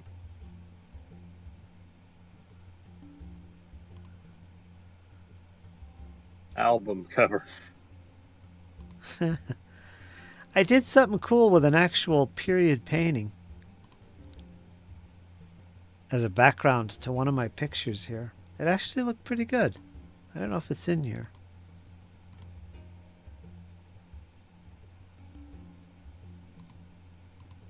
Ah, the good old days.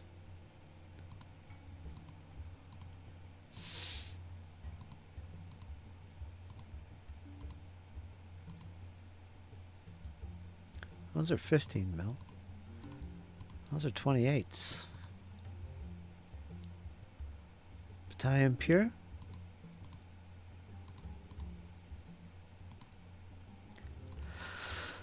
Oh, there's a Proper battle. Oh, there's those Prussians I did. That was another project. Those flags were also hand drawn. Nice. Lots of good flocking. Prussian Landwehr.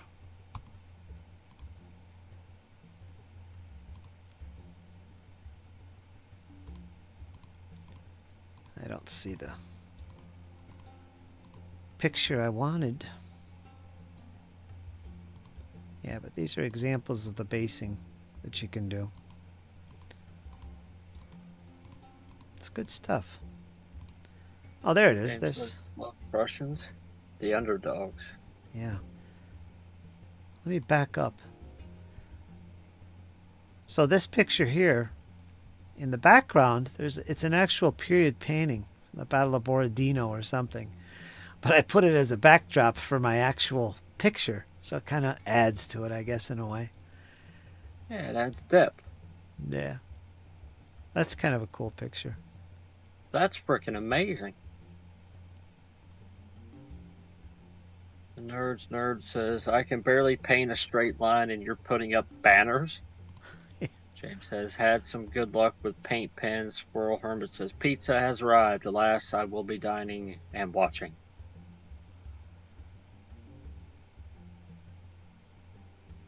Indeed, Squirrel. Enjoy.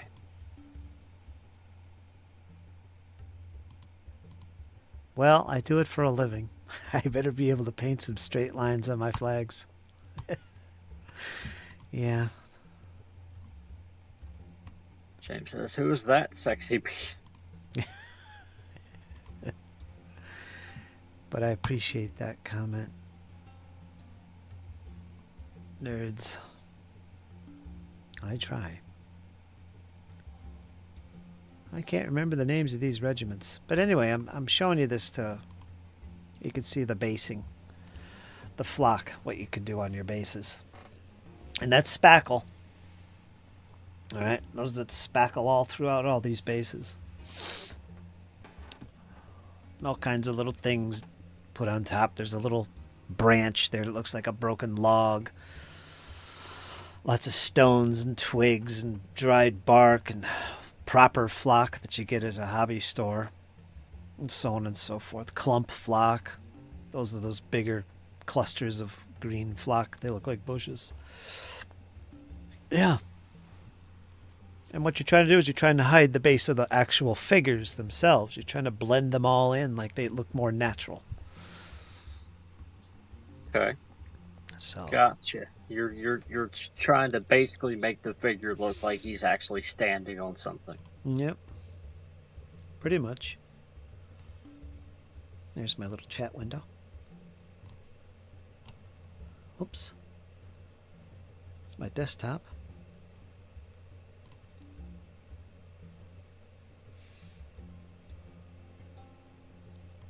What happened to my screen?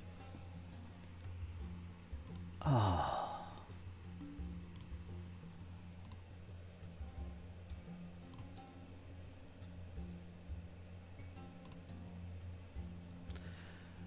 Anything else? James says, Smudskis, Smolens, Smokers. No idea. I probably butchered the hell out of that. Oh, you did. You did indeed, Kyle. I probably did. That was my inner redneck coming out. I do apologize. One more here.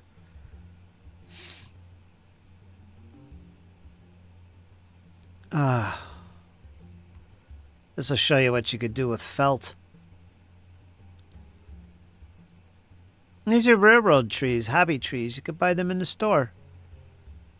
Okay. Some of them are on washers. That way when they tip over, they'll bounce right back up. Always an issue during games. Some of them are on card bases instead, the bigger ones. Check this out, Kyle. All right, and that road's made out of felt? That's made out of felt and it's been textured. I use permanent marker for making troughs. And I used different shades of paint I have a video that tells you how to do this. I'll definitely give that a damn look. See, that looks awesome. This thing here in the middle, that's one of those doormats. A little Doormat. yeah, a little bristly one. It was Oh, all okay, yeah. I just cut it in shapes and I dry brushed it in various shades of green and yellow. So it looks like corn crops basically before they're cut and all that good stuff. I'm just giving you an idea of what you can look forward to doing. So keep your eye open for doormats and sticks and twigs. Oh, here's a pile of kitty litter. You can barely see it. It's right it's right here. That's been soaked in white glue into a pile of rock. Looks pretty good. Hell yes, it does. Good old kitty litter. You can't beat it for boulders. James says nice rocks. Yeah.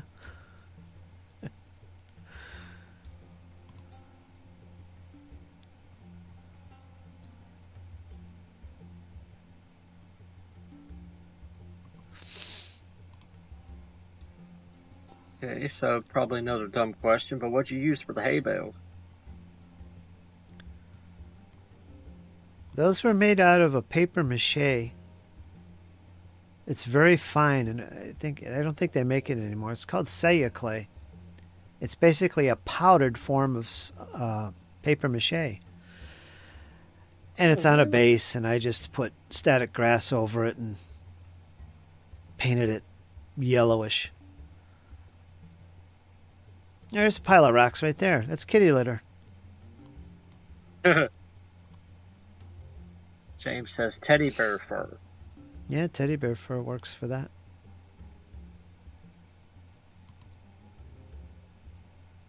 Okay, so you can really get deep with your textures and your basing and your, like, you can really get just as deep as you can painting a miniature with it.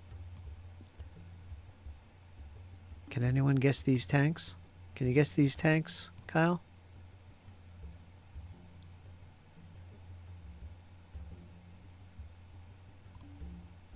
Sure. Sherman? Yeah. You're right. How about the German ones? What Panzer are these? These are my favorites. No, they're my second favorite. Third favorite. All right, fourth favorite. Well, they're definitely a Panzer, but oh my, I'm gonna say No, they're not Jagdpanther. They are...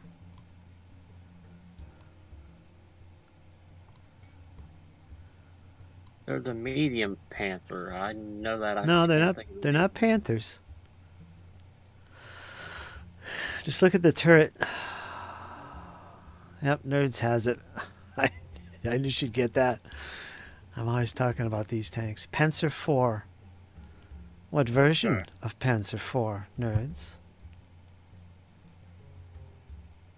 It's actually an H. I believe it's an H. Panzer IV-H. The tread heads out there. These Shermans are 75s. I think there's a 6 in here somewhere.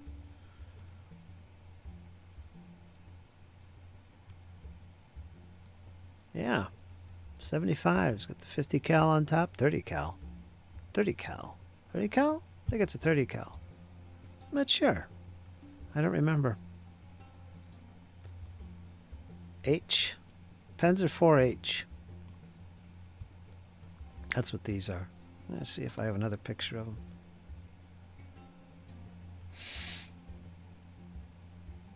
Oh, there's a good example of basing, I guess, if you can see that. There's all kinds of stuff on these bases. Yeah, the pebbles and grass and James USA, USA.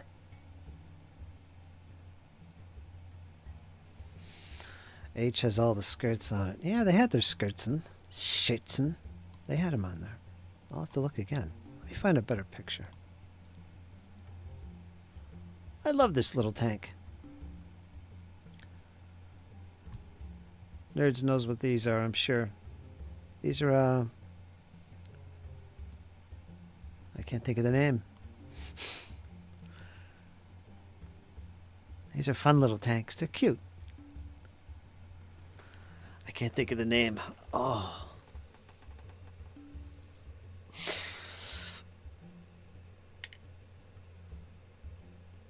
Oh. No, not the priest. The little... Nerd says. Yeah, there you go. Did you guess that, or did somebody else? Yeah, Nerd put it in there. Nerds got it. Of course. Yeah, I love these. These were fun in my games. They look cool. Just a little light infantry support tank. Zipping along there. Hold on, James. Find something. Here's some terrain I made out of cardboard.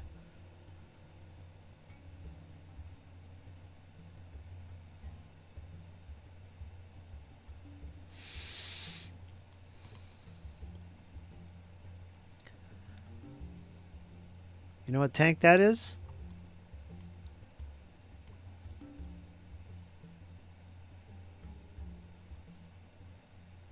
I got some priests in here somewhere. Do you know what tank that is, Kyle? The big one in the middle there? What Panzer?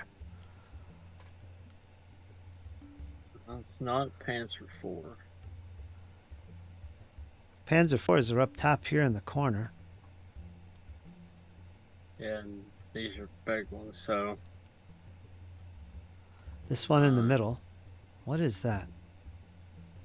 Strudel 9000.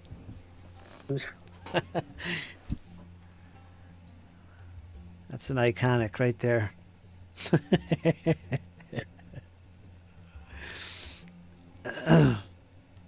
Well, nerds beat me to it again. She said it's the Schnitzel 8000. Okay.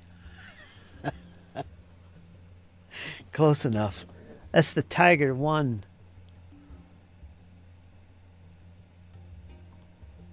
That's the iconic big gun tank. And the heavy hitter. They got them Nebelwerfers. Laying down some hurt. Bringing the pain in a big way. Yeah, more decent basing here. Yeah. I think that's this battle. Yeah, it is.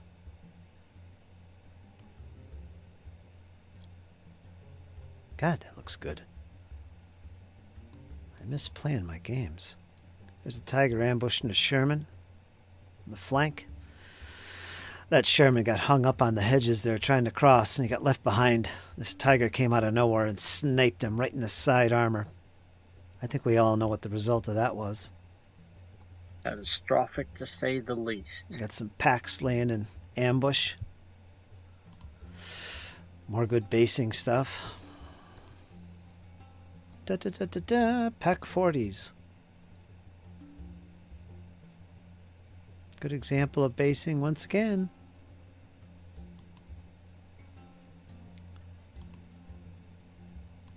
There it is, all ready for a posting.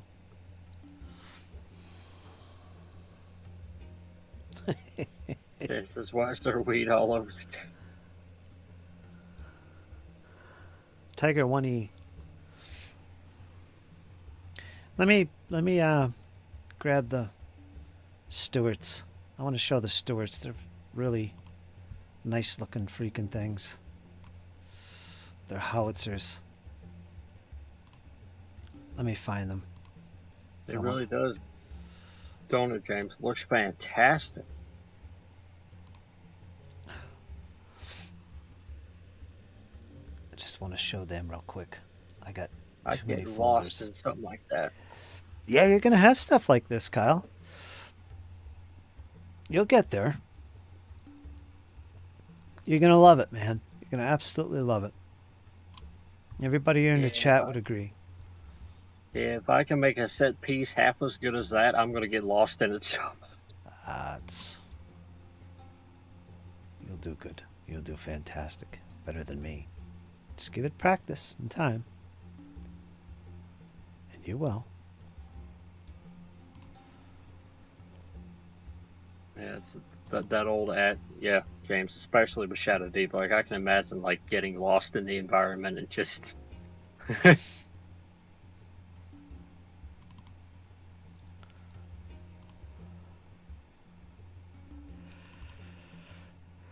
What was I after? Oh, the priests. Sure. Stewards? Priests. Priests. Where are they? Priest. Where is my priests? Leopards. Hold on. I know, Hold right, on. James? There are a lot of temples and stuff that I can make. That There you they know, are. a lot of ruins, a lot of glades, a lot of barrow downs as well. Oh, can you imagine making like a scene from like The Hobbit or The Lord of the Rings where you go to the barrow downs? Oh, Yeah, that would be cool. Some people do that.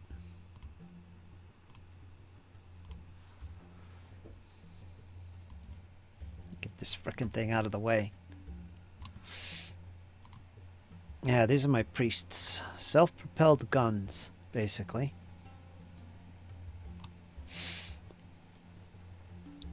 Yeah, these guys came out pretty good. oh, look at that little fella. Like he looks like he's about ready to start grilling on something. Yeah. These are 15 mil. These are the little guys. Thumb.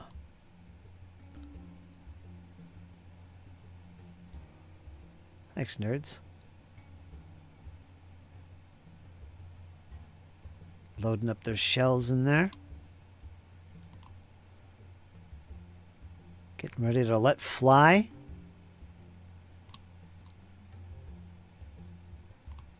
Yeah.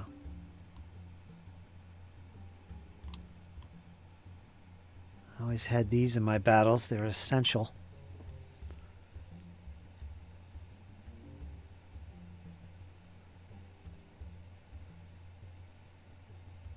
Never heard that, James.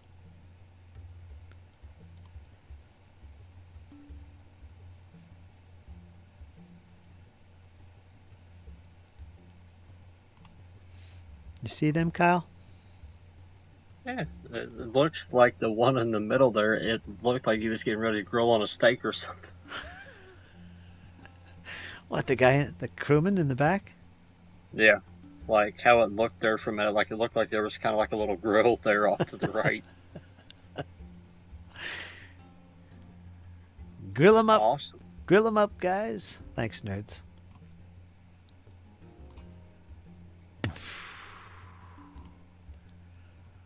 Bringing the pain in every which way. Yep. I only had 3 of them. They were some of my faves. You can see why they're very universal by the looks of them. Yeah, that's that color of paint. What is it called? Something brown. I forget what it's called, but I use it for all my allied, well, American, U.S. tanks. It's kind of a brownish green, and that's washed with there's definitely a wash on there. I don't know if it's strong tone or if that's something else. I think it's just strong tone. And then it's highlighted and weathered. That's all that is. Damn good to me.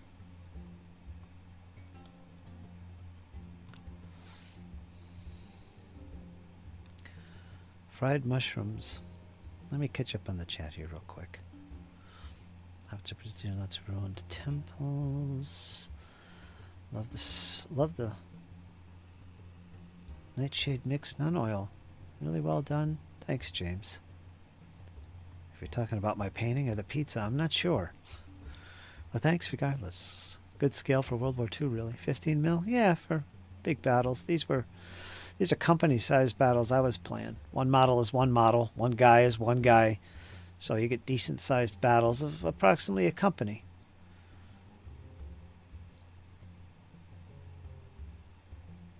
In Flames of War, typically, you know.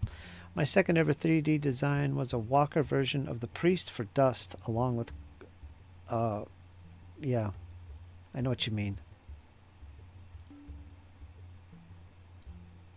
Those what were they? Those multi-barreled things. I've seen those. Finished fried mushrooms and pepper cheese balls. Good stuff. Cheese balls. You can't beat cheese balls.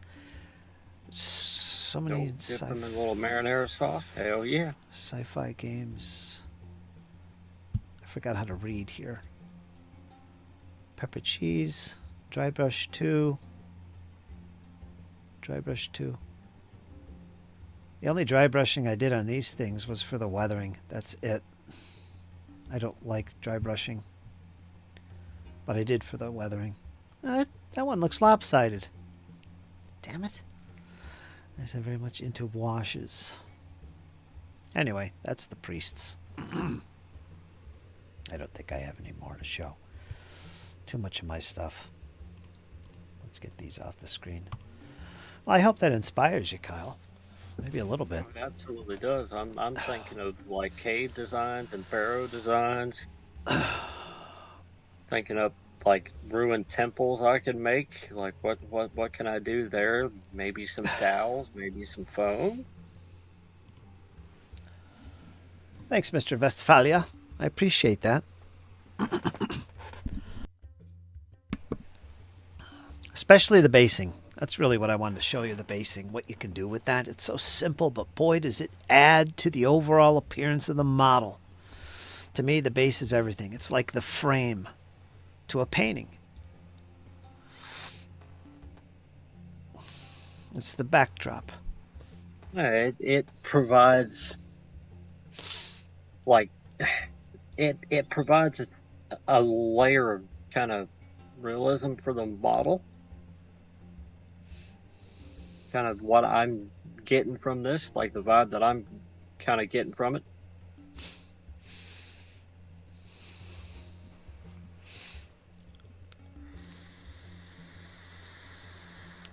You know, if you don't want just a bland, boring figure that has like a bland, boring base, you want to put them on something. You know, it's an interesting topic, basing figures, and I'm saying this because Nerds is in the chat, and what she does is she uses the clear bases. It's a total different way of looking at things. I don't know. I mean, it could be, oh, it's just easier to use a clear base, or it could be that's preferred because you don't like to see the base. And there's some people who just, you got to have a base. You know, there's so much opportunity to model and you know, do some modeling, you know, and like I said, it's like a background or a frame to a painting to me. Like, it's different ways of looking at it. It's kind of its own set piece, kind of in a way. Mm. Kind of like the basing that you can do is kind of like its own little miniature, kind of in a way. Yeah, it's a little display, a little diorama, right? Exactly. Like it's kind of an entry way to what the rest of the model represents. There's another guy I know. He uses nothing but clear bases, and he loves it. He'll never switch back. It's just the idea that you see the guy and he's walking on the terrain you're simulating. I get that.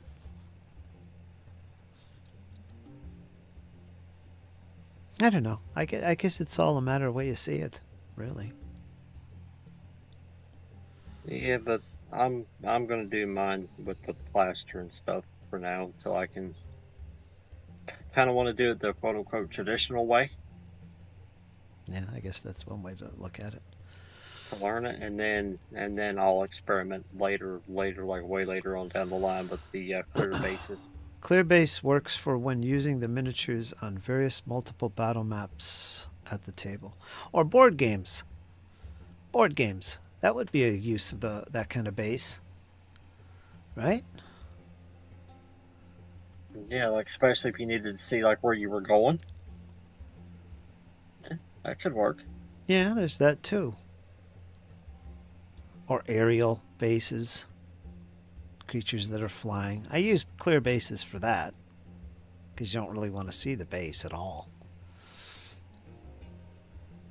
Like if you got Creature that's flying is just flying, so yeah, it's like, just surrounded by air. yeah, like a dragon or something. I like textured bases for me, says James. But they both work. They're all good.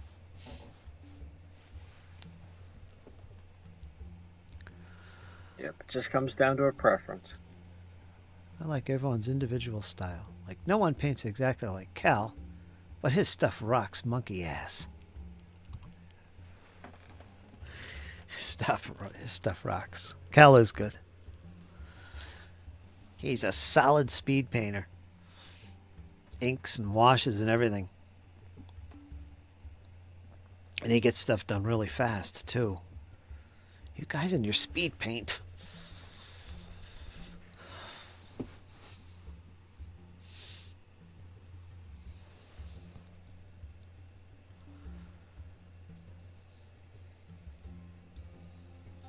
Says I enjoy the part involved with basing along with the painting of the miniature. Yeah, like it adds its own kind of layer of depth to the model itself.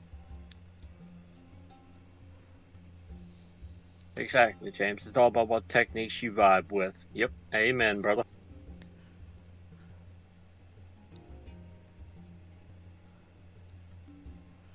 You get the chat. You're reading the chat before I get it. Doesn't pop up on my end.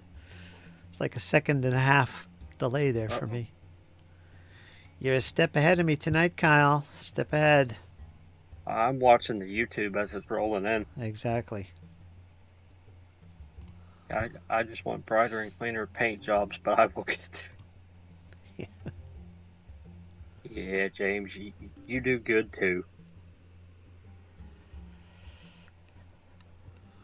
We all do fantastic. I'm just the one that's questionable at this point.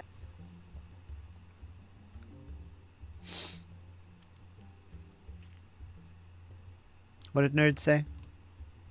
I don't really enjoy the painting process itself, she says. So speed paint and clear bases is the most efficient way to get a decent looking minis ready for battle. I absolutely love seeing the other custom bases. James says it's a very practical choice.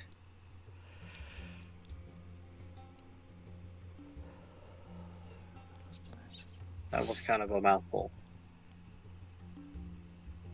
Yeah. It's just a matter of preference, really. I don't think It's just what you want to do with it. Yeah, exactly.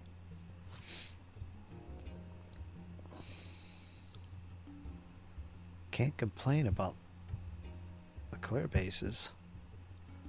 Where's my... Yeah.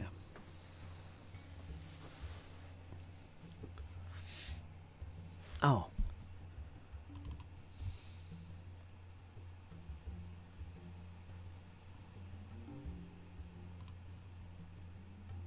James, so many of my games require a few figs per base, though, so it can be a bit nerve-wracking, but I settle into it and enjoy it. We always defend doing things your way here.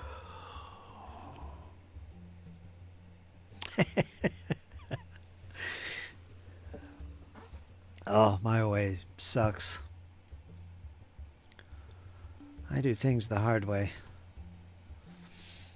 So do I.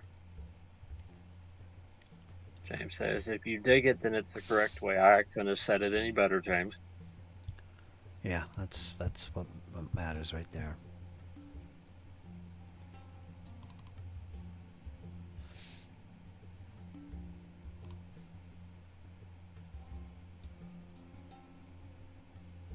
Cyberpunk red.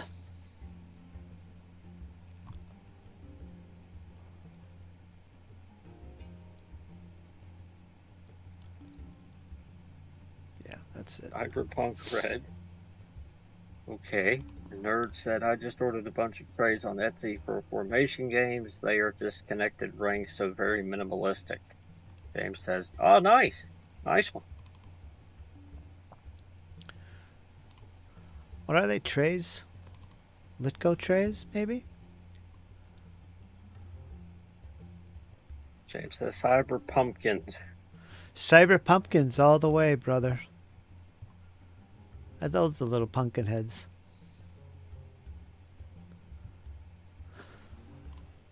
I can never think of the name of the faction. The Nightcrawlers, whatever their name is, I can't remember. They got little pumpkin head guys in their army. Cyber pumpkins.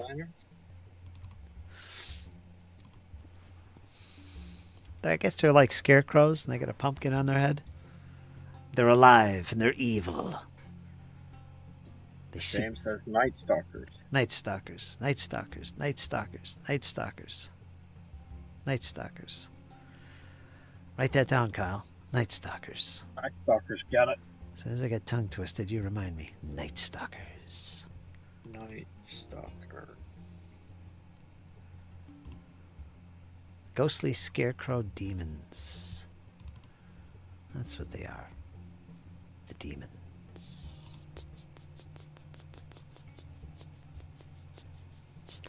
Nah, I got nothing else to show. Just the same old stuff. But I will have some more pictures for you next time. Show you some terrain. It shows you what you can do. What you can freaking do. Which is anything you can get your mind around. Yeah, you'll find yourself keeping your eye out on these, looking for these things throughout the house. Yeah. Especially, well, that's kind of the good thing about working for the college. Kids are always throwing stuff away. especially packing foam or insulation foam is the best. You'll be looking through some of that stuff. This could be a castle wall. This might make an entrance to some long forgotten tomb in the mountains. You'll be noticing these things. And you'll start hoarding essentially garbage in your room.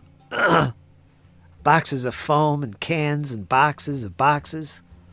Sticks and twigs and rocks. Cat litter. Oh yeah, definitely on the cat litter. Your family's going to have to make an intervention. Kyle, we need to talk to you. It's getting out of control. That's what she said, and it'll be all right. Yeah. James says, little ghostly scarecrow demons, like a cross between undead and demon faction, the Cthulhu faction. Eat a pasta. Mangia, boom, boom, boom, let's go back to my tomb. Wow.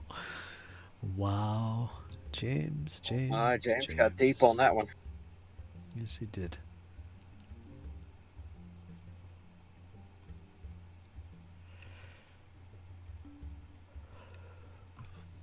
All right, let me get out of this damn picture screen.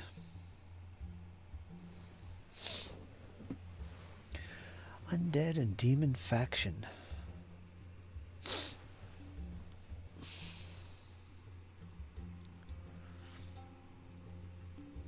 Trays.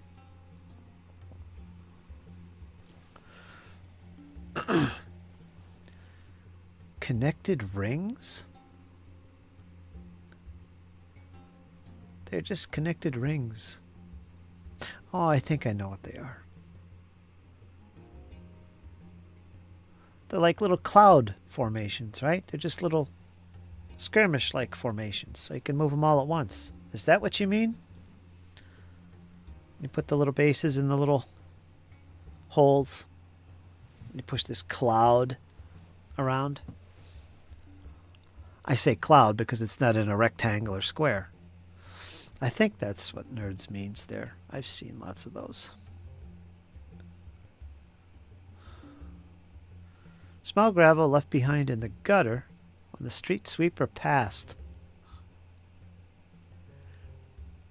They came in a few shapes, including rectangles. Okay. You can raise undead and streets will run red. What is this video here?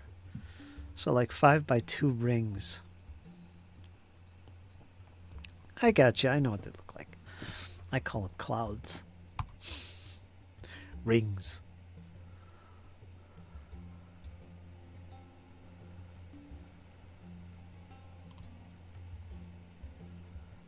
Boom, boom. Oh, man. Lakakis. Paul Lakakis. Okay. Okay, I understand that. Leaning into the minimalism. Yes, minimalism is the way to go. Haiga. Spartan. What? Spartan.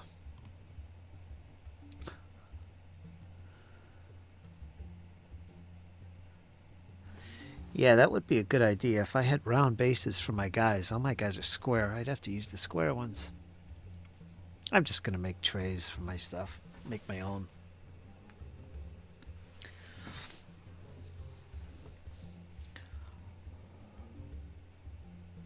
So you excited, Kyle? I really am. I'm actually on Amazon right now looking for stuff. Yeah, I bet you are. We got you shopping. You're going to be broke. Looking. You better be careful. Yeah. Don't worry. We got you, man. We're going to take care of you. Get you set up. Paints, miniatures. Right. You don't have to spend a penny. Maybe a couple bucks here and there for the must needs. But you're going to be so set with this. Yeah, and I truly do appreciate it, guys. But like I said, don't put y'all short just on my account. Value for value, man. Family taking care of family. That's like the motto of this group, family taking care of family. Seems to be. Welcome to the cult. Yep. Here's your tinfoil hat and your spy glasses. That's right. A bunch of weirdos. That's all. But it all's good.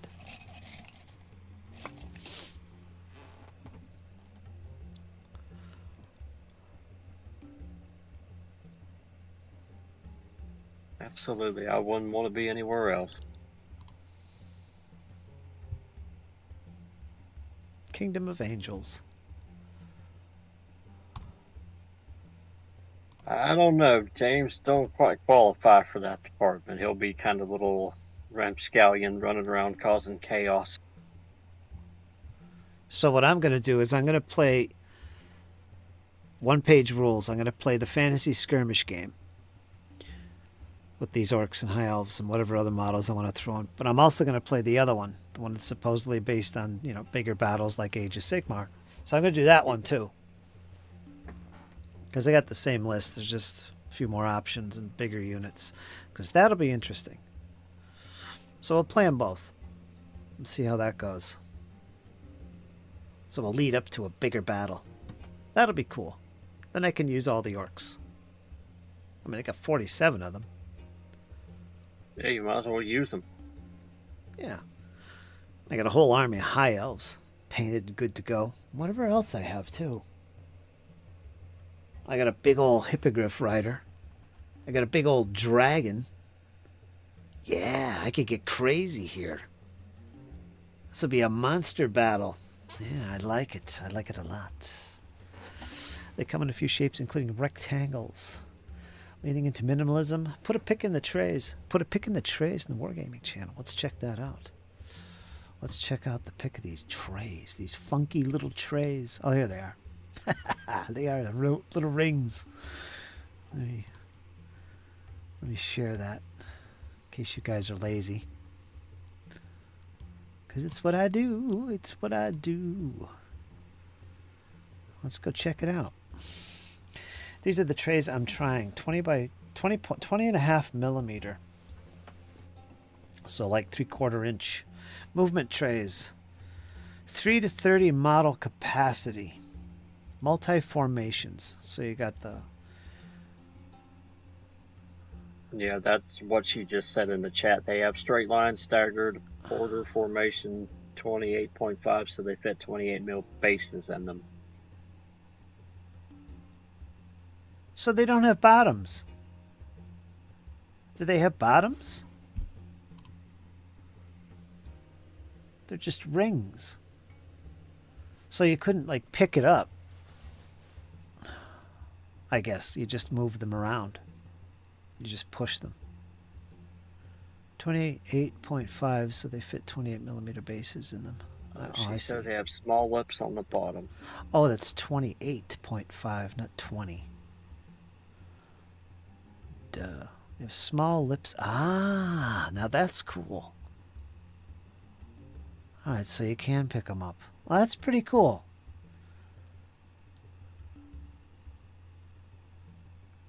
How many did you get? Is it like all that?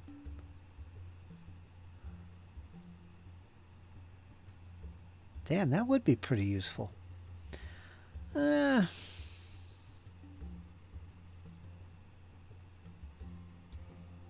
if all the figures were round bases. That would be kind of the only requirement there is they have to have a round base. Yeah, all mine are squares. Well, that's cool. They have lips on the bottom, so you can pick it up, move over a terrain piece like a fence or something. Yeah, like say if they wanted to hop a fence, you could just pick them up, put them over. I got like 5 of each shape for like $50. That's not bad.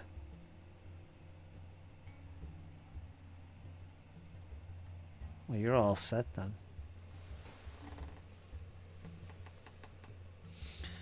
That's when you're fighting big battles, Kyle. You got so many models on the table, or you got units that are like 20 figures each or something, or even 10. To move them one at a time is just so time consuming. Every time you take a turn, take a move, you got to move all these guys again. Jeez, you know, this kind of speeds it up. If you've got round bases, this is perfect. Drop them in there. There they are. Good to go. Rock and roll time. Yeah, and you just move them. Instead of having to move them all one by one by one by one, you can just move them all at once. Yeah. Quick and dirty.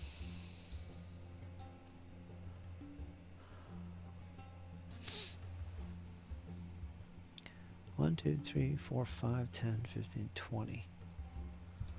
1, 2, 3, 4, 5, 6, 7, 8, 9, 10, 11, 12, 13, 14, 16, 17, 19, 20. 10, 15. 3 to 30. Must be some bigger ones they're not showing here. I don't see any 30 figure ones unless I'm blind. Yeah, that's good stuff. That's on Etsy. If you got a link for that, nerds, put that link in the Discord. In case somebody like me wants to, yeah, I think I'll buy a couple of these.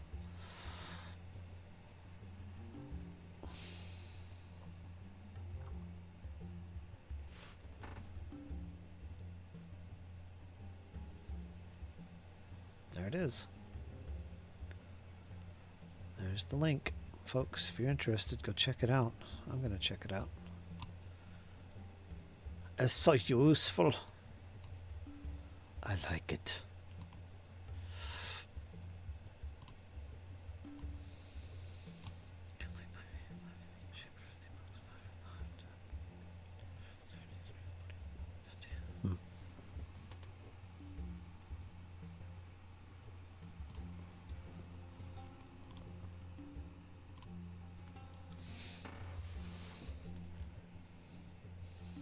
Got it going on. Now that would be good for like 40k games. Big battles of 40k or Grimdark Future. Big battles, they would come in handy because all my figures are round bases. I got different sized round bases though. But that's where it would be useful, where your troops aren't really formed up in blocks. They wouldn't necessarily be touching either, but you could space them out on those rings. They don't all have to be occupied. So it would still be useful.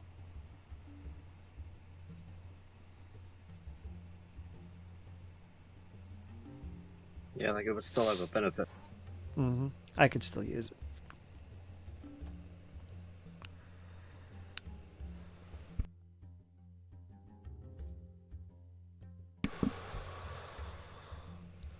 Time is it? Don't tell me it's like 10 o'clock again. 9/11. It's 9:11. I Yes, sir. was going to cut it short tonight. Are you kidding me? I even started early. I'm still here for like 6-7 hours. What is happening? Yeah. It's your fault, Kyle. Because it's All Friday. right. You don't work tomorrow, do you? Nope. No, but I am going to sleep, though. I'm going to snore like a banshee here in a little bit. With dreams of painted miniatures floating through your head. Damn right. I'm actually I'm actually looking at felt basing. Felt now, I basing. did have a question. Yeah, for the felt for the the textures and stuff. What if I cut a piece of cardboard to size that I wanted to put like an area in? What if I would use spray adhesive to put that felt down with? Wait a minute. Would that work? Put the felt down on what? Cardboard. On Like glue it cardboard. to the cardboard for like a battle map or something. Oh, you mean like a tabletop to play on? Yeah. Yeah, you could do that.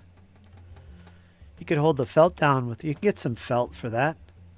You could hold it down with tacks on the sides of your little board. You could use white glue. You can use, even better yet, use a glue gun. Use some of that stuff. That works for that. Yeah. A glue gun comes in handy for that. Yeah, absolutely. I never thought about that. Yeah, just put some hot glue around the edges, plunk it down tight.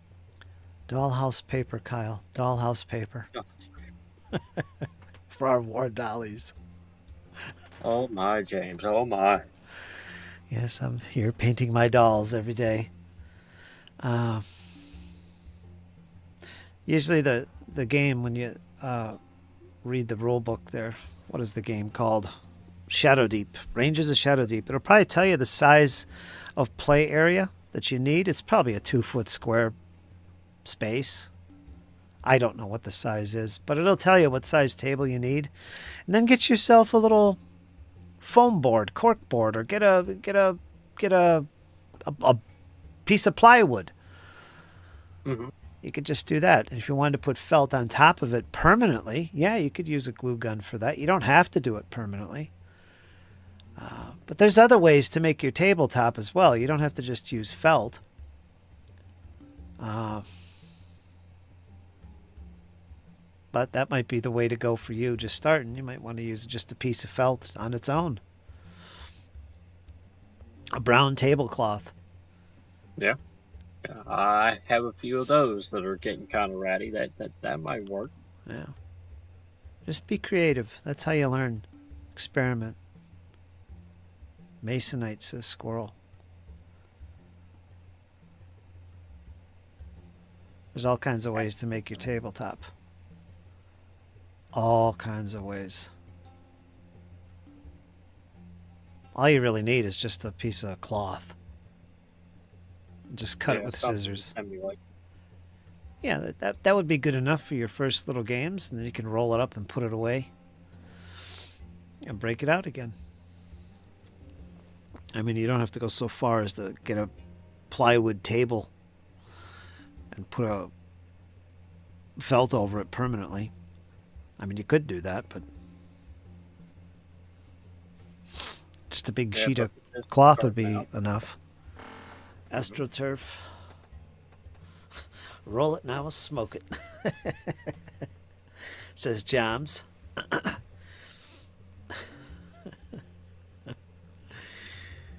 James is good with the terrain stuff. He's if you notice his big war game room, it's all paints and figures and books all over the place.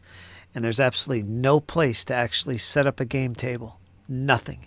He has no space to set up a board game. Nothing. To do that requires you go out into the other room, the living room, and occupy the kitchen table or living room table, which he's not allowed to do.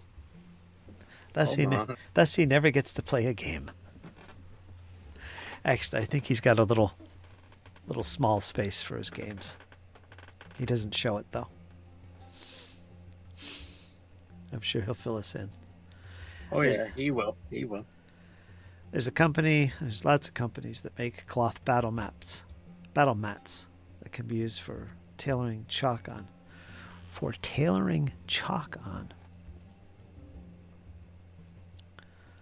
My gaming table is downstairs, says James. Covered in stuff. Yeah, covered in stuff. Covered in paints. 5 foot round. Oh, yeah, that's right. You're telling me about that little round table. Yeah, that works. I played some 40K in a kind of a round table. It works. Tailor's chalk. Yeah, you can just draw the things on. And then just wipe it off, fold it away, and away you go. Once you get set up, I'll send you a cigar box battle mat. I talked about those before. You saw them in my pictures. A lot of those pictures had cigar box battle mats. They're expensive, Kyle. They're like $60-$70, but they're pretty big. So when you get all set up, I'll send you one. Appreciate it. I really do. I'll put that in my send-off box for Kyle. Yeah, they look great, man. I gave one to Jesse. He's got a nice one for his 40K games.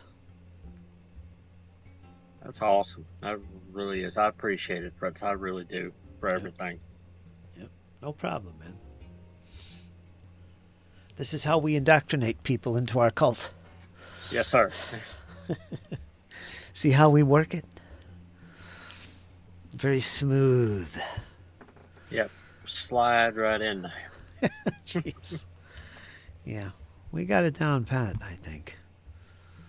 5 foot round, tailor's chalk. I have a number of battle mats, book cloth, lots of 2D neoprene. Those are like the little neoprenes, like the little mouse pad stuff. Mm-hmm. But not much terrain proper. Hell, hide.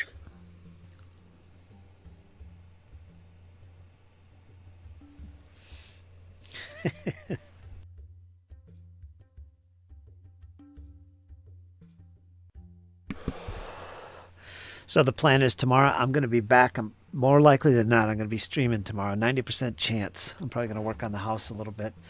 And then we're going to be back again. We're going to be continuing this madness and indoctrination for another session. Absolutely. On Saturday. The only big difference is that I get to work on my own stuff and whatever I wish to do. It'll be a very laid-back stream, as it usually is on Saturday. Tomorrow's Saturday, right? Yes. Yeah. Can't remember my days at all. But yeah, that's what we're going to do tomorrow. So if you guys want to join me there for some more painting and working and chatting and talking, we're going to do that.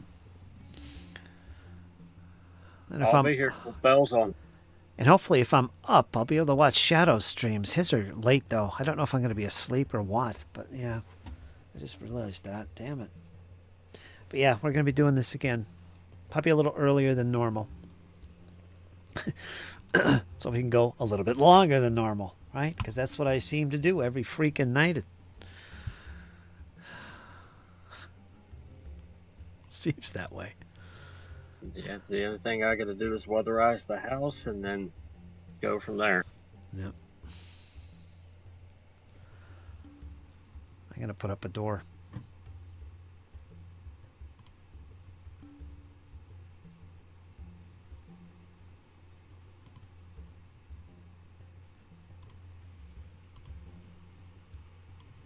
So, folks, I'm going to call it here. And, yeah, I'll be back tomorrow. And then I'll be back on Sunday.